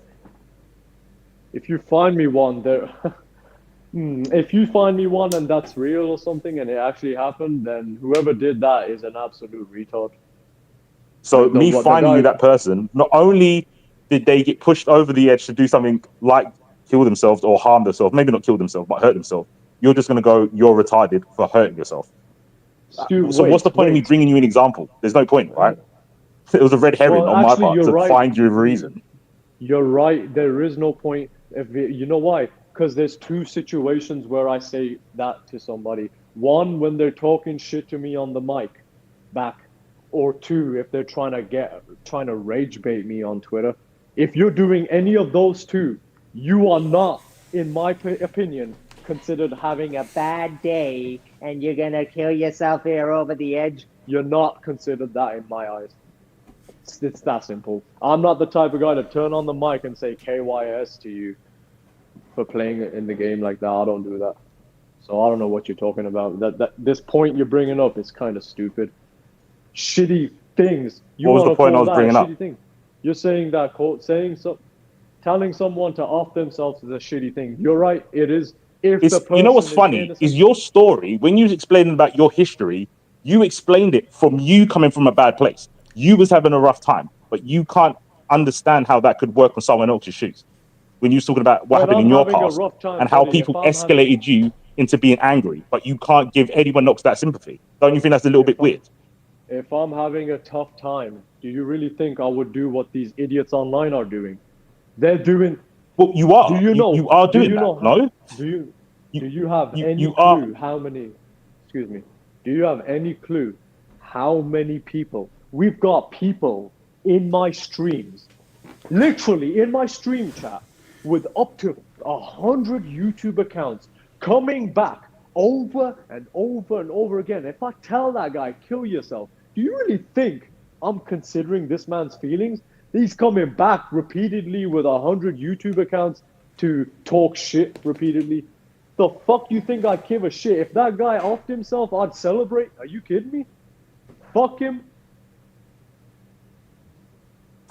I don't know if that was a rebuttal to what I said, but like I said, it's strange that you can't give the sympathy to someone else when you started our conversation with, and I sympathize with you about your history, and I can't judge you because I've not gone through what you've gone through. And it's shit that people put you through that when you was in a dark place. But when you do it to someone else, it's their fault and they're retarded. I'm just trying to understand why you can't put those two things together and be like, oh, yeah, maybe it is a shitty thing to do. I'm not saying don't do it. It's your Twitch stream or your stream. You can do what the fuck you want. It's your mic. You can say what you want. I'm just saying, can you not see the similarities in the two stories? The possible story of you saying something shitty to someone and then pushing them over the edge. My answer to this is, if somebody is over the edge, trying to get online and get on my nerves, while they're over the edge and I say kill yourself and they do it, good fucking riddance. You tried to come at me and piss me off and I told you, good, fuck off. End of story. All right, cool. Mike, I've got a question for you though. Mm-hmm. I think it was like 2 calls ago where you kind of defended Sikander by saying he has gay friends. Yeah. That you really think that's a good defense? That's the I can't be racist. I've got black friends. Do you think that's what I said him? was that I'm in his Discord and I see him interacting with gay people and I see how gay people react to him in general and talk with him, and I've like I said, I've been in the conversation. So speaking to Sikander privately, because obviously not everything gets posted. I've spoken to Sikander privately plenty of times, and I've spoken to plenty of the people in his community, and the women and the gay dudes have nothing but nice things to say about him, and they say he's not homophobic. He just has a select choice of words when he's playing the game. So I don't think it's the same as someone just saying, "Oh, but I've got black friends," because there's a little bit of context there. But the context equals I have friends, and they say I'm not. It's like, I don't think you would accept that defense from anyone else. I wouldn't accept it unless I saw it with my own eyes and spoke to them. If someone just came out and said it to me and I didn't know them, then it would be the same reaction that I'd give to anyone, because I haven't interacted with the individual or spoken to these people or been in the Discord for, I think it's been like a year now. So because I'm there, I can tell you firsthand what I'm seeing. And Sikander knows me. Like, we've spoken in private. I'm not someone that sugarcoats things. If I don't like something, I tell someone straight. Obviously, like, we're friends. He'll be amenable by it, but I've never seen any of this stuff that people are alluding to with gay people that come into his community. And don't forget, he's got gay people as his mods, but I think there's plenty of gay people that are actually in the Discord that mingle with them as well, that come in of their own free will. So that's just from what I've observed. I just wanted to say something real quick before you guys continue speaking. What's your name? C4. Yeah, I got a question for you. Mm-hmm. So, I just want to understand this very clearly. My question is this. Is it normal to you? Does this sound normal to you? That, as you said, if someone's having a very shitty time and they're over the edge, they decide to hop online, and mind you, I get trolled and attacked and rage baited repeatedly for many, many years by multiple so many people. Is it normal to you to think I do a shitty thing if this person is having a shitty day, hops online, gets on my stream, does anything they fucking can to put me down as a human or a player, and I say kill yourself, and guess what? That guy's gonna go and do it. And so you're telling me what? So this is how it's gonna be. I'm gonna change the voices now because I need your answer here. So when I speak like this, I'm talking as the troll, and then I'm gonna go back to my voice. Hey. Oh, well, I'm having a shit day. I'm over the edge. Let me go online to Sikander stream. Haha, you're trash. You got smoked by that player. You're garbage. Look at you playing Sub-Zero. Sikander says, well, fuck you. Kill yourself. Get out of my chat. Huh? Really? Oh, okay. Let me go kill myself now. Does that shit sound normal to you? Does that sound like a real scenario to you? Because if that does to you, you're just sounding like you're making shit up just to try and say I'm doing a shitty thing, because that makes no sense to me. Explain that to me. Explain it. Well, first of all, you said if I find you an example of that happening in real life, you wouldn't believe it anyway, so there's no point. But with your example, no, that doesn't sound serious. No. Yeah, well, this is who I say it to. So at the end of the day, but in your example, real quick, in your example, the person trolling you was talking about in the game, and you said something outside of the game. You do understand that, right? I don't give a fuck. Okay, cool. Because earlier you did say that. You said we should keep it in the game. That's what you said earlier on in this conversation. Yeah, but they're putting me down as a human. You've gone back on that, which is fine. But no, they're putting me down as a player and a human because of that.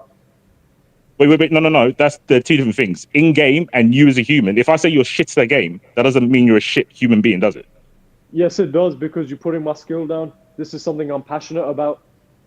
Okay, I don't know if I believe you. I'm not gonna lie. What do you mean you don't know if I believe me? I'm passionate about I the don't believe goddamn you game. think If saying somebody someone's comes shit in at the game means they're a shit person. I don't believe that. No, you're putting me down as a person. Because you're shit at a Earlier game. when- If Yeah, if well, your earlier- if your life worth is tied to a game, then that's sad. But I still don't think it equals you being a shit person if you can't do a combo in a video game. Earlier we spoke about the NetherRealm community. No, we were talking about the YouTube Mortal Kombat stream of the last week's ProCom, where a woman was being attacked repeatedly for her passion of commentating on that stream because she didn't do it that well. The chat was making a lot of fun of her, and I said that was wrong because she's passionate about it. In other words, they're putting her down. They're putting her down. Yeah, so they're doing it to me. Same shit.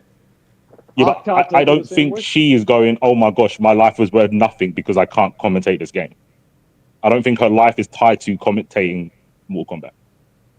This is the worst argument ever. Literally, it's the dumbest one. I know you cannot brought it fucking up. tell- This was your argument, by the way. No, this is only happening from what you brought up to start with. This doesn't make sense. You can't fucking say, oh, sick, you're wrong for telling someone to off themselves after they I didn't say that. fucking I didn't say literally- that. I didn't say that. I didn't What say did that. you say then? It's a shitty I said thing, there's right? a difference between a shit person and someone doing shitty things. I think you do shitty things, but you said they're Are the you same gonna thing. So you still think it's a shitty thing after I told you clearly that these people But you agree with are me. rage You baiting agree with me it's a shitty thing to do. You just think it means you're a shitty it's a person. I shit- said no, it doesn't. It's a shit thing to do to someone that's innocent. It's a shit thing to do to someone that's actually feeling that way.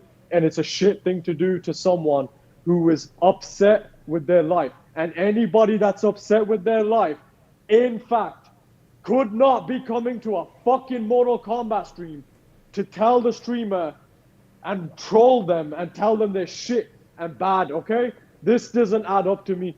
You can't fucking tell me. There are people with real issues, and I get messages about that all the time. Sick, I'm having a horrible time, and I watch your streams. They make my day better. I get them messages all the fucking time, all the time, and it's one of the reasons why I still stream too, okay? That's why if I told that person to off themselves, I'm shit. I am the worst person ever, but I would never do that. If somebody coming in trolling gets told to off themselves, that motherfucker better do it. Fuck out of here. Are you kidding me?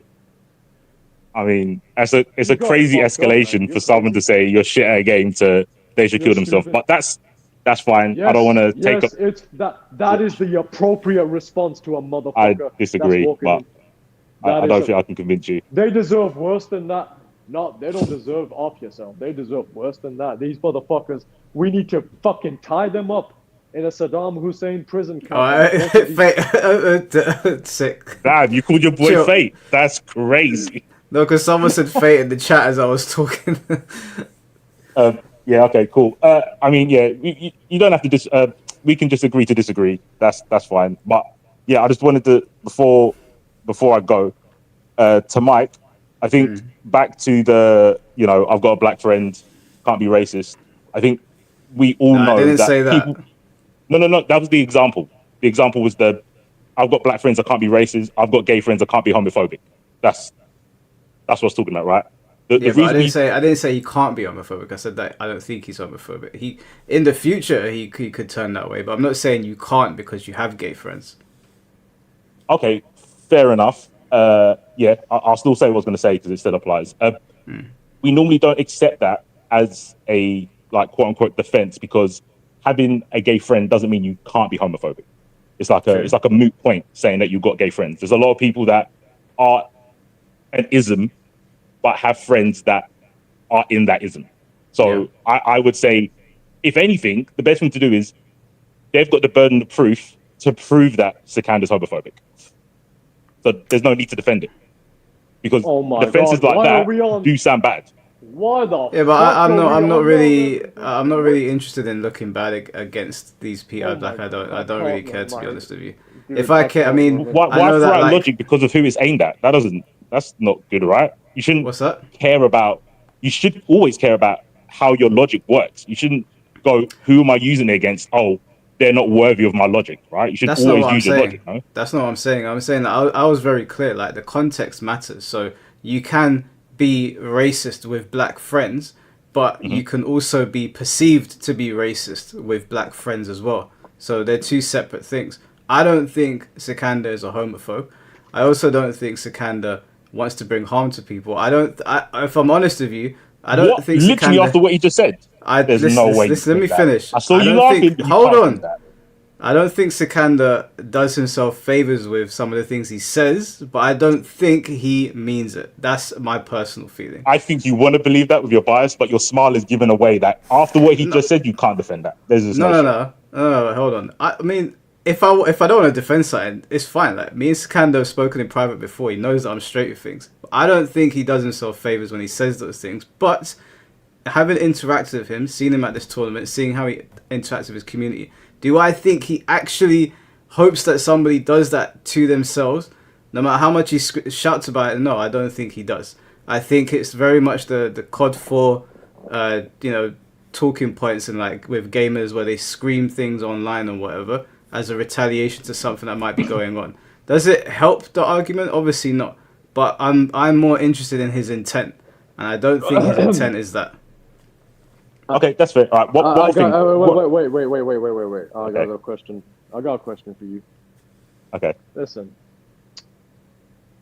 Do you look? I don't care if you do or not. Do you think I'm a homophobe? From what I've seen, no, I don't think so. I saw a what's it called on that Twitter thing, you saying the words, but like Mike was saying earlier, I had no context. You could be talking to your best friend. I don't know who you were saying it to. So yeah. Okay, so let's break this down then. We've got a bunch of snowflakes running around the NRS community on Twitter right now, calling me a homophobe repeatedly. And guess what? Surprise, surprise. It's a bunch of they/thems in their profile pictures. In their profiles. But anyway, that's besides the point. I would be careful about mocking those people when you walk around with a mask on. Like, just saying. What do you mean by that? Like, you're also covering up something about yourself, right? Like, you're not being... It's just a weird insult to throw at people that aren't comfortable in themselves when you wear a mask when you go out. Bitch, do you think I'll go down the fucking road to get a can of Coca-Cola with a mask on? Are you kidding me? Probably not. Stupid. I hope why not. are you saying that? Because you went to Viennality with a mask on, right? Yeah, and I took the mask off when everybody knew it was me. So what the fuck are you talking about? So yeah, when you got rumbled that they found out it was you, you took the mask off, but you didn't at the start, right? So I literally walked in 30 seconds after walking in. They knew it was me. Okay, so that doesn't dispute what I just said. But anyway, carry on with your story. No. Ugh. We're gonna stay on this actually. Explain that. What do you mean by that? So when you put the mask on, your initial idea was to not be recognized. Yes or no? Yeah, because it's a There troll. you go then. There you go. That's my point. You put the mask what does that on have to do initially with they, to them? not be recognized. You got recognized, so you didn't need the mask anymore. Yeah, so? Yeah. What the fuck? What does that even mean? So when you're trying to poke fun at people with their identity, it's funny you doing that when you're trying to hide your identity. The same way people get mocked for having an anime profile picture instead of the real face. That's what I'm saying. But mock them if you want. I don't care. I'm not here to defend anyone. No. You clearly are, because you're saying... Who am I defending? You said you're mocking gay... you are defending gays. No, I'm not. I'm saying it's funny you mocking people for their identity when you hide yours. That's not defending anyone. That's pointing the facts out. What do you mean hiding mine? I mean, to be fair, Sikander did do a vlog on it, and he was saying that it was more just a troll. Yeah, he can say that, but I literally just asked him, Mike. I literally just asked him, did you put the mask on to hide your identity? He said yes. Yeah, he said it with his own obviously, words right now, obviously in you real wear time. masks. Yeah, but I think it's again the context is a little different because you can wear a mask to a tournament to hide your identity for a troll or whatever because you think it'll look cool on cam. I don't think it's in line with what you guys are talking about. I think those two are completely different. This guy just I said I'm asked mocking him, someone. I got the answer. I don't know why we're arguing this point, but okay, sure. No, because what you said is actually dumb, and you're British, right? I am indeed, yeah. Yeah, so that kind of explains why you sound a bit stupid because you mans make no sense anyway. What you're saying, you literally just said I'm attacking people for their identity, Nope, but I'm wearing I a didn't mask. say that. I said it's funny that you are. It's trying funny. to. Why is it funny? Why is it funny? Why do I have to explain irony again? The irony is, if you're attacking people for their identity, when you're the person hiding your identity when you go to a tournament, that is funny. It's ironic. So I'm talking shit about identity in terms of sexuality versus me wearing a fucking mask in a tournament. How does the mask exactly change my sexuality? What is going on here? You said identity. What do you mean by identity? Tell me. Just Google through it. What do you mean? Why am I here to give you definitions of words? Give me identity. What Someone's identity. What does that mean? Their sexuality? What? You want me to go on Google? I'll just go on Google if you want. No, don't go on Google. Tell me what it is. What an identity How exactly is. did I mock somebody's identity when I said they, them? What do you mean? Oh my god, I didn't say. Okay. Yeah, I was wrong. Take it back. I can't get through to you. So just make your point, and I'll answer your question. It's cool. Bro, nah, man. Nah, explain. There's someone else in the queue. There's someone else waiting to talk to you. I'm not trying to hear all the time. I don't care. No, answer the question. Well, it's what my do you mean stream, by identity? so. Well, I'm the guest. I don't mind. You guys can go off. Yeah, go ahead. Tell me. I'm what blessed. do you mean by identity? Identity could be anything that is crucial to that person's persona to the outside world. So whether it be gender, their looks, their attitude, their accent, that is their identity. So you said it's funny that I make fun of people's identity while I wore a mask to a tournament. Basically, that's what I said, yeah. This has got to be the fucking dumbest thing I've ever heard. Did you understand that then, right? You see the irony, yeah? It's not a problem. no, I don't care. I don't care. Hypocrisy doesn't mean anything to me. So you can be a hypocrite. I'm just saying I got a it seems funny. Are you gay? What does it matter? Are you gay, yes or no? What does it matter? It matters because I can understand then what I'm dealing with here. If it's a lost no, I'm not cause gay. or not. No? Well, you definitely sound gay. But go ahead. Next. Go ahead. You was the one asking the question. Did you just have a memory lapse?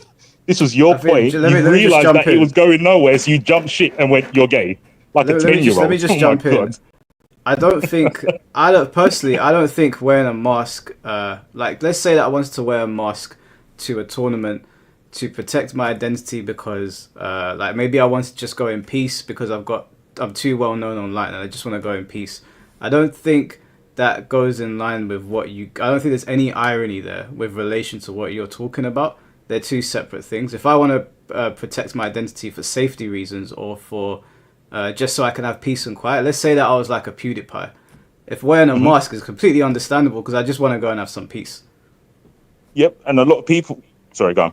Oh, I thought you finished. My bad. In Sikander's case, he's one of the more well-known people in the Mortal Kombat scene. So if he just wants to go there, for example, and not be seen by anybody, and by doing that he wears a mask, I don't really understand what the correlation is here to the what you guys were talking about with people's identity.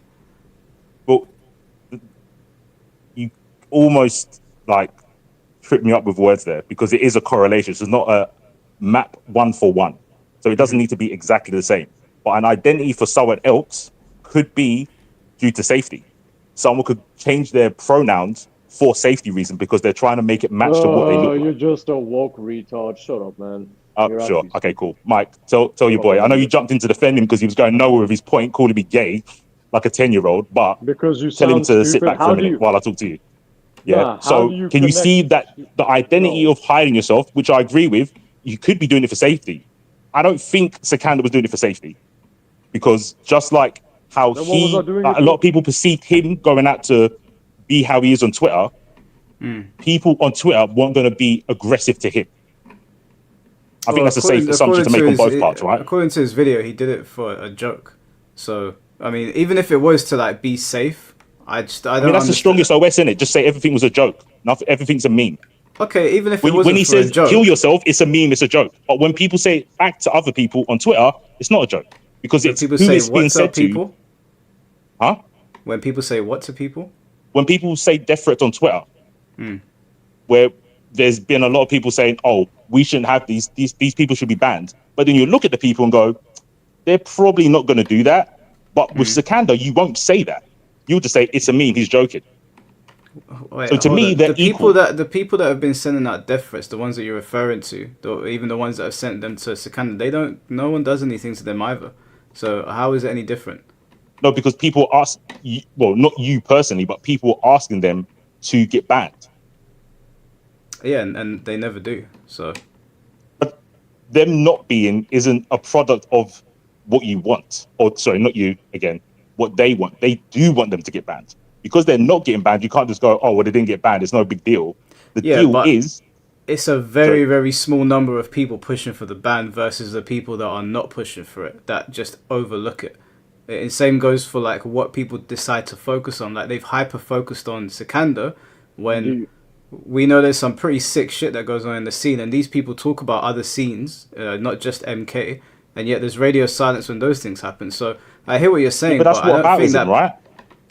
But it is. That's essentially what you're talking about, though, no? No. I'm saying they're both shit. No one should do it. Excuse If you me, don't like it wait being a done minute. to you, don't do it to other people. Let's clarify. That's what I'm this. saying. No one should do it. Okay, hold on. Let's clarify this real quick. I have said to many of my friends, and even a long time ago, about this thing of me going to an offline masked up would be, I've spoken to Foxy on a private Discord call and Ketchup a long time ago about this. They knew about it. I told them I want this to be the biggest troll of all time. Even they know that, so they can even back me up on that.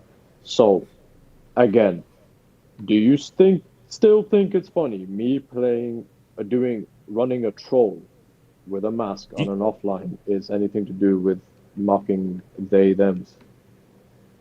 What does troll mean to you? Motherfucker, what?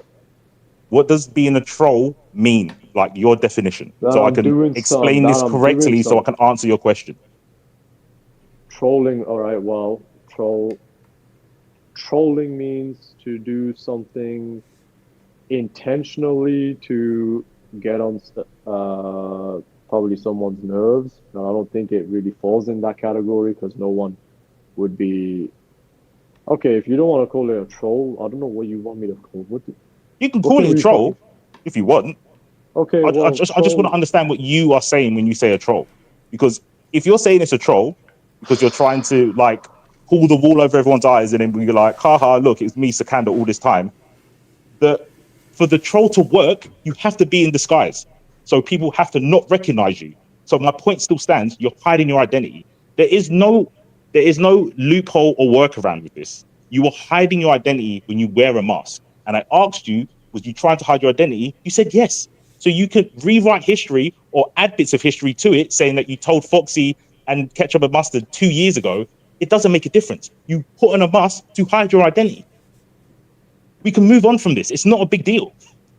But you sound like a retard. Like you've actually got me on the topic. Cool. What was the next topic?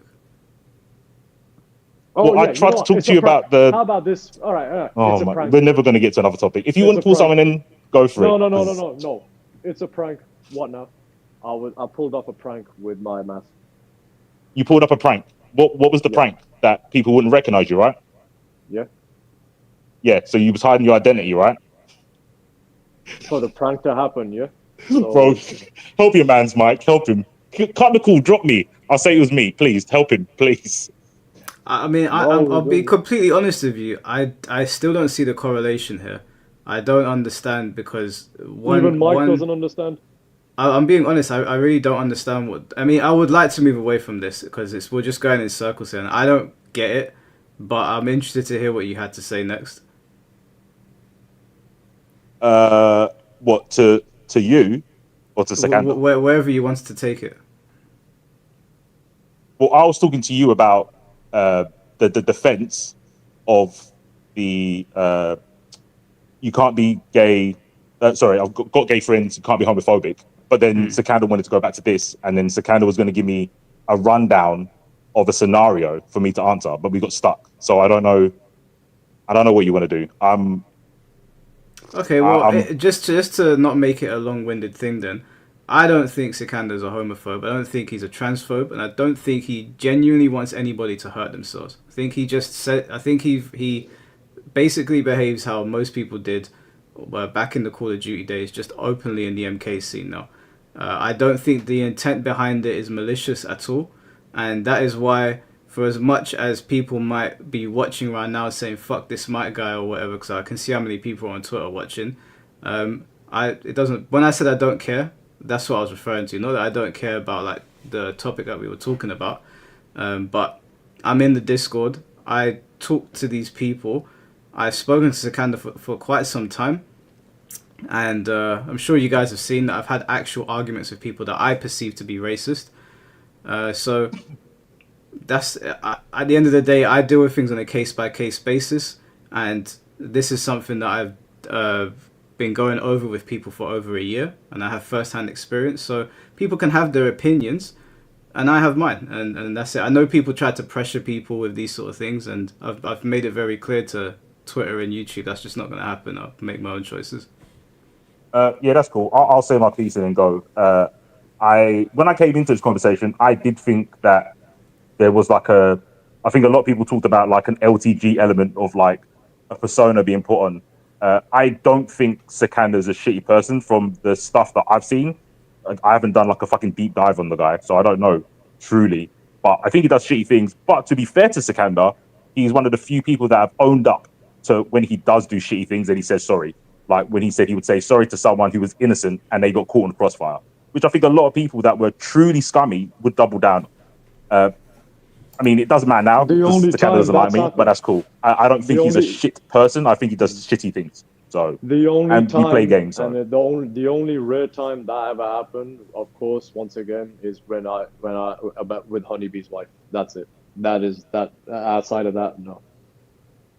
I think you said you'd say sorry to someone who was gay that didn't do anything to you and took offense from the F word as well, right? Yeah, if I went and said the F slur to a gay person and tried to hurt them and they were hurt by it, I would say I'm sorry. You wouldn't say you were sorry. I would say. Oh, okay, yeah, cool. Yeah, that and I mean to other people that might not be a bar. But to me, that does show that you're not homophobic, because to be homophobic, you have to hate indiscriminately. So the fact that they were gay would be why you hate them. But the fact that you would say sorry, and I think you're being sincere, means something. So I think people should stop trying to label you something and address the things you have done. And then maybe one day you'll say sorry for it, and maybe they'll understand that you was talking to a friend, whatever. That was all I wanted to get to. I just wanted to get to the things that were said instead of people saying you're a bad person. I think that doesn't help anyone, and it doesn't change anyone's attitude or belief into anything. So, my friend, listen, man, listen. Let me just keep it. I just want to say this as well for everybody listening as well. Look, you guys know for a fact that, of course, my friends, I have quite a few friends, okay? Here's the thing. They're not streamers. They're normal people living their normal lives. I'm a streamer. My friends call me the F slur all fucking day. Where those screenshots came from is from the Discord. They call me that shit repeatedly. Now, when I say it back to them, of course. The screenshotting begins and it ends up on Sonic Fox's Twitter. Yeah. I'm saying it back to my friends. I'm saying it to my friends and back to them too. Okay? It's got nothing to do with gay people. It's got nothing to do with attacking gay people. Nothing. It's me between my friends. And look at what they've done with it on Twitter. Look at it. He's a homophobe. He's a homophobe. I said when Mike said that, I said I have no context of those screenshots to say you're homophobic. I agree. Right? I don't know. I know you said that. Yeah. Okay. I'm just clarifying it. Cool. But I would say your attitude to when you tell someone to kill themselves is probably more of an issue, because you said you don't put on a front, like this is you 100% authentic Sikander, and you will tell someone to kill themselves and mean it. So I think that's a bigger thing to address. But it's up to you if you do. I don't play Mortal Kombat, so you're never going to say it to me, so I never get upset. So I guess I'm sorry. It's not look, a me problem. I can say this one last time again. I can say it one last time again. One last time, I'll say it. If this person's intention is to get online and make my day more stressful and annoying, as it always has been, and I say kill yourself, fucking do it. Otherwise, I don't give a fuck. If you do it, do it. I don't give a shit. It's not a good take, but you do you, bro. I yeah, it's up to you, man. I just don't think you should have the outlook just because people escape their real life problems in different ways, and to say they shouldn't jump on Mortal Kombat to escape their shitty life or like home life or whatever is a bit strange. But yeah, that is cool. I've kind of said all I needed to say. Feel suicidal. Let me hop on MK instead of seeking help and talking to someone. You got that, man. You can go now. TY in a bit. Take care, bro. Peace. Thank you for the $10, Alexis. Fucking headache, man. You ask him something and then he says, "Oh, well, what's your definition of this part of your sentence?" What a fucking idiot. Jesus, guys in the chat, if you're asking to come on, it very clearly says what you need to do to come on. Okay, I don't know why you're asking me. It says it right here on the screen. Just follow the instructions. All right, we'll get the next person in. Are you still okay on time, Sikander? Yeah, go on. I got all night, to be honest. Okay, no problem. All right, EA, can you hear us? Yo, my mic good? Yeah, your mic's good, bro. Yeah, what's going on, fellas? Mike, Sick, how we doing, man? What's up? Yeah, all good, bro. So just so this is kind of going back to the Perfect Legend, I guess show that you had, and I didn't know that there was actual sub shade when it comes to his character, and it made me wonder, like, because now that I'm using Sub-Zero and MK, I kind of understand why the character is so flawed, and I'm wondering, like, Sick, did you do anything to these devs? Like, did y'all ever have a relationship to where it was affected in a bad way? What I can say is so in my personal opinion, I believe so this is the issue. Mortal Kombat X Sub-Zero was a very horrible thing to deal with up until the final patch. After the final patch, the character basically became very flawed because most of the armored moves in the game would have 2 shields, meaning you was unable to trap people in the corner. So that Sub-Zero gave people a lot of nightmares. Then the Mortal Kombat 11 Sub-Zero is where things went way too much. So in that game, he had a broken ice ball, he had a broken slide, and he had a mix-up with the overhead that he would rob everybody. Even from full screen, he was mixing people. So he was such a very disgusting character to fight against in MK11. And all the sub-mains got hated completely for it. Now, it is true. So NetherRealm knows this. NetherRealm took feedback on this from the casual player base to the pros. Even the pros fucking hate Sub-Zero and MK11.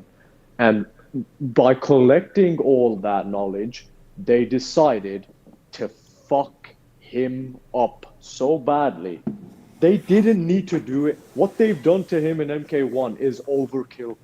All they had to do was take away the slide or the ice ball or the club. Instead, they took all three away. They left him with nothing. So this is Yeah, what the they've ice done. ball is damn near useless at this point. Exactly. It's just shit. Like earlier, I played against a sub in a sub mirror. Bro, I slowed him down with the Deadly Vapors move, and I had all the time in the world to slide under that shit, and it was so funny, man. But yeah, he is hated for he's hated for his MK11 behavior. So they killed him now. And what's crazy is that again, I'm kind of with Mike. I'm more of a Tekken player, but I honest to God, when I seen the tournament that you went and competed in, the game actually looked like something. And I'm wondering, yo, NetherRealms has an opportunity to showcase this, but it's like y'all have like some real beef or something. So the thing about that is, I'm gonna keep it real with you, and everybody in the stream. It might come as a kind of it won't become much of a surprise, but I had access to watch that top 8 live. I didn't even watch it on my phone. Forget going to watch it at the venue. I didn't watch it. Like the problem with NetherRealm games is this. I think truly that if NetherRealm Studios introduce a ban system of certain characters for every tournament they do, we will see a lot of more variety in the game and much more stuff. So sadly, you wasn't able to see my sub Cyrax in top 8 because Havoc is running around with 1,200 HP, broken mix-ups, Oh yeah, broken they're damage. just the meta character. Yeah, it's just meta, bro. Like, it's not interesting. I watched MK11 top 8s, and I can't watch MK1s because it's boring. Like, I don't want to watch Homelander do the same shit. I don't want to watch Scorpion do the same shit. I don't want to watch the same top 5 fucking characters. Sindel, this, that. It's boring. So when people look at me, Sikander, they're calling me the highlight of the event. I'm not expecting them to do that. I just wanted to go and play. But they are. They're saying I was the best thing out of that tournament. And that honors me. I'm really thankful and grateful for that. I just wish that the whole game was like that so everybody could tune in and watch, but I think it's a good thing that I'm the only one doing it because, well, this is my story. Fuck it. Now this isn't a troll question, but I was a Scorpion main all my life. Now this Scorpion, I dropped completely. Like this, I don't know what the fuck they did with Scorpion. But is it because you are a Sub-Zero main that you do not fuck with Scorpion, or did you ever like the MKX or the MK11 Scorpion? I liked MKX and 11 Scorpion. I actually think MK11 Searing Rage Scorpion was my favorite thing to play, but it wasn't that good. He was fun. And MKX one, I played Inferno. I used to play Inferno. I never played Ninjutsu, but Mortal Kombat 1 Scorpion has officially put that character in the hated for life list. No matter how cool he is, I will hate that fucking character forever now. He can just suck a dick, bro. What a bum. What a broken piece of garbage he is. Seriously.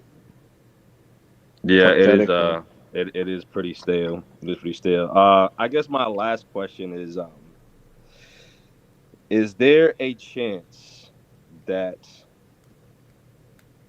I guess I'm stuck on the NetherRealm because again, like when I seen how the crowd reacted to the combos, it's almost like it's damn near like oppression. Like, how is it that this is not on the forefront of in Mortal Kombat Twitter page? But is there any chance of you and NetherRealms mending? Well, we don't really. Well, of course, I've been very vocal about their stupid decision making and stuff. In my personal opinion, I think if they want, they can. But the thing about, I don't think they do that kind of thing. Like they're just more of a corporate business that just want to get money and just move on, whatever. But like, I don't think they do that kind of stuff. However, if they truly want their games to be displayed in a beautiful manner, I think I'm definitely one of the players that needs to be invited to that. I think if they did a top 8 of hand-selected players, I think I'd have to be in there for my Southern Cyrax. And we can bring in some, fire rain players. I know there's some rain players with Cyrax. We could definitely bring in, let's think, Lee May players, something like that. Something people would like to watch. Not this shit. Dude, look at this.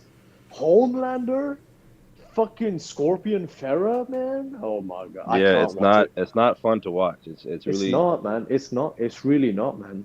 Like that's why I think that's one of the reasons why so many people like loved my appearance there. Like still, it's shocking to me that so many people do. Tons of people, and I mean a lot, that loved my appearance there. I just wanted to make history. I just wanted to do something no one's ever done, which is that, playing this character that nobody sees being played on a high level in these MK1 tournaments with the sub and hood mask on. I wanted to do that, and I guess I did it according to the response. Yeah, you kind of caused quite the stir, my brother. I don't know what you did to the universe, but keep shitting on him, man. Thank y'all for having me though. But Mike, salute with the content, bro. Sikander, keep killing these niggas, man. We love it out here, bro. Thank you, bro. Appreciate you, bro. Take care, man. Peace. All right, we're getting through. That's very interesting that people think that way of me. I'm honored, man. Really am. Yeah, I was talking to Tom Brady quite earlier today, and he was just saying that like it's crazy how much support you have, even in the wake of like those people trying to come at you. It's the first time I think he's seen a Mortal Kombat community, or at least like your community, clap back and tell them, no, this cancellation is not going through, which was interesting to watch. All right, we're getting through the queue. You can't. I apologize to the. Sorry, go on, Sick. The truth is, you can't cancel somebody that doesn't give a shit. Yeah, it's true. I mean, luckily for me and you, we're not in positions in like, I guess you don't consider yourself part of the FGC, but luckily for us, we're not in positions where the FGC can cancel us out of the scene. It's because you do your thing with your community, I do my thing, so those sort of things work against people that are really tied into the scene and locked in and care about going to tournaments or getting opportunities within the scene. I don't really care about any of that. I don't think you do either. I don't care about that shit. I don't. Yeah. I started off with nothing. I don't fucking do all that shit. I did everything myself. Yeah. I think I've explained this to people quite a few times, which is why I've got no issue hosting you or other people. I'm not really interested in like people trying to tell me who I can and can't speak to. So yeah, exactly. Like the thing is, if you got involved with the NRS scene with this shit, bro, they would condemn you nonstop. But this is they your show, probably will after this stream finishes. I'm sure it's going to get clipped up, but it's fine. Yeah. It doesn't bother me. All right, we're getting through the queue. Sorry to everyone that's been waiting in the queue for so long. There's been quite a lot of people, so we'll get Tope in here next. Did I miss any super chats? No. Alexis, thank you for that $10. C4 should go into one of Sikander's streams and see what people come into his chat saying to him before judging him for what he says. It's way more than just shitting on his gameplay. And Pablo, thank you for becoming a member, bro. If you're gonna provoke someone and you get something back from it, why are you gonna cry about it? It's a simple case of, if you dish it out, you better take it back.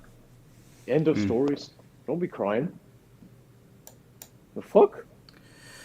So, can you hear us? Yeah, I can hear you. Can you hear me? Yeah, I can hear you. Floor's yours. Hey, Mike. But I wasn't even gonna talk, but I heard what happened with I watched what happened with C4 and Sikander, and bro, I have to even apologize, Sikander. I don't even know what bro was doing, right? All these weird comparisons about, oh, you can't bring this. When someone's talking about the game, you can't bring things out of the game.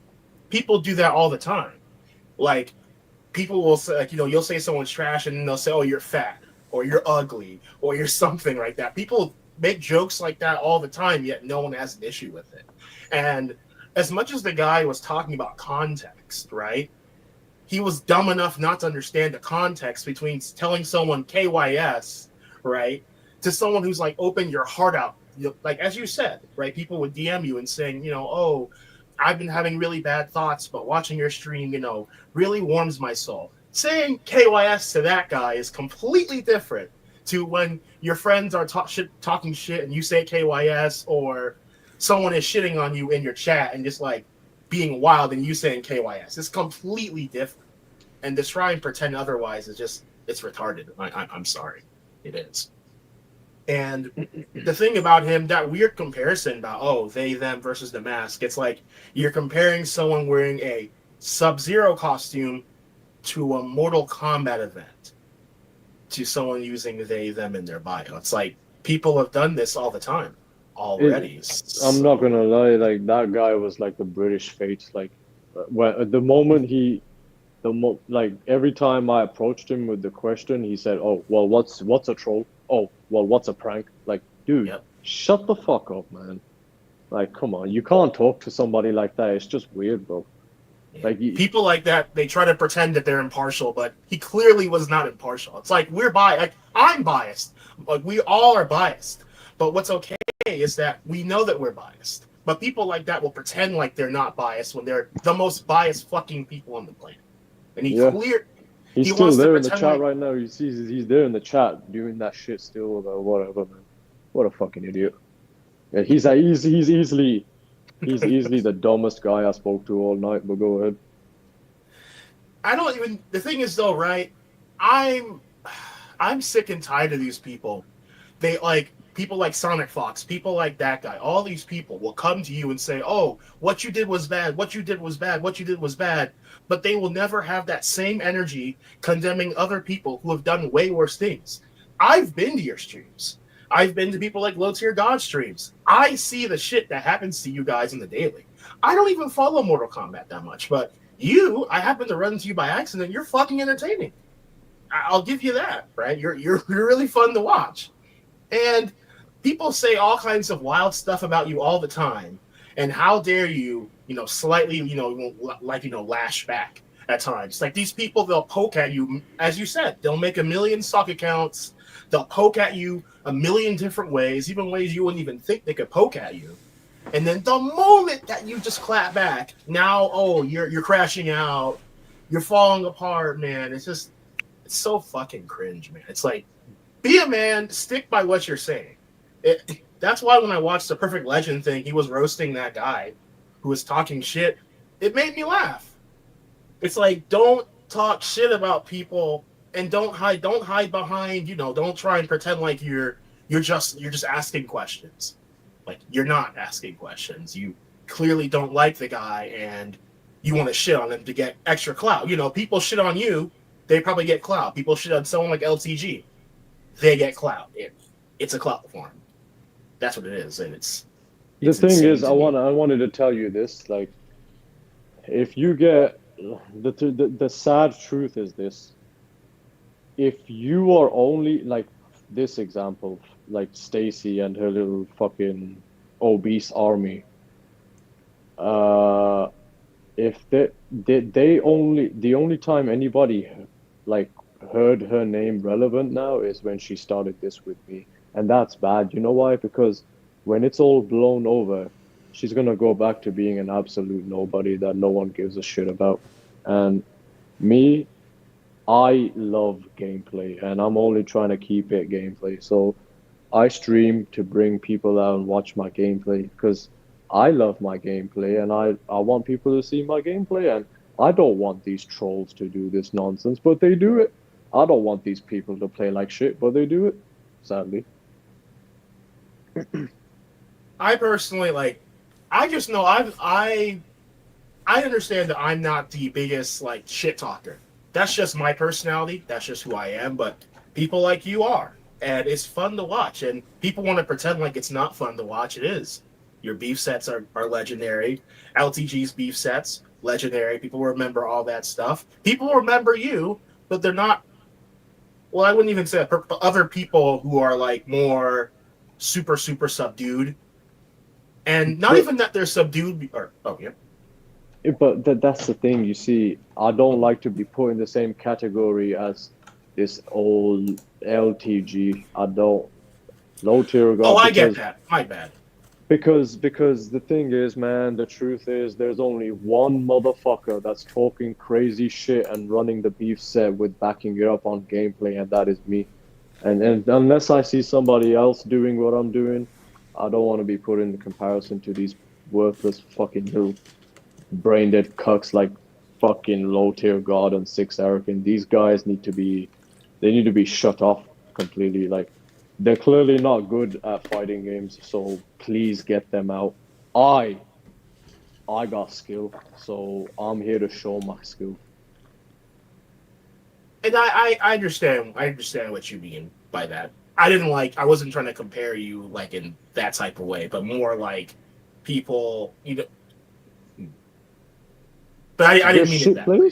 They're shit. I know what you mean. Yeah. No, nothing against you. I'm saying in general, like low tier god and Six Arrogant and the rest of these idiots that act like they've got something mad to be about when they're shit at the games they play. They can't, like, I'm getting mad at the game I play because I'm fucking great at it and I'm getting cheesed out by stupid shit. They're trash at the game. Low tier god and Six Arrogant. I haven't watched low tier god because people have told me that he's shit at the game. I've been told who he is and what he does, whatnot. Six Arrogant, I saw a glance, maybe 15 seconds of his gameplay, and I was about to vomit. It's shit. So shit players like them gotta go. I wouldn't consider and I'd even like separate even low tier god from. They have their special niches. I get that. Yeah, like you're obviously like a top player, and they're not necessarily as good as the game, but yeah. I totally get that. As I was saying before, right? With these people, we cannot concede ground to these people. We can't concede ground and saying, oh well, you could have said it that way. Oh yeah, right. I'm sorry. I won't say it like that again. It's like we can't do it. I'm sick and tired of doing it. I'm not sorry anymore. And people should stop being sorry. Saying and all these people, they'll yell at you for using the F slur, right? But for example, even someone like me, right? I'll be just talking on Twitter. I'll be criticizing someone on Twitter, and then they'll call me, some guy who's gay will call me gay as an insult. I'm not gay at all. These people, they'll yell at you for using slurs, but then these people will quickly throw that same slur at you when it benefits them. Oh, trust me, they've called me that all the goddamn time. They've called me a fucking a twink and the F slur so many times it's not even funny. But yeah, of course, but I respect that. Of course, people don't agree on every single thing, but the fact that someone like you exist, you are who you are, and you're a genuine person, obviously people are going to be attracted to that, and that's why you have such a large fan base. It's not. I'm honored and grateful to everybody that accepts me for who I am. And if I'm not somebody you want me to be, then you should fuck right off. This is not the place for you then. My stream ain't the place for you. If you don't rock with people who are going to be genuine about shit, please go. Go. We don't need you here. I don't want you in the stream. Just go. Like, if something pisses me off, I'm going to fucking say it. You know what I mean? I don't give a shit. You kidding me? I'm still genuinely shocked that someone like Sonic Fox is actually losing the debate. To me, that's mind-blowing. That's what I'm saying. If you look at the replies in the quoted tweet he made on me, if you look at the replies, 80 to 90% of them are on his ass. And I swear, here's an important thing for you all as well. I click on those profiles and then people are not even following me. They're just straight up calling that motherfucker out on his bullshit. And that's the fucking crazy part about it. It's actually funny. They don't even follow me on that app and they're still talking about him being wrong. So yeah. Well, I guess that's really all I have to say. I wasn't even gonna, as I said before, I wasn't even gonna even talk, but after seeing what that guy was doing, I'm just like, what the fuck's going on? It didn't make Sonic any Fox? sense to me. Not even the C4 guy. After I saw that, I'm just like, what the fuck? Yeah. Like, just random arguments. Just like, calling you juvenile, all this stuff, this like stupid, I don't think you're a shitty person, but you do shitty things. Motherfucker, you probably do shitty things too. I bet if I got to that guy's Twitter, I could probably pull up his Twitter, and I mean, I'm not sure if it has it, but maybe like all these people who love to say you're racist, you're homophobic, all these people, they're probably racist towards white people and other groups of people all the time. They just don't call it racism. In that case, it's just they call it a different word, I guess. It's just discrimination or something. All these people who always yell about how oppressed and how evil and how people are just coming to attack them for just being attacked. It's like usually never. It's usually always never the case. They always start problems. These people, they're usually hell to be around, and then when someone finally calls them out, then they abuse their protected status to deflect any type of criticism. Well, to be fair to C4, like I know him. He's not. I know they didn't agree in the argument, but C4 is not a bad guy. I don't think he was trying to attack Sikander. I just think that he was trying to make a point, and it might have come across that way. But he's a nice guy. They would probably get on outside of this conversation. I don't think we will, man. I don't think so either. I don't. Yeah, I can't be bothered with people like that. Well, just think about like when you went to the event, Sick. Like you met loads of people, and you were like surprised how many people were so welcoming. Yeah, but like that guy was just making me like exhausting my brain. Like I'm asking him I got a great question for him, and then the dude just says, "Well, what does that part of your sentence question mean? Like, or what does that mean? Like, you could just answer the question, This guy would just exhaust me. I would just walk away from him. Did you have anything else you wanted to add, Tope? I would say, Sikander, have you ever? Do you know who Medusa and all these other people are, and maybe in the scene? Do you follow any other scenes at all? Like Tekken, Mortal Kombat, Street Fighter. I wish I did, but I don't. The thing again, I'm just out here with Sub for Sub-Zero. I don't care about fighting games. My boy Sub is there, so I'm here. Okay. Well, I guess that's it then. Yeah, because the people I would say you probably don't know. That's fine. All right. Well, thanks for having me on, Mike. But yeah. No worries. You have a good day, man. You as well. All right, we got some guy in the back here doing a whole lot. Bro, are you okay? Well, who is it? What happened? Straight Canavan, bro, you're tripping. You're live. Everyone can see you. The fuck is he doing? Yeah.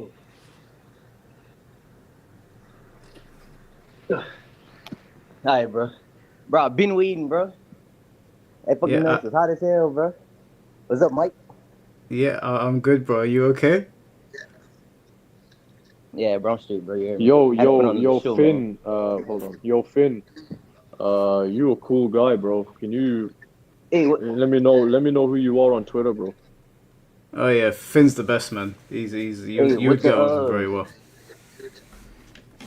Hey, what's the topic? Well, you came on here to talk to Sikander, no? Do you have a question for him? Yeah, I do. Well, I got something to tell him, bro. I ain't gonna lie, bro. At first, I thought you was tripping, bro. You hear me? When you went to the event and you had that Scorpion, that Sub-Zero mask on, I was like, damn, bro. Why you ain't went over there as yourself, Like, why you ain't go over there as Sikander? But then I watched your vlog, and you hear me? And everybody knew it was you and shit. So, Yeah, at first, bro, I was like, man, this nigga tripping, bro. But then That vlog is everybody was fucking cringe. with you over there, so nobody was tripping. What you say? I said that at first at the event when you went over there in the Sub-Zero mask, I was like, dang, bro, like why you ain't go over there yourself, you know? Cause on Twitter and on YouTube and shit, bro, like bro, you be talking crazy, bro. I ain't gonna lie, you be talking crazy, cuz you be talking crazy. But then everybody seen you over there, ain't nobody, you know what I'm saying? Nobody did you nothing. Everybody came shake your hand and shit, take pictures. So I guess ain't nobody tripping and shit. Because I don't do those things unless I'm provoked. What's hard about that, man? Come on. Yeah, I feel you, bro. But Mike, bro, what's up, bro? What's good, Mike? Yeah, I'm good, I bro. finally get to talk to you, Is my there man. What's up, bro? any chance that you can like put the camera down? Yeah, I got you. Put it like this, right? Yeah. What's up, Mike, So bro? we give everyone 9 minutes, so you can ask any questions that you want in that time.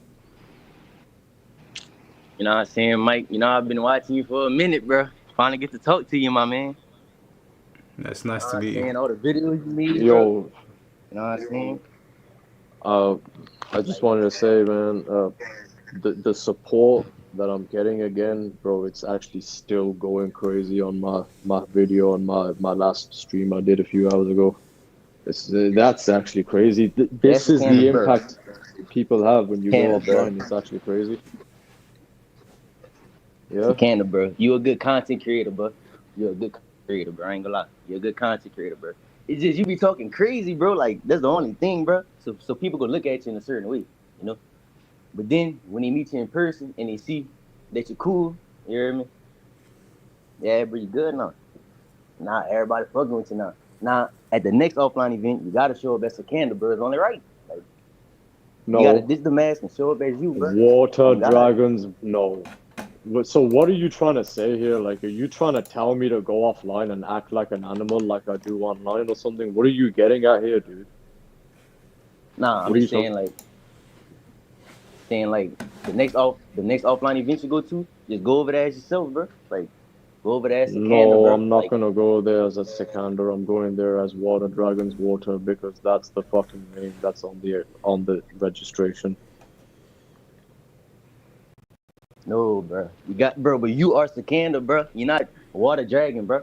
Yeah, well, when I go there and I put the mask and hood on, it's Water Dragons Water, and he's there to play the game, win his matches. If he loses, he's gonna walk out the venue and enjoy the rest of his time in the city where he is. Okay? Is that hard for you to understand and grasp? What's wrong with bro, this? I get it, bro. You gotta cut me like that, man. I get it, bro. Well, how old are you, bro? Hold up. How old are you, man? How old are you? I'm 22. I'm 22. Fuck me, bro. You kidding me? No way. This guy's 20. All right, bro. You got it. What you mean? There's no way I'm 22? Because you just sound sped as hell, man. Like something's wrong with your brain or something. I don't know. I sound what? You sound sped. You sound like a bit of a dumbass, if I'm being honest. I sound sped, bro. You said I sound sped, bro. Like, you see, bro? That's what I be talking about, bro. Like, bro, you have to say that, bro. I sound sped, bro. Come on, bro. Stop, bro. Stop, bro. It ain't my fault. Like, you're just acting a bit weird. Like, you're trying to... I know what you're trying to say. You're trying to say, sick, you be doing these crazy shits online. Keep that energy offline. That's what you're trying to say, right? Like, you go as Sikander, right? What are you talking about? Listen. That's what I said at first, bro. I said that at first. I said, when I first looked at the whole situation, I was like, damn, bro, why didn't Sikander go over there as Sikander? Like, why did he have to hide his face? But then I watched your vlog, and then I seen, bro, in the first 5, like, nigga, everybody knew it was you. So that's why I say at the next one, you might as well just go over there as Sikander, bro. But you know what I'm saying? Then everybody could really know it's you. Excuse me, Water. I don't want people to know it's me. Okay, I'm not there to garner clout or views for myself. I don't care about all that nonsense. I'm going there as a. You can just think of it this way: Water Dragons Water is a Russian guy, and he flew in from Russia. He has a paying job. He works at the embassy in Russia for America. And what? All right, he has a job, and he's going there to play the game. And if he loses, he's gonna walk out, wait for his flight back to Hello? Russia. Excuse me. Can you Can we repeat that, just bro? get- I ain't really serious. Yeah, can we just get the? Please get him out of here, please. Straight Cannon, do you have a question for Sikander outside of the Yes. mosque? Let me think, bro. Listen. If you could pick any DLC character, like anybody in the world, bro, any character, bro, any DLC character, bro, like out of any movie, any TV show, any other video game, which one would you pick? I would go with Michael Myers. My guy, you my guy, bro. You my All right, guy, so bro. we're not okay. So we don't have. Nice. Finally, you said something cool. Now let's go. All right. Yeah, bro, we good, Sikander. We good, bro. When I be at work, bro, I be tuning into your streams, my guy. Oh, You know what well, I'm saying? thank I you ain't for got no watching. issue with you, bro. Hell yeah, bro. I ain't got no issue with you, bro. You know what I'm saying? Mhm. But I'm gonna get up out of here though, cause I ain't gonna lie, bro. Like, I really just wanna come on there, cause I be watching the streams like damn near every time, and I finally get to be on here. So Yeah, y'all yeah. boys keep doing y'all thing, bro. Keep doing Yeah, y'all I thing, appreciate bro. it, man. Mike, keep going, Yo. bro. You know how I feel about you, but yeah, bro. No, I appreciate it, man. Thank you. Y'all be easy, bro. Be easy. Take care. Can't believe these mans are actually getting in my head, man. It's like sometimes it feels like I'm talking to the trolls from my stream, and it's actually it's giving me a headache. Alexis asked you to check your DMs, by the way, Sikander. Okay. And she also donated $10 and said, and by the way, about the Sonic Fox thing, Sonic Fox started with him first. Sikander was doing a beef set in Foxy's stream, and Sonic came in and called Sikander a random for no reason. Before that, Sikander had respect for him. Is that how it all started? Send me your Discord link so I can send it to Finn. What was that again, Mike? Sonic Fox came into the stream and called you a random, and that's how you guys started beefing. Yes. So he came into Sonic Fox's. I'm pretty sure it's clear and obvious that he feels like he's above everyone. He knows exactly who I am, but he came in saying I'm a random. So I took offense to it. I'm like, okay, well, I address you all the time as Sonic Fox. I tagged you sometimes saying good job in this tournament because he played Rain and Cyrax in a tournament where everybody was playing Raid and Cyrax. And I was like, nice. He finally gave us something good to watch. And I tagged him. I said, hey, nice. And he even has a video of me on his channel. He just walked in and started calling me a random. And if you're going to do that, then you're okay. Then you're looking for trouble. So, motherfucker, I'll give you trouble. And that's where it started. Fair. Alright, we got Pansy Nolosi. Very, very funny name.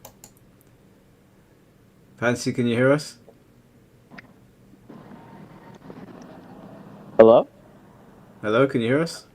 Hey, what's going on, guys? Yeah, not bad, man. How are you? I'm doing well, thank you. Give me 1 sec. I'm just walking. I'm in a shop right now at work. Anyway, so my question is, I've been listening to you guys for. I like what you do with allowing people to come in and all that. I think it's fantastic. But my question is, what role do you think politics plays into the state of video games? I mean, especially for like Mortal Kombat, because I think it's no surprise that the state of games have, in my opinion, declined drastically. And I think a lot of, I hate to use this term, but I think a lot of identity politics is, kind of what has led to this decline. And especially, in the NRS community, it seems like there's a protected class. So do you guys kind of agree, disagree on that? I know There is Sick gets a lot of hate.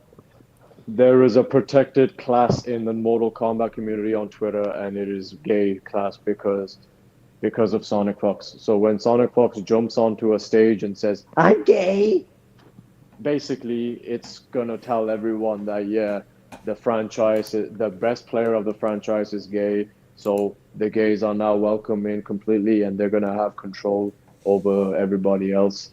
And sadly, like I don't have a problem if gays have control over it, and as long as they don't step into my path or try to fuck with me, I don't really give a shit what gays have control over. Sadly, the leader of it is Sonic Fox, and I'm not gonna lie to you guys. This is actually crazy that I'm gonna say this, but I, in my very serious opinion, I think, and I'm 100% sure, most of the people in the NetherRealm community, and I'm talking about most of the top level pros, don't like Sonic Fox at all. They don't like him. As a matter of fact, I'm 100% sure that even Ninja Killer and Sonic Fox unfollowed each other. Like, they don't even like each other no more. Because Sonic Fox just has the ego of a mountain. He's just, I'm sorry, guys. This is the truth, man. MK community up there on Twitter, which is where it's the most dominant, is in fact run based on your sexuality. And if you're gay over there, the truth is this: if you're gay, you shouldn't be afraid or in fear of being gay wherever you are. It's fine if you're gay. It's not fine if you're gay and you think you're above everybody else, which is what Sonic Fox is doing. Okay? That's not fine. But do you think this is what I'm trying to say is like the head QA for when you watch the Combat Cast, I think it goes by Stephanie. I mean, if I'm incorrect, please correct me, but that is a man, correct? Is that for me or Sikander? I get it's for more for both, but for both of you guys, anyone that would know, because my question, where I'm going with that is, so that is a man who thinks it looks like a man, or I'm sorry, it gets confusing, but Stephanie looks like a man who thinks or is coming off as a woman, but is a man. So with that being said, is that sort of non-acceptance of reality kind of the reason why we've seen games decline? I don't know if I'm wording that in the best way, but no, I don't think I don't think there's anything wrong with having a transgender person designing a game. I think what the problem is that they're trying to open the doors they're trying to be more diverse in their studios, and I think that in doing so they're hiring maybe they're hiring people that are not best for the job to fill a quota. So it's not that someone's transgender that they can't make a game, because that wouldn't really make any sense. I think the fact that the companies are like, say for example, a company was like, we need to hire 6 black people, and you interview a certain amount of people, and the best applicants for the jobs were like 6 white women. But because they need to fill a certain quota, they haven't hired necessarily the best people. Now, there's nothing wrong with having black people in the studio, obviously, and there's nothing wrong with having white women. I think they just should focus on hiring the best people for the job. If the best person for the job is a transgender person, or a Muslim person, or a gay person, or Indian, or African, whatever, then hire that person. But unfortunately, I don't think that's what's happening a lot. I mean, we saw with a couple companies that it was on their website that they were looking for certain types of people, and maybe those people ain't best for the job. But at the same time, you could have a role, and the best person for that job is a transgender person. I don't think there's anything wrong with hiring them to do the job if they're the best it's person. Not the fact that. Oh, sorry, I didn't mean to cut you off. No, go on. I was gonna say it's not the fact that like the problem with this is that, I mean, before, at least, like I started playing around MK9 and, took the game very seriously around MKX, but I never saw any of this stuff being like shoved down your throat. But now it seems like even if you have any sort of disagreement Like no one here, and I'm pretty sure like 99% of people in 2025 don't care if you're gay, straight, or trans. But it's like you said, when this box has to be checked, and we get a lesser quality in games, and you point that out, then you're the problem. So that's Yeah. that's that's the issue I take with a lot of this. I mean, I still watch MKX streams and like Unbearable Skill. I like watching his because MKX is a fantastic game, but Yeah. MK1 other than watching Sikander play, it's boring. I'm not gonna lie. Yeah. No. I hear what you're saying. I think that they've just the wrong in terms of the fan game community and I guess people being protected. Yeah, there's some bad people that get protected, and there's certain scenes, unfortunately, like the Strive scene have been at the forefront of it, where there's bad people that might be trans or might be gay being protected. But I think whenever I interact with most gay and trans people, they don't like these people. Like they don't associate with them. They see them as bad people. They just happen to have got they're in a position of power, and I think with the way the gaming landscape has shifted, that you're seeing that across the board a little bit more, like not completely, but I think it's a complicated discussion because it's it's very easy to point the finger at the LGBT flag, but I think there's something a little bit more insidious going on elsewhere, where these people they might be the people that are causing certain games to go downhill, but I don't think it's indicative of the entire group of people.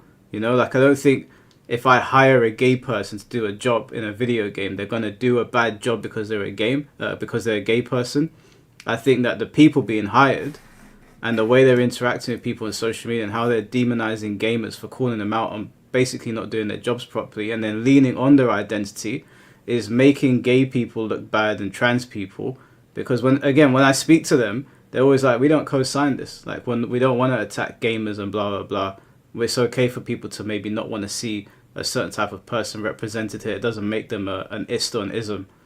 It's just the people in charge for some reason that they seem to have it all backwards. And in this instance, at least in the gaming space, they seem to be, or in the fighting game community, they're in the LGBT community, the ones that are being pointed out. But I don't think it's representative of the entire community. I've got gay people in my Discord and whatever. I chat to trans people. I have trans friends. They all think that the people that are doing these things are nasty people. Right. No, I mean I'm not. If that came off wrong, I apologize. But I'm not. To say that like because one person who's gay messed up a game or something, that doesn't mean that all gay people are like that. Like that's insane. But it's the ones that are, in charge that I feel it almost seems deliberate.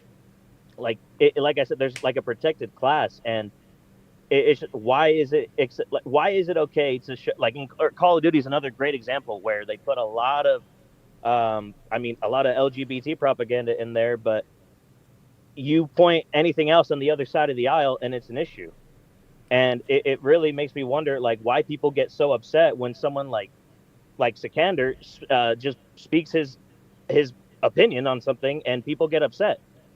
Like I've tuned into his. Oh, sorry. I think people get upset because they don't understand intent. They hear a word and they're like, no matter who's saying this word and whatever context it's in, it doesn't matter to them. To them, the word is the be all and end all. I think to rational people, the intention behind it is what really matters. And that's why you can get away with saying certain things to your friends and maybe to your community.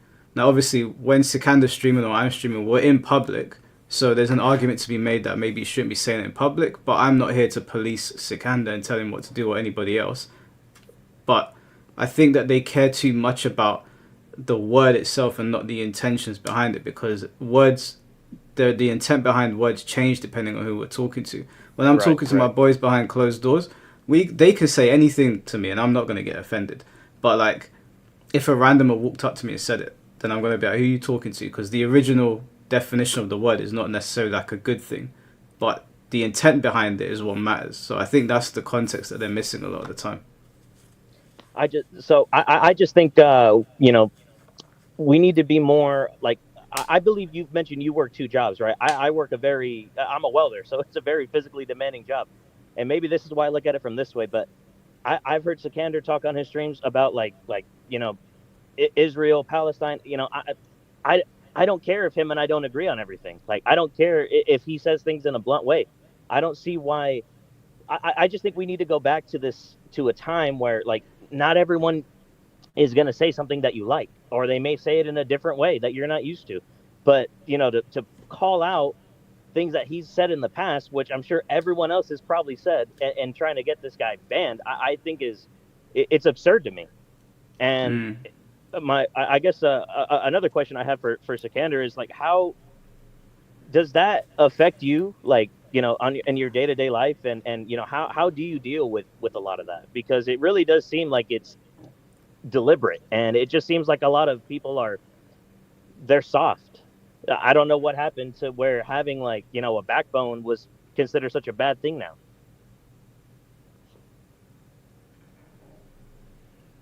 Sick, you still there?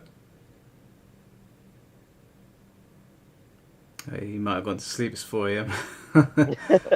Well, Hello, I mean, can you hear I me? know it's probably late. Yeah, we can hear you. Yeah, can you ask the question again? Yeah, so I was saying that how, with all this hate that you get and people that like try to attack you and try to get you banned, like how does that affect your does that affect your everyday life? And like why do you like sorry, I'll let you answer that one first. How does that affect me with people trying to? So basically, people on my case all the time.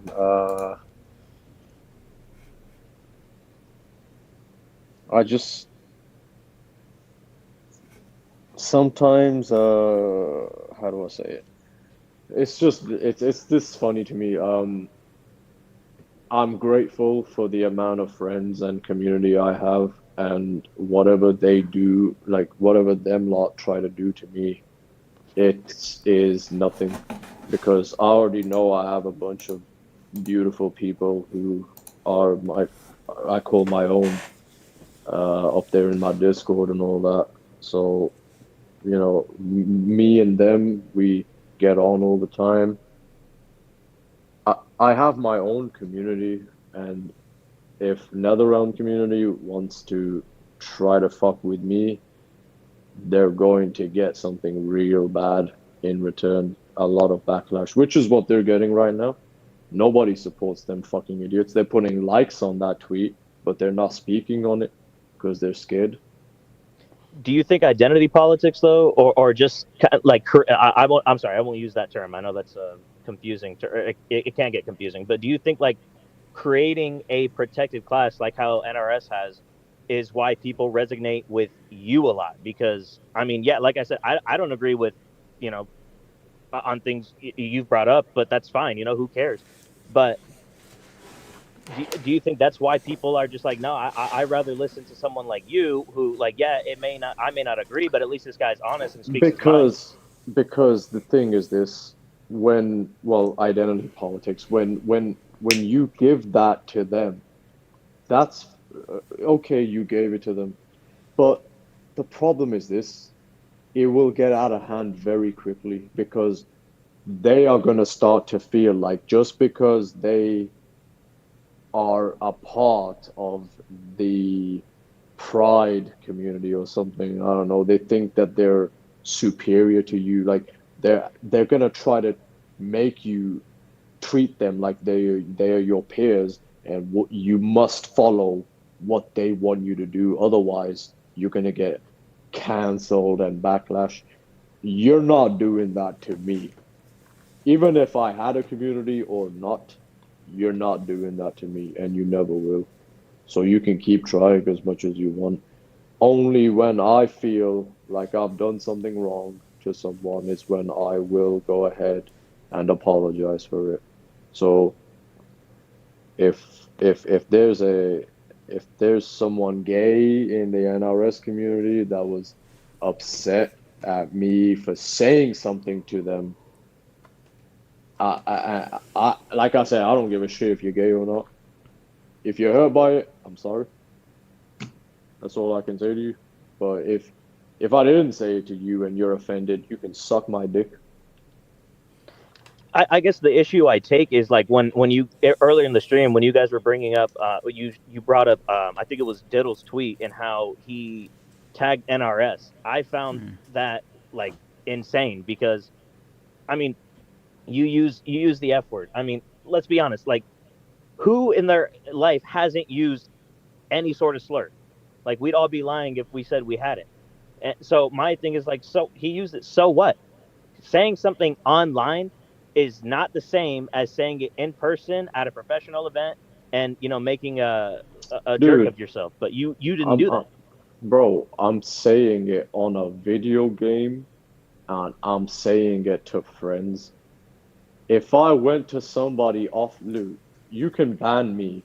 If I went to an offline MK1 tournament and one of the commentators or competitors is gay, and I know they are, and I went and said it in their face and try to attack them for it, you need to ban me. Yeah, I deserve to be banned for that. I ain't done nothing like that, so why are they trying to get me banned? Like, fam, it's a word. You know how many? I Oh my completely God, it's agree. just I fucking. think it's crazy. He tagged NetherRealm. The dude literally said, "I've washed my hands with it," but leaves the tag to NetherRealm at the end. What are you doing? Oh my God, it's so cringe. It's actually hurting my brain, dude. I can't. What are you doing? Oh my God. And when I hear people bring up complaints with you, like, "Oh, you told someone to kill yourself," or something like that, I think who cares? Who cares? I mean, what happened to people having thick skin? It's like now again, this is why it kind of ties into the protected class because I mean, you bring up any sort of criticism or you say something like that, and it's like you're labeled as the worst things. I'm gonna keep it real with you, like all of you. The truth is this. Um, I don't know if I'm gonna tweet it out later or not. I probably will, but the truth is this. When I was in Vienna playing that tournament, and after the tournament was over, I got all sorts of praise and support from every side of the community. And like I feel like it's my moment right now where I've been given some kind of huge amount of praise and to have them try to take it from me is it's getting in my head a bit because when I was in Vienna, I actually kind of teared up and cried a little bit because I wish, my dad was here and my grandma was here to see it, but well, obviously they're not. So like this was a moment I wish. It's hard to say, man, but they're trying to ruin it, and They're trying to discredit you, and that's what I've seen from it too. And I really, because I guarantee you, the same people that are on their high horse right now, we all got skeletons in our closet. So it's like, what makes you so special? I truly wish the worst for them after this one. I truly do. I can say this, that some of them do have skeletons in their closet. I just haven't been petty enough to put anything on the stream right now, but they should get off Sikander's case because I mean, I've chosen not to, but enough people have sent me pictures and pictures and pictures. I'm just like, okay. Well, it's like we all have. I mean, let's just be honest. Yeah, Everyone like here everyone's has flawed. said something like that. Everyone makes mistakes, and I don't think you should be pointing fingers. So I think it's not me. Like I'm not threatening anyone, but I'm just saying that like No, I understand. I know what people are doing behind the scenes right now, and some of these people should really get off their high horse and stop virtue signaling because I agree. some nameless person on the internet is gonna start posting stuff, and they're not gonna like it. So I just see it as like a rules for thee but not for me kind of thing, and that's really where I take issue because it's like, okay, like I said, sure, Sikander, it may not be how I say something, but again, who cares? Like that that does not bother me at all. But it seems like people just I think we just live in a time today where people want to find something so minuscule and make a big deal out of it, and just put someone on on the chopping block, and in this case, I think it's Sikander. Yeah, No, And that's what I said earlier. They're looking for someone to go after, and they found me. But they're failing this time. I think, in my opinion, I think a big reason why they choose you is because I think what you kind of represent, at least in the NRS community, is like, look, I'm tired of you know biting my tongue. Like, I don't like this. I'm gonna speak up against it. Like, I don't want to sit here and be. The game is ass. The game is ass. But you bring up something like that, and they'll find any sort of reason to discredit your opinion when you have valid criticisms of the game. I mean, hell, like I like Tom Brady's videos a lot, but a lot of the hate he gets, I don't understand it. And it's kind of the same here. I don't get why, why people just choose to be so offended. Yeah. Well, bro, it's been over 9 minutes. I need to get the next caller in here because it's 4 in.the morning, so I need to. I appreciate it. Thank you, guys. I'm sorry, I got to get back to work. I appreciate the call. Thank you for having me. Sick, congrats for getting 9th, bro. You definitely make the game fun to watch. But you guys have a good night. Take care, good bro. Morning. All right, later, guys. All right, we got 2 more callers. Sick, is that all right? One more. There's 2 more people waiting. 2 There was a more, couple of alright. other people that messaged in, but we're gonna just leave it to these 2. But yeah, no. What I was saying to the before I bring these people in, what I was saying to the chat was that these people are virtue signaling and they're pointing the finger at Sikander. And the reason it's not that I'm protecting them, because quite honestly I don't care. But some people send me things in confidence and I don't post them, and it's been like that for as long as I've been back on YouTube. So I'm just saying that, like, I'm not a vindictive person and I don't have anything against any of these people personally. That's why I invited Stacey to come on here, because her beef is with Sikander. It's not with me, even though she's blocked me now. I don't care about that. But what I will say is that some of them should stop virtue signaling. I'm just saying that they should. It would be in their best interest to.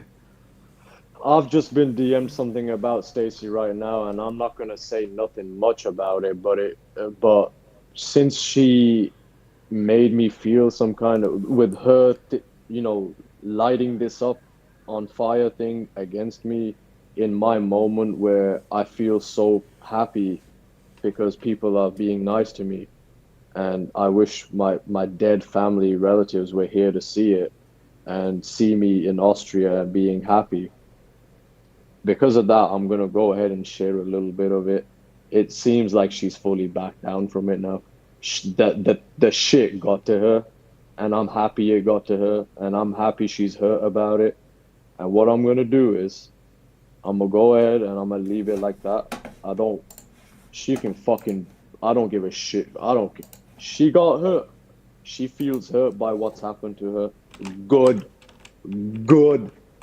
Very good. Oh, what do you mean she feels hurt? What is she posting that she feels hurt? No, I've been told privately by someone that's close to her or some shit that she's hurt by it. Good. And maybe that will teach you to shut the fuck up next time and don't fucking get involved with people like that again. You understand? Well, I mean, the thing is, guys, lesson, bitch.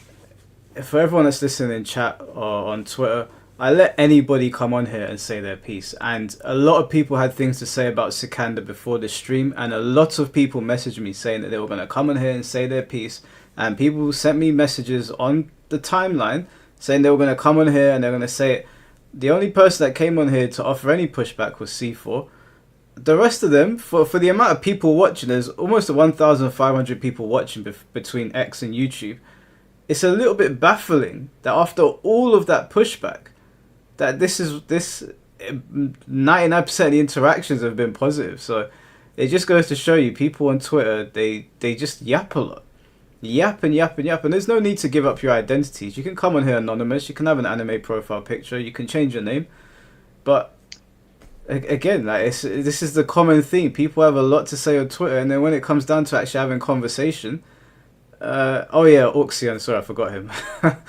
other than C4 and Auxian, that was really it. But yeah, we'll get the next 2 callers in here. We got Just Run. Hello? Just Run, can you hear us? Can you hear me? Yeah, we can hear you. Okay, what's the quality? Because it's on the phone, and Yeah, I'm not really sure. you're good. You're good. It's all good. I'm good. Okay, Mhm. well, all right. Excuse me. Allow me to glaze a little bit. All right. To the both of y'all. First of all, Mike, really love what you've been doing. The past, I want to say, couple of months, maybe years. I don't know, but the coverage that's been going on with the FGC, um, I just been loving. Like it shows the different side, and I've been really intrigued on what I've been seeing and how things have been going on, not just on the Twitter space, but just the space in general. And props to you. And Thank you, man. I really hope that more prosperity goes to you. And my boy Sikander, I've been watching you for a good minute, and I'm just so happy that you're getting the praise that you're getting right now. I really am. Like I really fucking am. Excuse my language, but I really am, man. It's been a while since I watched you, but I always found you so entertaining. I really have. And then when you came off the line, and then I'm gonna get to the question. But ultimately, like I love the fact that you keep doing what you're doing, say it with your chest, and you keep it pushing from there. And I just love it. I really do. I really do. And I hope that you keep doing it for some more years until you get tired, of course. But my question, truthfully, is it's just really silly. I just know that I can't pull it in the States. I know I can't. How did you get all the masks in that venue? Because when you did that ghost face shot and the Baraka shot, I'm like, how did he get that in there? Sorry, what? The Baraka?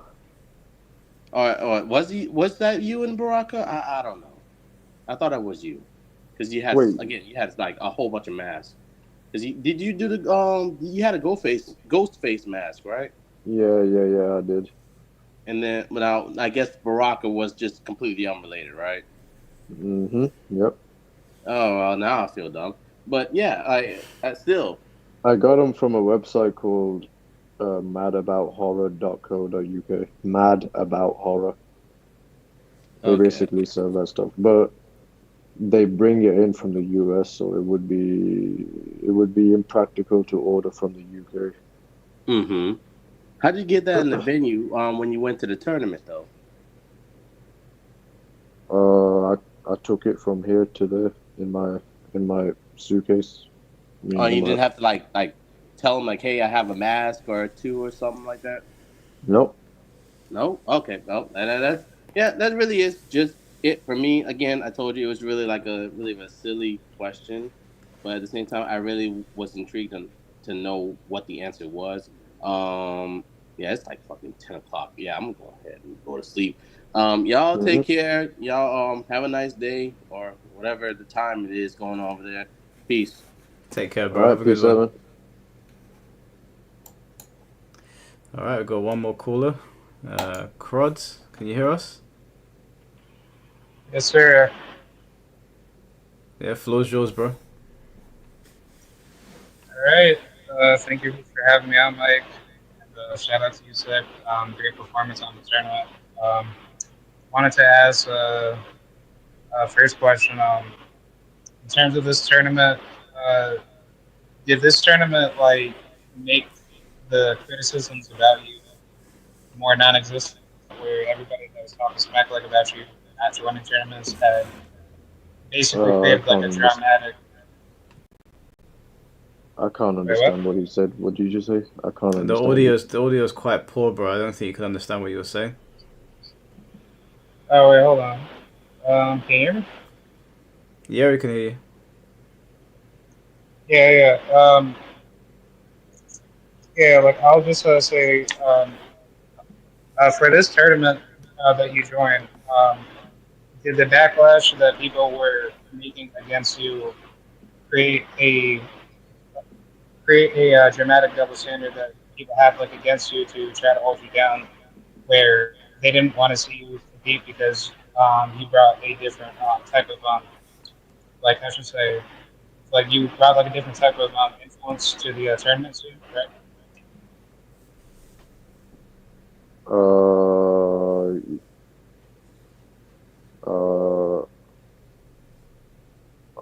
I never understood a single word this guy just said. I ain't gonna lie.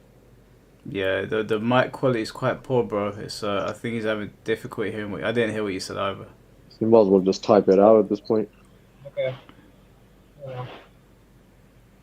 Yeah, hold on. Like, I'll just type it in the chat.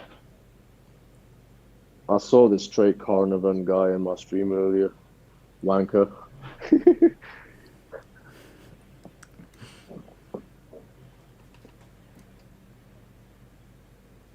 Are you typing it out?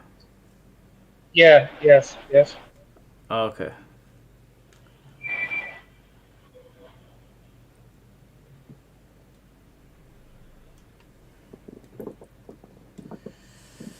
Sick, you're usually up quite late, ain't you? Yeah. It's nothing different from me. I fucking sleep at 10 a.m. and shit, bro. Fair enough. No, he said, did the backlash you received from haters in this tournament give a double standard to hold you down from not competing?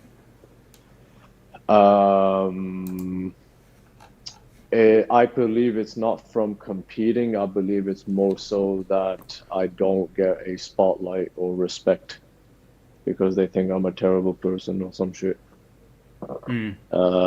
So they're clearly really feeling some kind of way. Like, I think, like, the people who did this, I said this on my stream earlier as well. I think this quote unquote best Mortal Kombat player in the world, Sonic Fox, I feel like he's actually jealous that I got so much praise and support for my first offline compared to anything he's gotten in the last few years, because no one gives a shit. When he goes offline, he's always there. And the people who helped him with this, like Stacy and Diddle and the rest, I feel like nobody cares about. It all comes down to this. They're feeling mad that everything they do for their community, their Netherrealm scene, the Netherrealm scene, whatever they do for it, people don't care. People don't pay attention to it. It's not good. Like, it doesn't do well or well enough. But when someone they think is a piece of shit like me gets way more respect and positivity towards me than they've ever got, this is how they're going to feel about it. Sonic Fox, you might be winning these Mortal Kombat tournaments, etc., but nobody cares about you no more. You have dug your own grave with that. They only care about hype players now, like me. I've taken your thunder. Even though you might be the better player and you might be winning, no one fucking cares about you. So you can just go suck a dick and cry about it. You don't really care. Tom, thank you for the $10 donation. I'll say this is a big double standard in the FGC. I mean, look at what Sonic Fox can get away with. He's openly toxic towards Perfect Legend and Sikander once they get praise and respect when he doesn't. Yeah, look at that. See? He's openly, he goes after us. Like, if he goes after us, it's fine. But the thing is, like, Perfect Legend doesn't really have, like, people don't, like, he doesn't have a community like that to, get him through it. So that's when I say, you know what, PL, join mine. I'm with you. Fuck Sonic Fox. I'm with you. You don't need to worry about no damn Sonic Fox while I'm there. Fuck him. Yeah, I think PL's in the chat as well. Where's he gone? Oh, there he is. Well, I mean, I think we've covered basically everything. Sick. Was there anything that you didn't get to speak about that you wanted to? I just wanted to say once again, thank you. That this is the best thing I can do and say for the infinite amount of support that has been thrown my way ever since my debut offline. I did not expect any of it. I just wanted went offline, press some buttons, and go home. But instead, it turned into one of the most wholesome moments of my life. So, thank you all. No, I mean, we listen, we all appreciate your performance there, man. You managed to get me to turn on a Mortal Kombat tournament, so that's saying something. Yes, sir. Hopefully we see you at more. Hopefully your community continues to grow and has your back. And we'll get you back on here again, because it's always a good time. Oh, I'm down, bro, for sure. Alright, bro, I'll hit you up soon. Alright, peace out. Safe. Alright, guys. Well, that was Sikander. I think everything has been ironed out. Sorry, Straight Canavan, you can't just slide back into the call. That's over. So yeah, I think we covered everything that we needed to. I was happy with the discussion. For the people, like there was a lot, I was reading a lot of the messages, and I could see things that were being said and whatever. When I invite people on here, I let people speak freely, whether they agree with me or not. Unless it's directed at me, then I'll talk back to them, obviously. But there seems to be some confusion. Like, I'm not here to police people on how to speak. If I invite Sikander on here, if I invite Stacy on here, or whatever, I'm not going to tell them what to say. They say whatever they want, as long as no slurs are used, so I don't get myself banned. So that's. But I do find it funny, and I do find it very strange that with the amount, this is the biggest stream we've ever done. This is the biggest stream we've done. It's over 1,000 people watching on Twitter, which is where most of the hate was coming from. And he got no pushback outside of 2 people. But we should highlight this. This is actually pretty cool. Finn T sent this over to me. It's artwork that has been made of Sikander from him doing the combo, which is actually really, really fucking sick. So that is really cool. But yeah, so I find it really strange that there was so much vitriol on Twitter and nobody had anything real to say other than Oxion, and obviously C4 had his questions. So once again, guys, Twitter is just Twitter. Don't worry about it too much. People yap on there a lot, but we know that most people can't talk that shit on camera or even in person. And as for the whole violence thing, yes, obviously, like, things that you say online do have consequences, but that doesn't mean that you should. None of us here should want to hurt each other. That's ridiculous. And it's always coming from one side of the argument. The violence is always coming from one side. It shouldn't be that way. Try to have conversations with people. People say things that I don't agree with all the time. And you guys have seen how I speak. Me and Sikander do not use the same vocabulary. It doesn't make me want to attack him. For those people that were saying that they want to hurt him or hurt other people that they don't agree with or don't like the language they're using, yeah, I've had conversations with people multiple times and I've said, yes, the things you say online can land you in trouble. That's obviously true given the responses that we got from some people, but it doesn't mean you should do it. Don't go to tournaments looking to hurt somebody just because they said something you don't like. It's pretty ridiculous. It's a reality. Unfortunately, it is a reality. If I say something now, if I use a slur, I might get punched in the face when I go outside. I don't think it should happen, and you guys shouldn't want it to happen either. So thank God that Sikander went to that tournament and nobody acted like that, and hopefully if he goes to a North American tournament, they don't do that, because that's I mean, it's childish, isn't it? You know, just talk it out like we do. Like talk like men. There's no need to draw weapons or start throwing punches or whatever. Checking each other's temperature, as the kids say, apparently.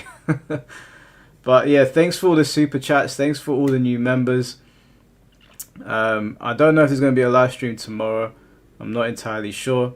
I know that there's some people that I still need to get on. I'm still working on that Mike Z thing. But we'll be back very soon. And like I said, for anybody that has anything to say, you're more than welcome to come on. We're not going to dogpile you. It's not one of those streams, as we said. But the most cringe take, be nice to each other. Yeah, we can disagree and be nice to each other. But you also have to remember, some people shit talk and you don't have to like it.